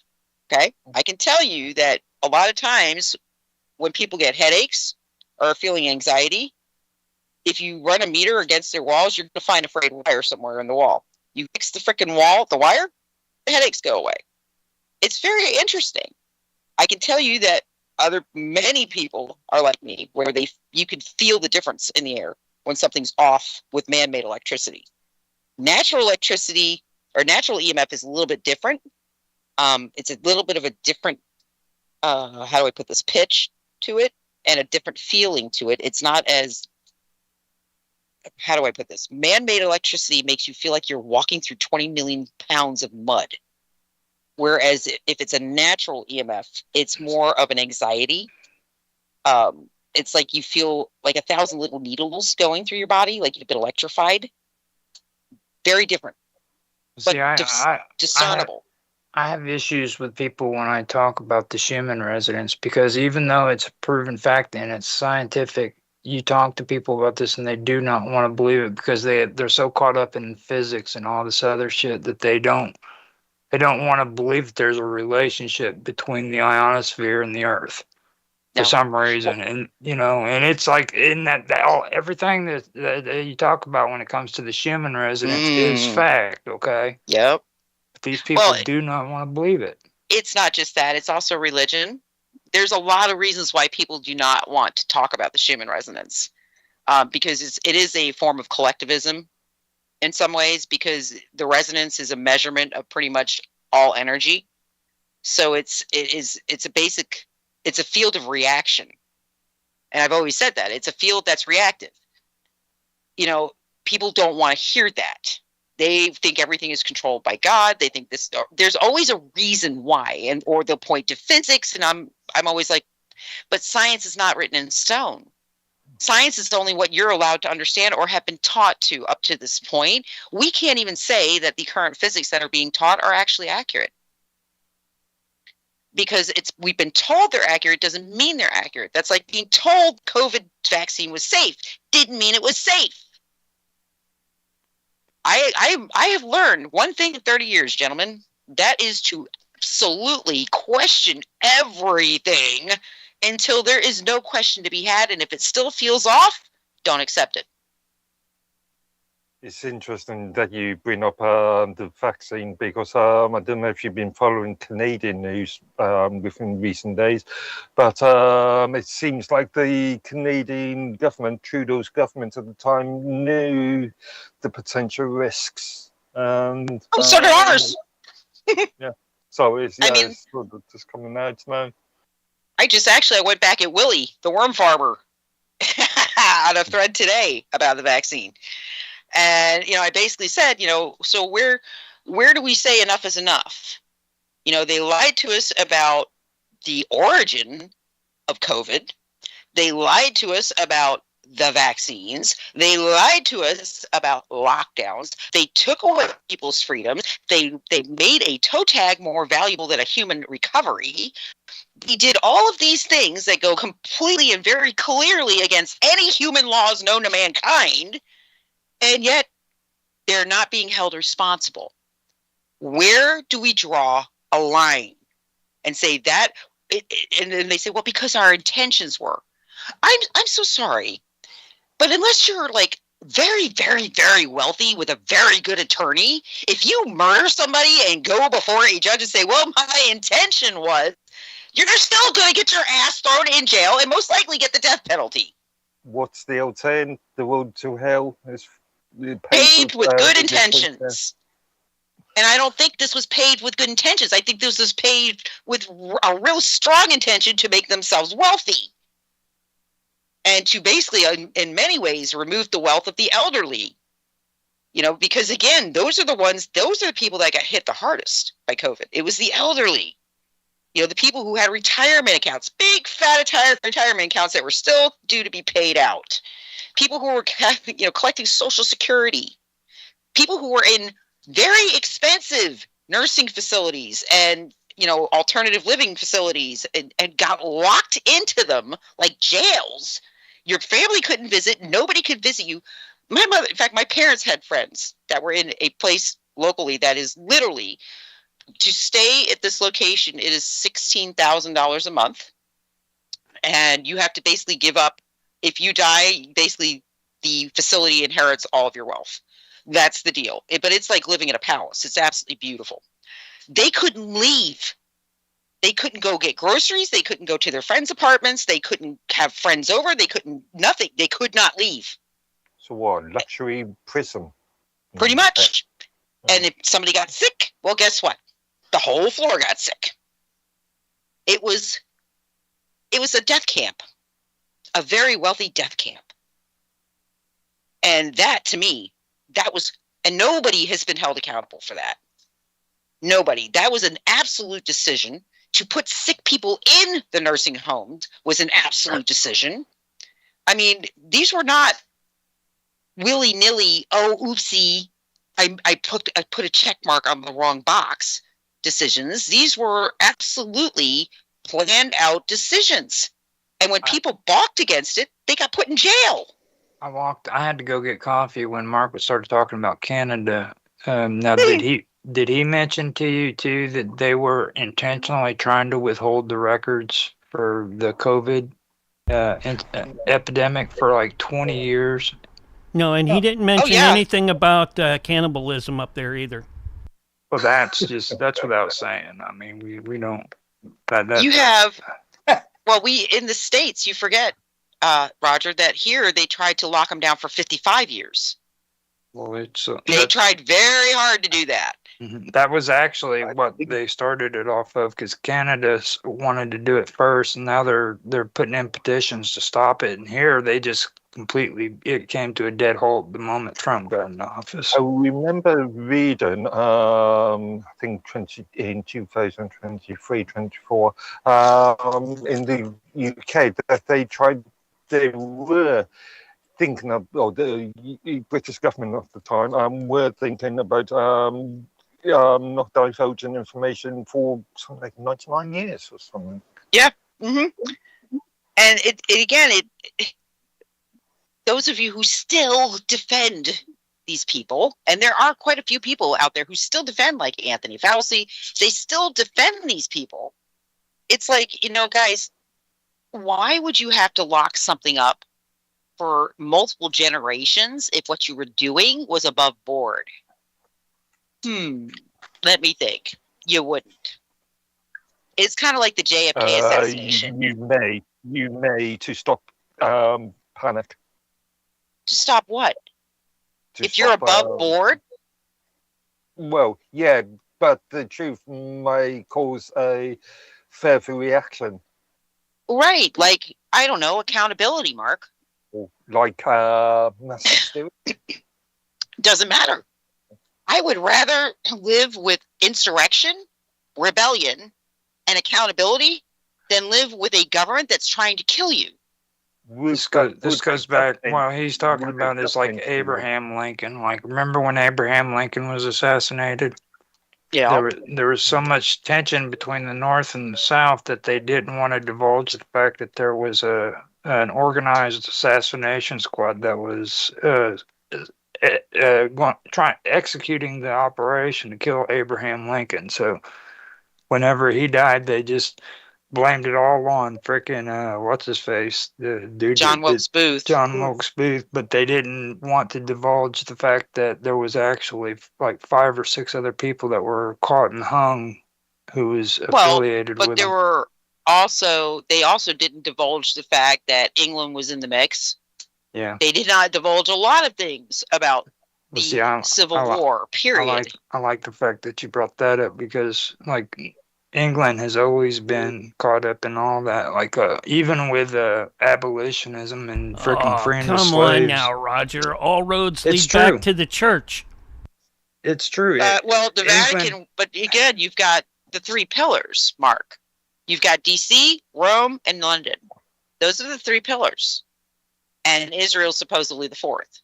Well, see, the debate with slavery in the United States started when England closed off the Ivory Coast and made it illegal to export slaves from Africa.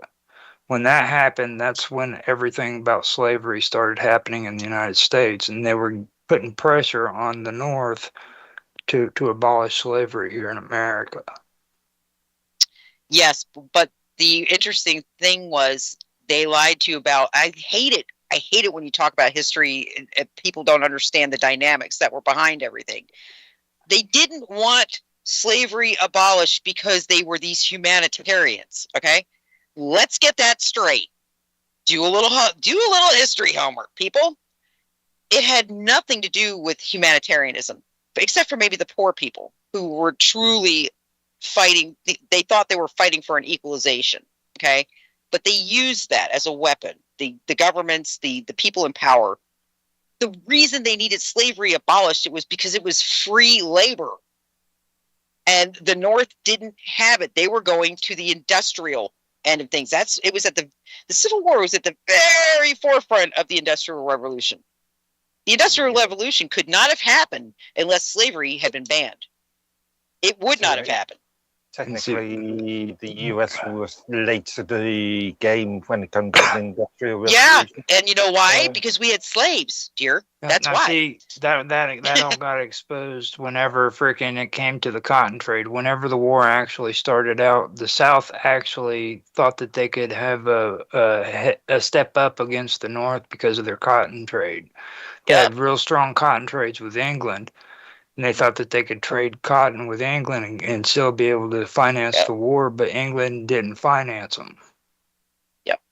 It was France that actually ended up coming in with the South, and that was a bad call. But again, the history lies, if you look up the Corwin Amendment, which is there's two ghost 13th Amendments. The Corwin is one, the Titles of Nobility, TONA, is the second one. TONA came before Corwin, but Corwin, that was the amendment that they tried to, it was during the Civil War, it was at the very beginning, right before the battle started. And what it was the North went to the South and said, okay, you want to avoid war? Okay, here's the deal. Here's what we say. You can have your slaves, but you have to pay us a 45% tax per slave. What? See, they don't tell you that. They don't tell you that the North was agreeable to the South having their slaves, but they had to pay for them. To the North, basically. They had to pay the coppers to keep slaves. I also still make the arguments that the Civil War was more about land grab and general taxation. It was about control. Yeah. It was control, and like I said, the whole reason the war happened was because the Southern states refused to sign the 13th Amendment. They refused to ratify it. That was it for them. They were done. When they saw that, they were like, absolutely not. Why would we pay for slaves when they're in the Constitution?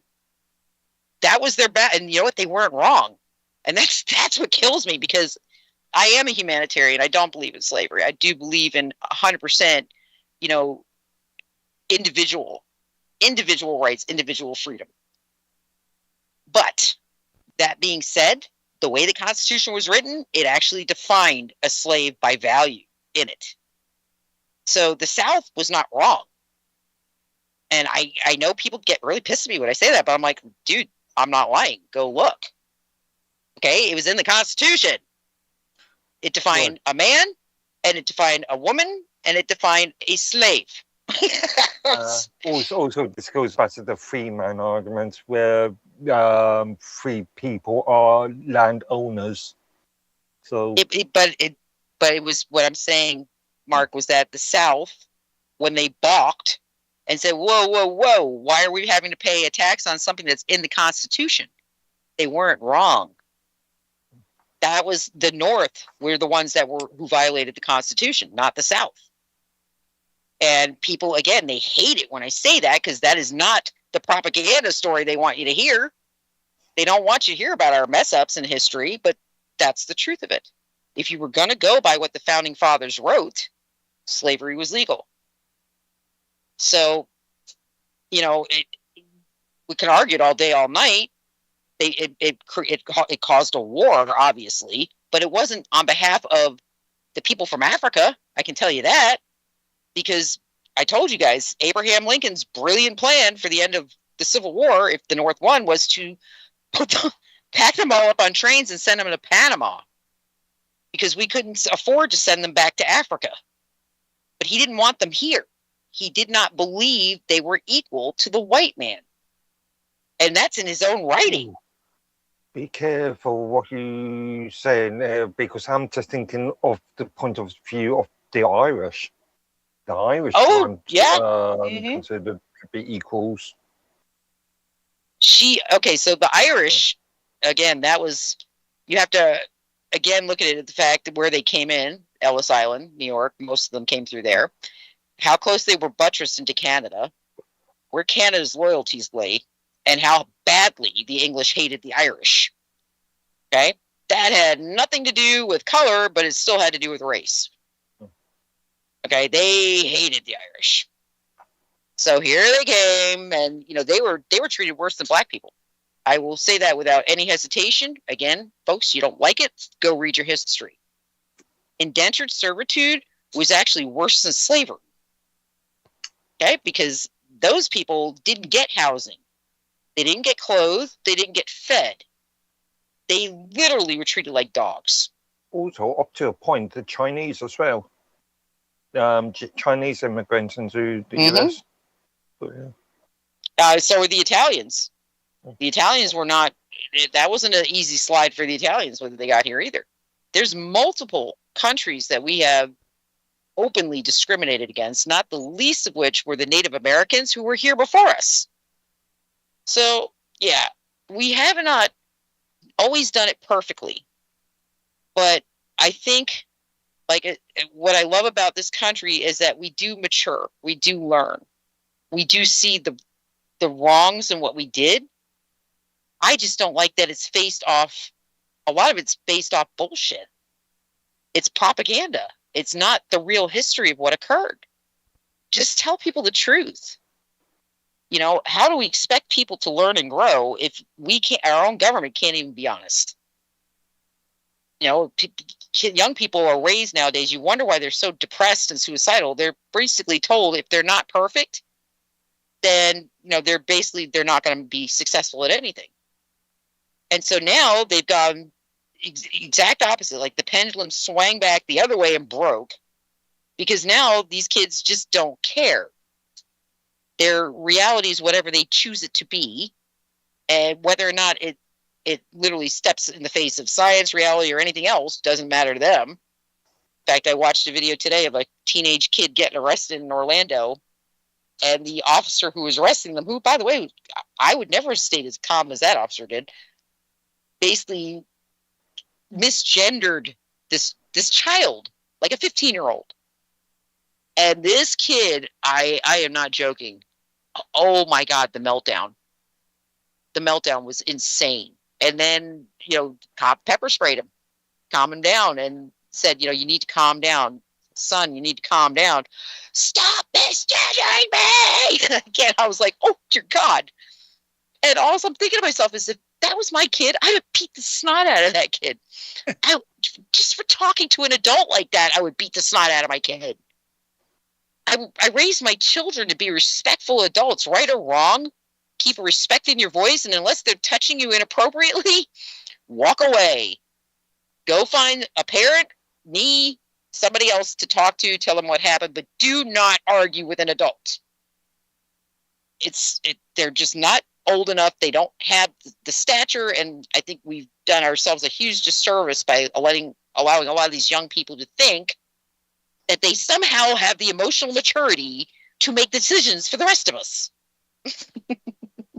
in their whole 13, 14, or 15 years of life, where they've already confused what sexual, you know. It's actually interesting. We were talking last night. We were talking about Simon of Carl Benjamin, and he released a video just today, and it was a long video talking about this sort of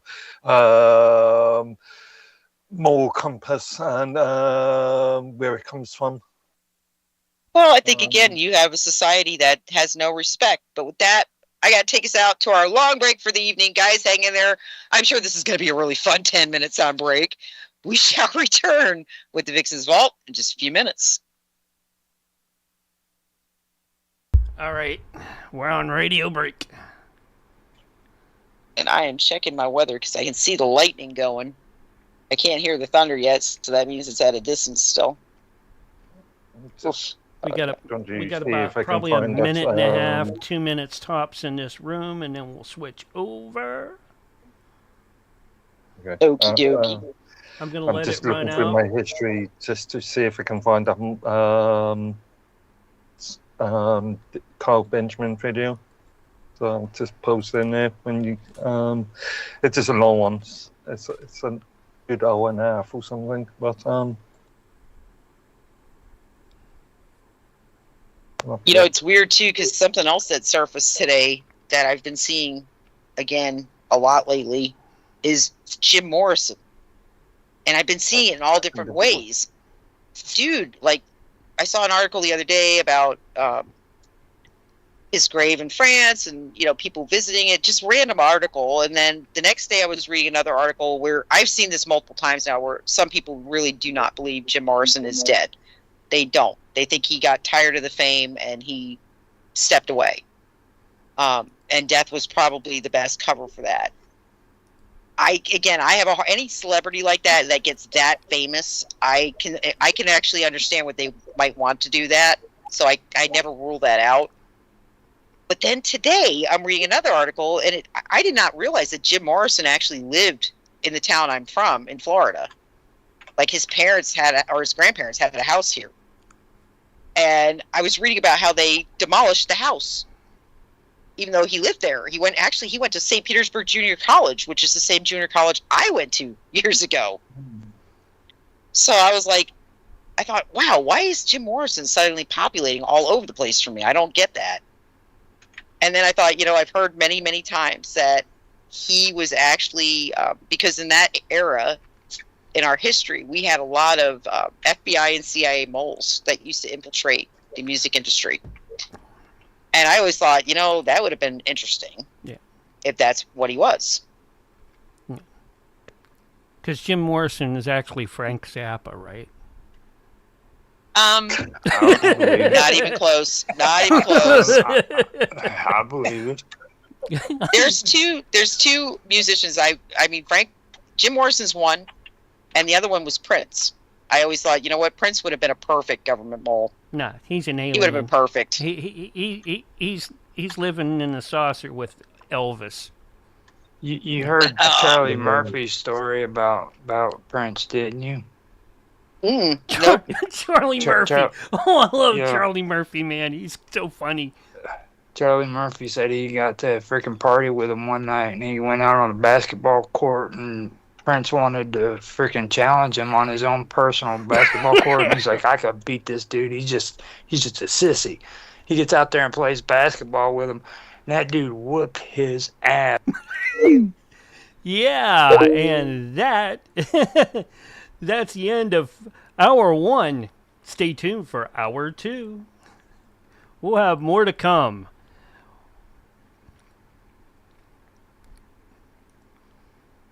And we'll probably talk more about Charlie Murphy before we come back.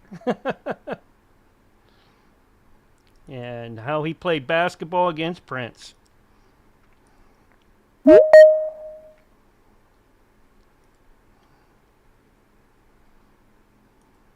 Well, he got caught off at the most awkward time. And then there was Charlie Murphy playing basketball with Prince, the brother of Eddie Murphy, Dude, never, ever underestimate a short person with a basketball, because I used to play point guard in high school. So, and I'm only 5'2". But I could make 3-pointers like nobody else could on my team. I was the state free throw championship. I was their free throw championship 1986 and 1987. I was state free throw champion for high school age group. So I beat the boys and the girls from the free throw line. And again, I'm a shorty. So I always say never ever. Yeah, I can pivot. No, I'm overhand. I'm always overhand. I'm not a granny shot. Nope. But in fact, Ralphie will tell you, I still to this day have really, really powerful arms. But because I'm short, I could pivot. Like the big girls could never get me on the court because I'm short, really short, and fast. So I could pivot and still maintain the dribble very low to the ground. And then, of course, I could make the 3-point shots. So it's just, like I said, never, ever underestimate a freaking short basketball player. Ever. Big mistake. In fact, I have a 6'2" cousin, female. I used to play one-on-one with her all the time, kick her ass every time.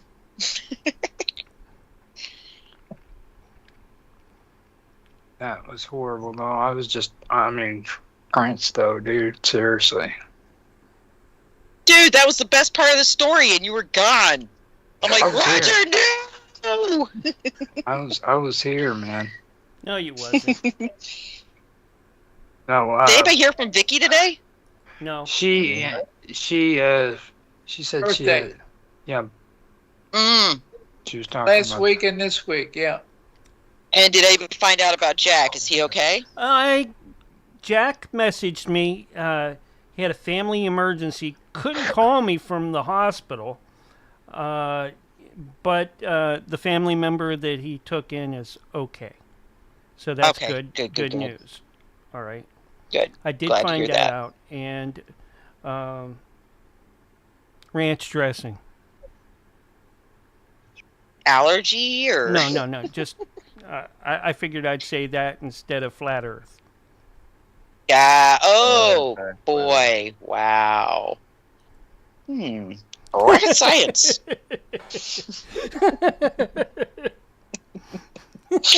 Oh God. I do think though, like I said, there's a lot coming out in George Magazine, and I say this, guys, please listen to me when I say this. I think there's going to be a lot of information that gets disclosed in the next year. And I don't know if it's because they're nervous about Apophis in 2029. I'm not sure exactly why, but there is going to be information disclosed. And I really do believe we've had time travel since the early 80s. I say that without even blinking. Yeah. And I'm like, you know, guys, especially when they started talking about the quantum systems, when Trump made that announcement and he was talking about the quantum computers, I'm like, you don't understand. Again, nothing ever goes at public like that until it is way, way outdated already. Yeah. It's just, that is not how the government works. Yeah. Because time-traveling zombies look better wet. You know how skeptical I am. Again, I question the credibility of things like George Magazine's articles and these ones. I do, but I don't, because I think, again, we're led to question credibility of different things for reasons. Like when they first started talking about Area 51, okay, the people who talked about it were completely discredited. Not just discredited, absolutely destroyed. Okay, academically, professionally, ripped to shreds, left bleeding on the side of the road, in the poorhouse, destroyed. Because they didn't want people talking about it. They didn't want people, and I don't believe Area 51 has anything to do with UFOs the way people think it does. I've been there. You guys forget, that video, that is my ass sitting at the front gate of Area 51. Yeah. Okay, I have been there. But it was your buddy who dug up the sensors that got arrested later. Oh my God! And he got arrested. You know, he just got arrested again like 2 years ago. Oh, is that right? That's He dug York. up the sensors. Yep. He dug the York. sensors up. He dug one of the sensors up off of Moon Lake Road. Yep. Yeah. He dug like I think it was 4 feet down, pulled it out of the ground, took it home. The FBI showed up at his house, took everything out of his house. He was funny though. He couldn't speak. I mean, his English, for a guy who lived in the United States for like 15 years, that man could not speak English. I was like, I'm trying to climb Tikaboo Peak with him. Couldn't understand. I was like, he was his ass cheeks. I kept thinking like, just pay attention to his ass cheeks. That'll tell you more. Okay, 3, 2, 1, and you're live. And we're back. And you know, guys, always the best time when my break comes. We come back on air. I was literally talking about my adventures out at Area 51 and the fact that I had a guide that couldn't speak English for anything. And that basically that when I was climbing Tikaboo Peak with him, because Tikaboo Peak is, for those who have never experienced anything in rock climbing, it's shale. That's all I can say. Rock climbers, you'll know what I'm talking about. It is shale and it's vertical. So your last area of climb, A, you're way above sea level, so the air is very, very thin. B, I smoke, and I've smoked since I was 12 years old, but I'm still the only person besides the guide that made it because everybody else crapped out like 4 hours ahead of me. I said, but you take 2 steps like forward and you're slipping backwards. That's what shale does when you're trying to walk on it. So here I was with Jorg, my guide, Jorg, and he's trying to instruct me where to put my my walking stick, and I couldn't understand a word he was saying. So I said to the guys, I was watching his ass cheeks, Like if his leg would flex a certain way, I'd go, okay, I got to go to the right because he's going to the right. That's what I got to do. Go to the right. That was how I was like reading my climb, which was insane, but very, very well worth it because there's nothing on this planet like seeing the sun coming up, and you can actually see the outline of the base in the distance as the sun's coming up. And I think I was actually one of the last people that was allowed to climb the peak because they closed it off. I want to say like a decade ago. Because again, too many people were beginning to sojourn up the peak to try to see the base at sunrise.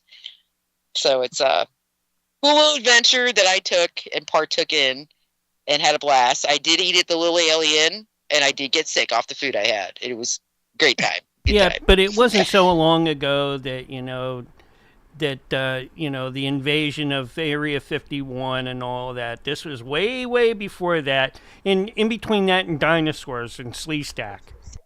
Oh, okay. That's it. And actually, it was after Independence Day came out because there was actually an ID4 freaking. The film crew had left like a monument at the Little Alien because they actually filmed part of it from the Little Alien.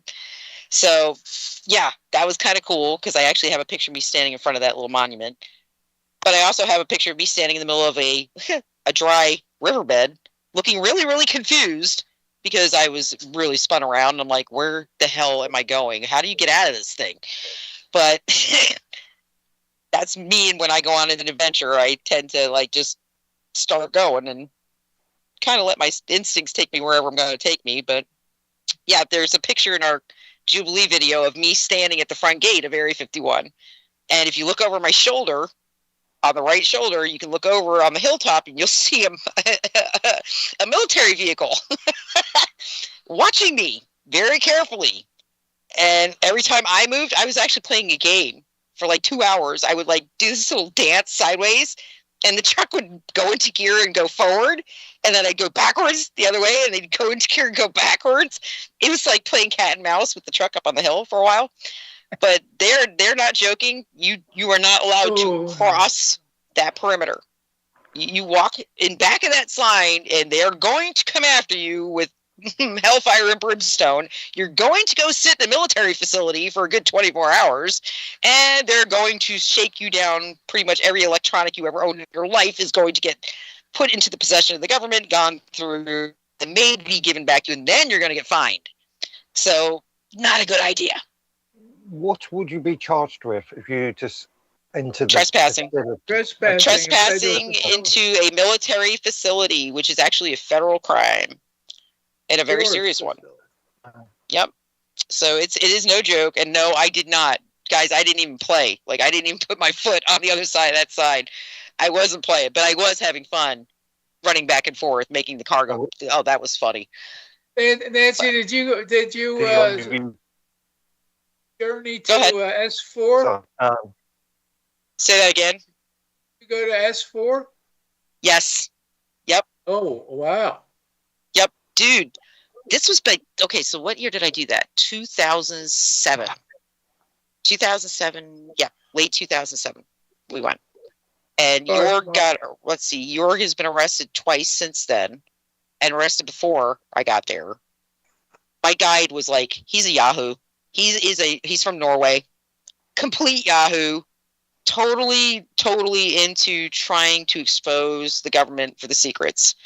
Before I went on my little sojourn out there, he had dug up a sensor off the road leading out to Area 51, out to the base. He dug it up from the middle of the road. And the FBI showed up at his house.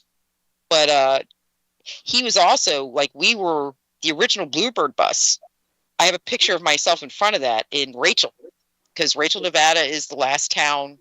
It's actually the only town out there. Being very honest, it is the only town out there. But it's this little podunk town. That's where the Little Alien is. But the Bluebird bus was parked in a church parking lot in the middle of town. It was like, we drove by it and everybody's heads, there were 4 of us in the car. We go, driving by, and all of a sudden everybody's heads like completely cranked, like The Exorcist. Wait, is that the Bluebird bus? I mean, they're in reverse, and we're all taking pictures of each other in front of the Bluebird bus. But and we were actually, I was at watching the Jazz flights coming in and out of the airport in Las Vegas. So again, it's almost an eerie feeling, guys, because you start realizing that this isn't bullshit. That these people aren't making something up. There's absolutely something going on out there, and they absolutely don't want you knowing about it. And it does involve a level of intelligence within people. Like they're not schlepping gardeners out there. Yeah, just ask Phil Schneider. Oh, you can't anymore. He's dead. Yep. What? He hung himself with his catheter, apparently. Go ahead, Mark. And the only reason I asked about what charges would be done was I was thinking on the lines of terrorism or espionage. If your Norwegian friend is digging up equipment, wouldn't that be theft and espionage? He got nailed for theft, but again, because he was claiming that the road was not on private property. And he's right. The road leading to the base, we were not within the perimeter or confines of the base. Where he dug that up, it was not within the perimeter or confine of the base. He was trying to prove the point that the government was monitoring people in public areas way before the base. But he still got in trouble for removing government equipment, I believe the actual charge was. But again, did he get convicted? No, he was never. It was something where I think he ended up doing probation, and they did not give him back any of his electronic devices until he completed the probation. So we get convicted on a lesser sentence. I do want to mention something though. When I lived in Indiana, I knew Jerry the Birdlegs Vance, and I also knew Bobby Slick Leonard. Okay, you want to talk about good basketball players? Just check those two out. Was that random? No, that was from what you said about basketball. If you're into basketball, good Lord, Roger. Roger, somebody Check go take Roger's stash away from him right now. Flat Earth. I thought they were in Area 51. Tell you right I don't know now, how we got man. from Area 51. Wait, Spaceball? Undershot. Half-court no. undershot tricksters. Are you going Spaceball on me, or what was it? Was the basketball with Bugs Bunny? I'm going basketball. Underhand Lord. trick shooters, dude, from the 1950s and the 1960s. Oh, God. Somebody go take his stash right now. I will pay somebody Those to were go the take guys his on. stash. Those were the guys on Mega Maid, right? No, this is actually okay. Bob was interesting. He would go from high school to high school. On every halftime, he would make half shots from freaking the half shot underhanded, as if like to show a granny shot. Yeah, granny shots, and it was pretty cool. Dude, you're so much more accurate though if you do an overhead, a frontal, and you're using your stronger arm as your actual steadying position. See, that's where Jerry the Birdlegs Vance came into play, because he could do it underhand and overhand. He was very, very precise. He could do both. And my problem with the underhand is I was too strong. It would go over the hoop if I went underhand. If I'm overhand, I can actually control the pump in my right arm to literally hit it dead on. It's granny style. That's what it's called. You gotta have talent to do it. Most people look down on it, but they never try it. It's actually harder to freaking make a shot. It is, because you're using two arms worth of power when you're doing granny style. When you're doing an overhead shot, you're using your strong arm for your steady and your power, and your weaker arm is actually your balancing and your aiming. So it's actually easier to shoot. I always found that I'm a lot more accurate, and it's a lot easier if I'm going overhand. Now, see, if I'm going underhand, I'm hurting. Something's wrong. If I would have hung out with Jerry a little bit more, I would have been able to meet another guy I was wanting to meet. His name was John Overstreet. Ooh. He's He was the senior Olympic record holder for the longest time. I was going to say I know that name. That was a familiar name to me. Yep, John Overstreet. Okay, guys, sorry to the listening audience that we somehow ended up going off into not even NBA. At least NBA you could have probably followed along. But no, we all got into Roger's stash and somehow went down that road with him. It was good. Well, you said basketball, man. I mean, wow. That was like 20 minutes ago. But okay, I'm with you, Roger. That was good stuff. Oh my God, someone shoot me. Okay, so. But I got a strange story, strange but true, all right? Because Uh-oh. there I was, fishing in the Brazos River. Right next to Three Rivers Stadium in Pittsburgh, Pennsylvania, all right? I didn't even mention where I got a knock Berry, over dude. my head and woke up in a cave with a woman claiming that she was my wife. Yeah. And I'll tell you the rest of the story later with on. a freaking football team. So that's the end of that story. This is how Mark ended up with 50 million freaking offspring roaming this planet right now. He and Scotty Roberts are going to create an army and take over the country. We're taking back our country one kid at a time. And don't you forget it. All right? I do want to segue because I do want to hit another subject matter. Lock up your daughters. Mark, I love you. Stop. Slick God winner. Almighty. Slick All right, winner. so another thing I wanted to talk about tonight, because it was something that actually Jason Hawes, who I normally do not follow, was posting about. And for those of you who don't know, Jason Hawes is from the show Ghost Hunters, Sci-Fi Channel. Somebody I had a real tremendous amount of respect for many, many, many years, and I think entertainment kind of got to him a little bit, but he did something yesterday that I really respect. He did a podcast with somebody, and he actually took on the question of Ed and Lorraine Warren and the validity of what they did. For those of you who are not familiar with who Ed and Lorraine Warren are, those of us in the paranormal fields, those are like the, when we talk about like the OGs, they're like an OG. So the movie The Amityville Horror. There's all sorts of movies I can give to you right now that are the brainchild product of the work of Ed and Lorraine Warren. Haunting in Connecticut would be another one. I can name them off. Okay? They were involved in these investigations at the basic levels. But the question has always been, and Mark, you know my opinion on the Warrens. I've always said it. Oh, yeah, and John Zaffis is a relative, a nephew of them. Yep, and I love John. That's the thing. I know John. You know that. I love him. He's a great guy. I don't think John's intentions were the same as Ed and Lorraine. I've hung out with John. I know John. I always felt like they used that niche of the paranormal because everything they ever touched, every case they ever responded to was a demonic infestation.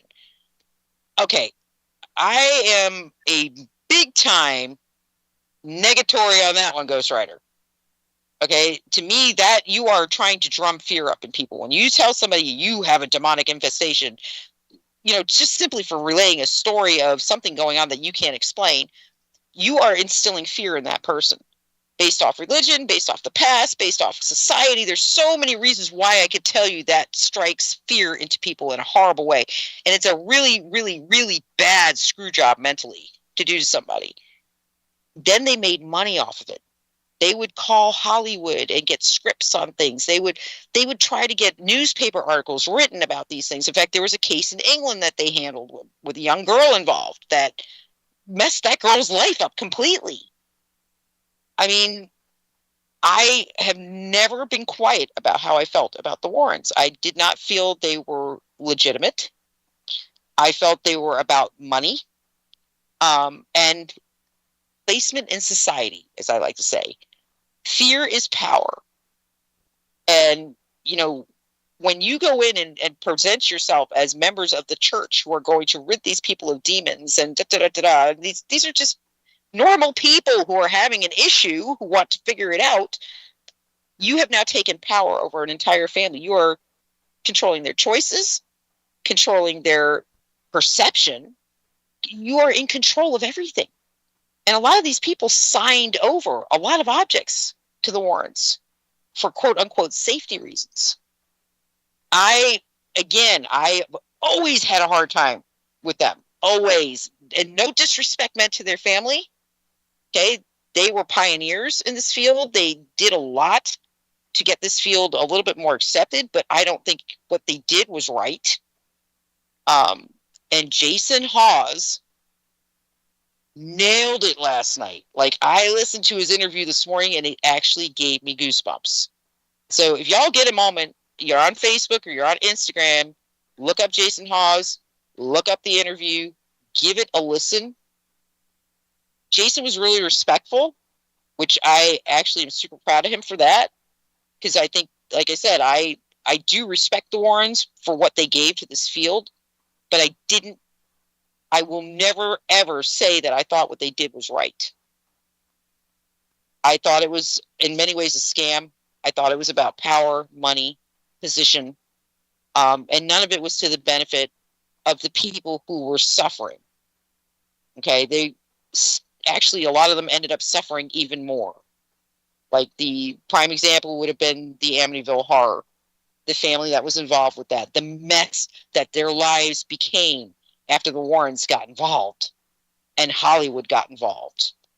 And the fact that there are still surviving members of that family who are absolutely a mess because of what happened. You know, just, I can't, as somebody who's intrigued by the paranormal, and I can't even call it a science because I can't even tell you what the hell we're researching. I can tell you what it's not. I can't tell you what it is. How's that work for a mystery? It's a great mystery. I love mysteries. But I can stand up when I say something, I think something is really wrong. And I see a lot of veneration, a lot of respect misplaced. And I think that's what Jason was kind of cluing in on. I think he did a beautiful job doing it. And he's got enough of a background. He's been doing this long enough. God, he's done it longer than I have. Where it lent a voice of reason. And it was not as a hate-on type situation, because I know apparently the grandson of Lorraine Warren was very hurt by a lot of this, and was trying to fight back publicly, but Jason was not wrong. And I don't think Jason did it to hurt the family. Jason did it because there's a lot of misperception out there. There's a lot of people that got hurt, and that legacy still lives on. Why? Because, well, most recently in anybody who watches the news, you probably heard about the doll Annabelle. I'm pretty sure most of my listeners, whether or not you're into ghost hunting or anything else like that, you've heard of the doll Annabelle. Annabelle is probably one of the most haunted dolls in the world. You've got Annabelle and you've got the doll down in Key West. So you've got two really haunted dolls, Annabelle being primary, definitely. She has a long history. They made 2 movies about Annabelle. That doll has caused, after the death of both the Warrens, that doll has caused more issues than I can possibly tell you, and it's all about money and profit. But with that, I am going to take us out to break. We'll finish these thoughts in our last segment. Hang in there, guys. We'll be back with the vault in just a few minutes. It's really crazy, too. Check this out. I knew I was going to get your interest. No. Yeah. No. The relationship between the Warrens and H.P. Lovecraft. I know that. As well as, our good friend Jeff Leeper is related to them as well. I know. Yeah. And I love Jeff. Yeah, Jeff's awesome. Jeff and I still get. You should get Jeff in here sometime. I'm sure that he'll play us a tune or something. I've got Jeff who wants to come on because, again, he and I, we connect all the time. Plus, he saw the anniversary video. He was like, "Oh my God, you haven't aged." But then I've got also Matt Moniz reached out to me. Yeah. And he says, "Nance, I saw the schematics in your video. I have got to come on the show." I was like, "Dude, Matt, where have you been?" Last time I talked to you, you were working on COVID vaccines for MIT. Where are you, brother? And we Well, can't forget your brother Jason, from another mother, Micah. Which one, Scotty? Micah. Micah Hanks. What Micah and I connected on Instagram. is Micah doing now? Where has he been? I've been looking through, trying to catch up to stuff. He's still doing. He once in a while still does a Brilliant Report here and there. I don't see anything on YouTube or some of the other places that he used to post to. That's why I thought maybe something happened, or maybe he got caught up with Gaia. Well, no. Yes and no. No, he did not get caught up with Gaia. He kind of, how do we put this? So Mike was very left-leaning for many years. And of course, I have left-leaning friends. I've got Peter Robbins. I've got people I love. I don't care what their political opinion is. I still love them. Right. Michael was very left-leaning. And then COVID happened. And Micah swung completely the other direction. And very much went on that, oh shit, what are they doing type of trail. Yeah. So his stuff started getting popped off YouTube. As you know, they worked very hard to keep a lot of information minimized. And Micah got caught in that sand trap a little bit. Ooh. But he also I know he used to date one of Scotty's daughters. Really? That got married. Jason bought, one of the twins. Jason bought the Conjuring farmhouse, right? Yes. Yep. He actually bought that. I know the mother. I know her, correct? I know the mother from that. I know her very well, actually. I know several people. You've got Carmen Reed. Yeah, I mean, I can name off people who were involved in these cases. And, I mean, at the floor level, not the movie names, but the actual people who were involved. That's like Chris. That is, he was from Amityville Horror. He was the son. And the way it ruined his life, I can tell you, it destroyed him. He changed his last name so people can't find him. I mean, there's a lot of devastation to be had when profit gets in the way. Well, I mean, I'm glad you said what you said, because I would never have said anything nice when it comes to the Warrens. I just have no respect for that family whatsoever. Well, again, if I didn't know John, we don't have Cece the Huntress on tonight. I mean, Kardasha Ono on tonight, so we can. But no, she was a big fan of them. Yeah, what name is she going by today? But anyways, yeah. But I will say, I do know Johnny really well. I actually saw John dancing with Kristen Gartland's underwear on his head at 2:00 in the morning at a haunted location because we were doing drinking experiments. We're under 30 seconds, but anyways, so you don't get. John's a really good guy, put it that way, and he is legitimate. He doesn't. Go ahead. 5, 4, 3, 2, 1, and you're back live and on the radio side right now. And we are back. And yeah, for those of you who listen to the show, I know we tend to stay more in the political realm, conspiracy realm, but I had to get that out there because I was so proud of Jason Hawes for doing that interview. I really was. That is the old Jay Hawes. The man I heard on that podcast, that is the man I knew years ago, the man I respected. And let me tell you, he did a lot towards regaining that respect by doing that interview because it was words that needed to be said. And, screw Hollywood, screw entertainment, because that is what screwed a lot of the people involved with the Warrens to begin with. And like I said, they never dealt with the pain that was left behind. The people did. So, again, kudos to you, Jason Hawes. I tip my hat to you, brother. That was well done. And he's got the voice, and that's the other thing you have to consider. Jason's got a lot of reach. He was very successful with the show Ghost Hunters. He, has lived off that success. So he does have a voice that carries power when it comes to the paranormal. He kind of reminds me of what Hans Holzer used to be. And yes, I've met Hans Holzer. Actually, I have a book signed by Hans Holzer right before he died. And we consider him like the great grandpa of the paranormal. He was writing haunting books in the 60s. dealing with the brick faces in New York City and stories that came out of those and what could occur with a seance gone wrong.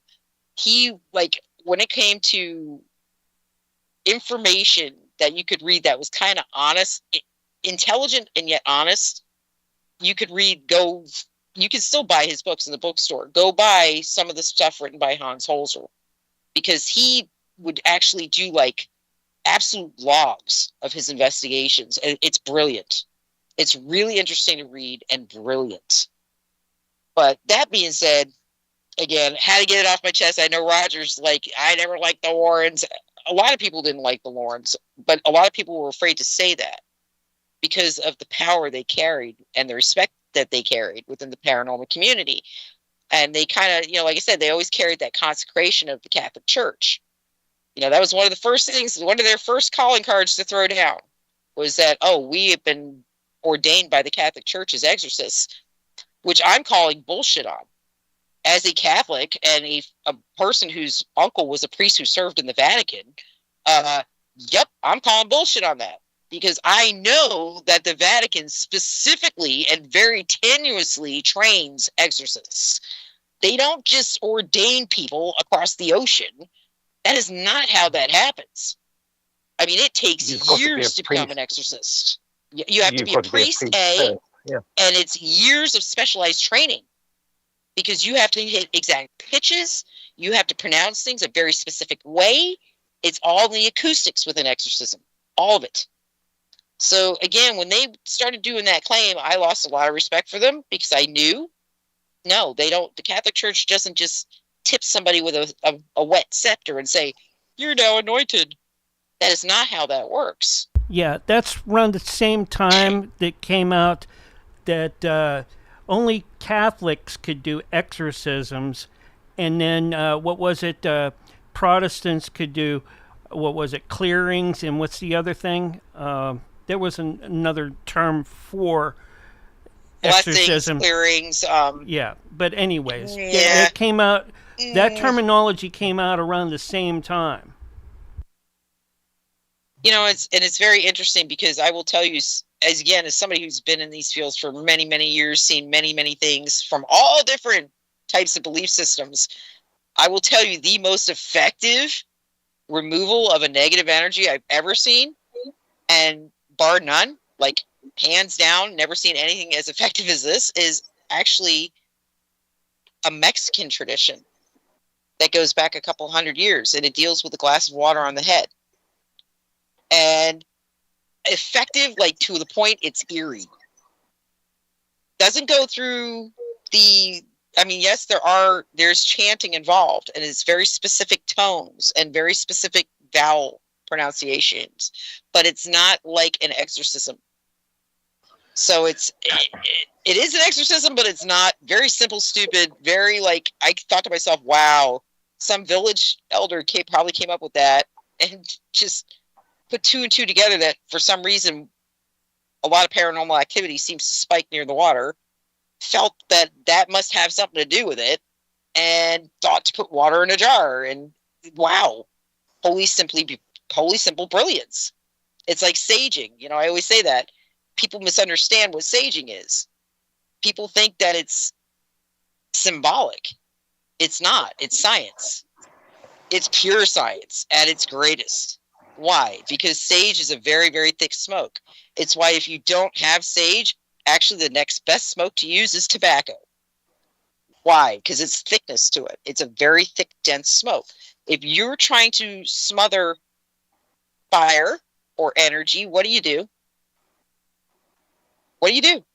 Smoke. What does smoke do? Smother it. Same thing as fire.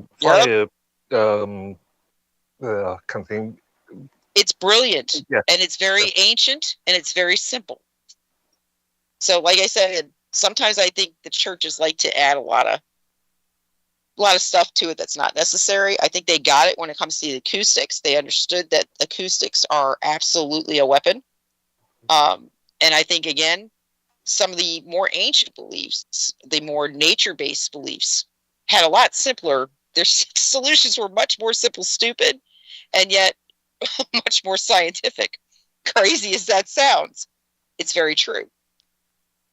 No, if But you, that if being you, said, if go you ahead. want to know about exorcism, check out a guy by the name of Dr. Irving Finkel, and he'll explain it to you. And Jesus also performed exorcisms. I want to point So that they out. say. Yep, it was in the Bible. And Yep, it was. our names are Legion, I believe, is what they refer to. The swine that went into the sea and drowned themselves. That was an exorcism. Yep, that's why I always laugh when people refer to something, a large organization, as Legion. Even the Legionnaires, I'm like, nobody really thought that through. Because if you're Christian and you read the Bible, you would know that you do not want to attach the name Legion to anything that should probably be positive or defensive, because it's attached to something that's evil in the Bible. So it just kind of was like, derp. It's kind of like the cobra at the Vatican. Derp. Finkel, he'll explain it to you even deeper. He'll tell you that don't believe this whole thing about Christianity only being exorcism. It goes all the way back to Babylon and Mesopotamians and before that. Yeah. And before that. Yep. He's real big on getting into the whole thing about demonology and magic before even Judaism, before the Jews were even around. Like, this was something that's been going on since the beginning of civilization. That's one of the reasons they went hard and heavy against paganistic belief systems, because those type of traditions are very much embedded in those systems.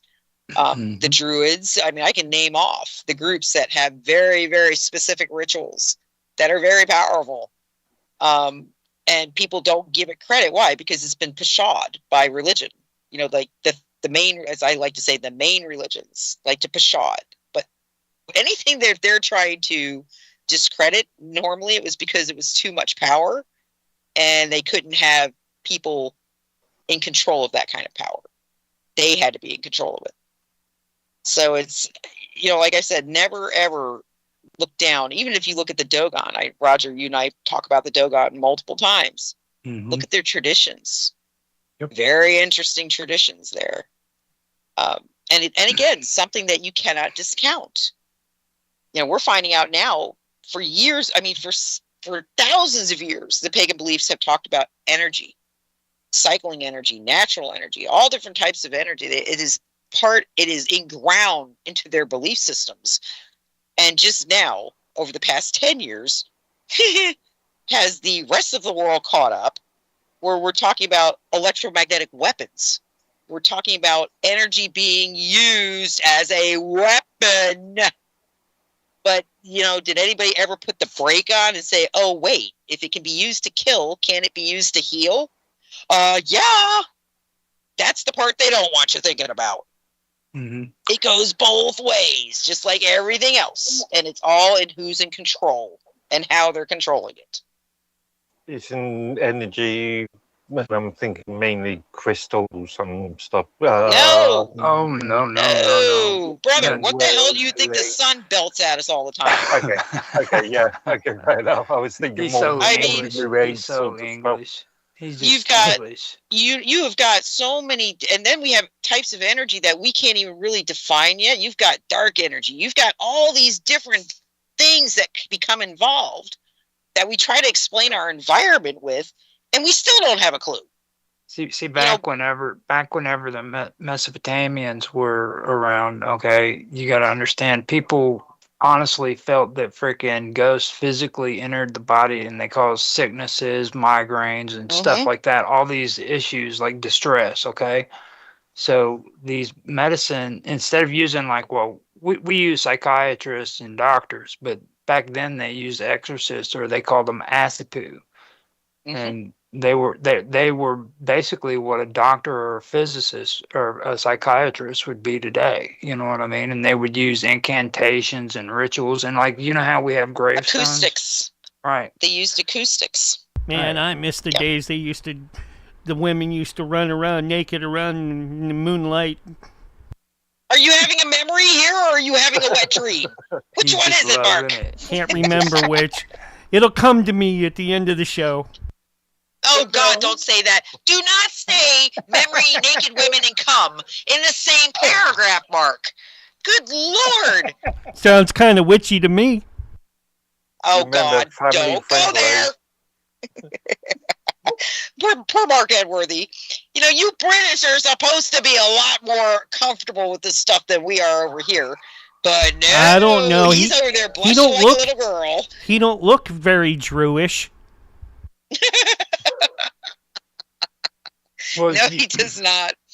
No, he does not. See, most of these ghosts or demons are usually lonely, wandering elderly men who are making life miserable for families. For everybody else. That's it. You know, I've always been, again, Roger, I've always been kind of the mind that I have to wonder how much of it is interdimensional. Again, because of the way energy works, because of the way the acoustics work as a defense, it makes me start thinking, okay, you know, again, we know that we have multiple dimensions. We know that's actually becoming clearer and clearer as time moves forward. What if you had areas with the ley lines, with the way they mapped everything in ancient times? What if you had areas that where there was a bleed over? You know, what if that is where, you know, a lot of this came from? What if we're not talking about outer space? What if we're talking about an inner space? You know, that's all these questions I always have to ask them, because I'm like, it does fit in either equation. You could do it either way and the equation works. What doesn't work is when somebody says, no, none of that exists. Okay, sorry. Wrong answer. Doesn't work. Got too much evidence saying something's going on. Question is, what is it? Is it a push to once again make society like ignore big moments of their history? We're seeing it now where they're playing with our brains. Okay, like today, for example, when I went to check to see why I couldn't connect to Teams earlier, I was looking at Down Detector and I noticed that the Wayback Machine was down. Archives were down. All of the archive networks were down, like flatline down. Is that for your location, or is that an internet? No, that's when you pull up the map, it was the whole thing. Yeah, their nodes were all down, because you can pull up a map and it'll show you exactly where the problems are, where the reports are coming in. This was like all their nodes were down. And I'm like, I have said it before and I will say it again. You want to rewrite history? You take the thing that people are most dependent on to learn from and you change the narrative. That is how you rewrite history. It's how Henry VIII did it. It is how the Bible has done it. It has been done over and over and over. And then you have literally billions of people learning incorrectly because you don't know any better, because you got on the internet or you opened a book by an author who had a pin up their ass and wrote something differently. And now you have learned history incorrectly, and that gets repeated. Onwards and upwards, everybody. When I see archives go down like that, I know they're into it. Somebody's in there. Somebody's hacked in there, or somebody is in there intentionally removing or changing something. Why would they have the entire infrastructure go down if it's just I mean, because because when you archive something like the Wayback Machine, people forget that there is most people don't even know there is a Wayback Machine. It gets, when you do something and it's a long way back, like 20 years ago, it's going to be in multiple locations depending on where the data got scraped and when it got sold. Yeah, you're missing my point. We both deal with content management systems. Oh God, Mark. But you don't have to take the entire system down just to modify, delete, edit. But you know, Sure you do. the deletions Sure you can do. be tracked too. You know, understand it all leaves fingerprints, right? It leaves fingerprints, which is why they got to go in and keep doing it, because again, If and it it's not crashes, just that. Why take the entire system down? so that you Because don't they leave don't want to be fingerprints. detected. They don't want the They don't want to- fingerprints. Yes, they don't want people putting two and two together that they're altering things. But I can tell you there is evidence of the fact they have altered. You know how I know this? Because of what happened to me after 9/11, where I sat there and watched a news report about Israel telling their people not to report to the towers on the morning of 9/11. And then when I went to look for that article to show my father, It was nowhere to be found. And it took, 22 years for that article to actually resurface? And it was because somebody took it out of a cold storage and put it back online, and it started repopulating. They removed it completely. No, it's like if you take a look at Facebook and how many times in a day the Facebook updates, okay, you'll be amazed how they do their process. They're constantly updating by the seconds, okay? Yep. And every time freaking they update, that leaves a freaking signature. Yep. So if you turn around, you start going in there and deleting shit, and you're leaving a fingerprint is what I'm saying, okay? Now, the best way to not do that is to freaking crash the system. Yep. Because and take everything out, and then in the next update, bam, it's all gone. Well, it's kind of like when internal log. There's but again, who's keeping the internal logs? See, this is the problem. We all, I mean, Mark, you know how that works. We both know how that works. I mean, if I decide I don't want somebody to find any evidence of something I've done on my computer system, yeah, there's definitely ways to do that where there's no fingerprint at all. But again, when you do that, you have to take everything off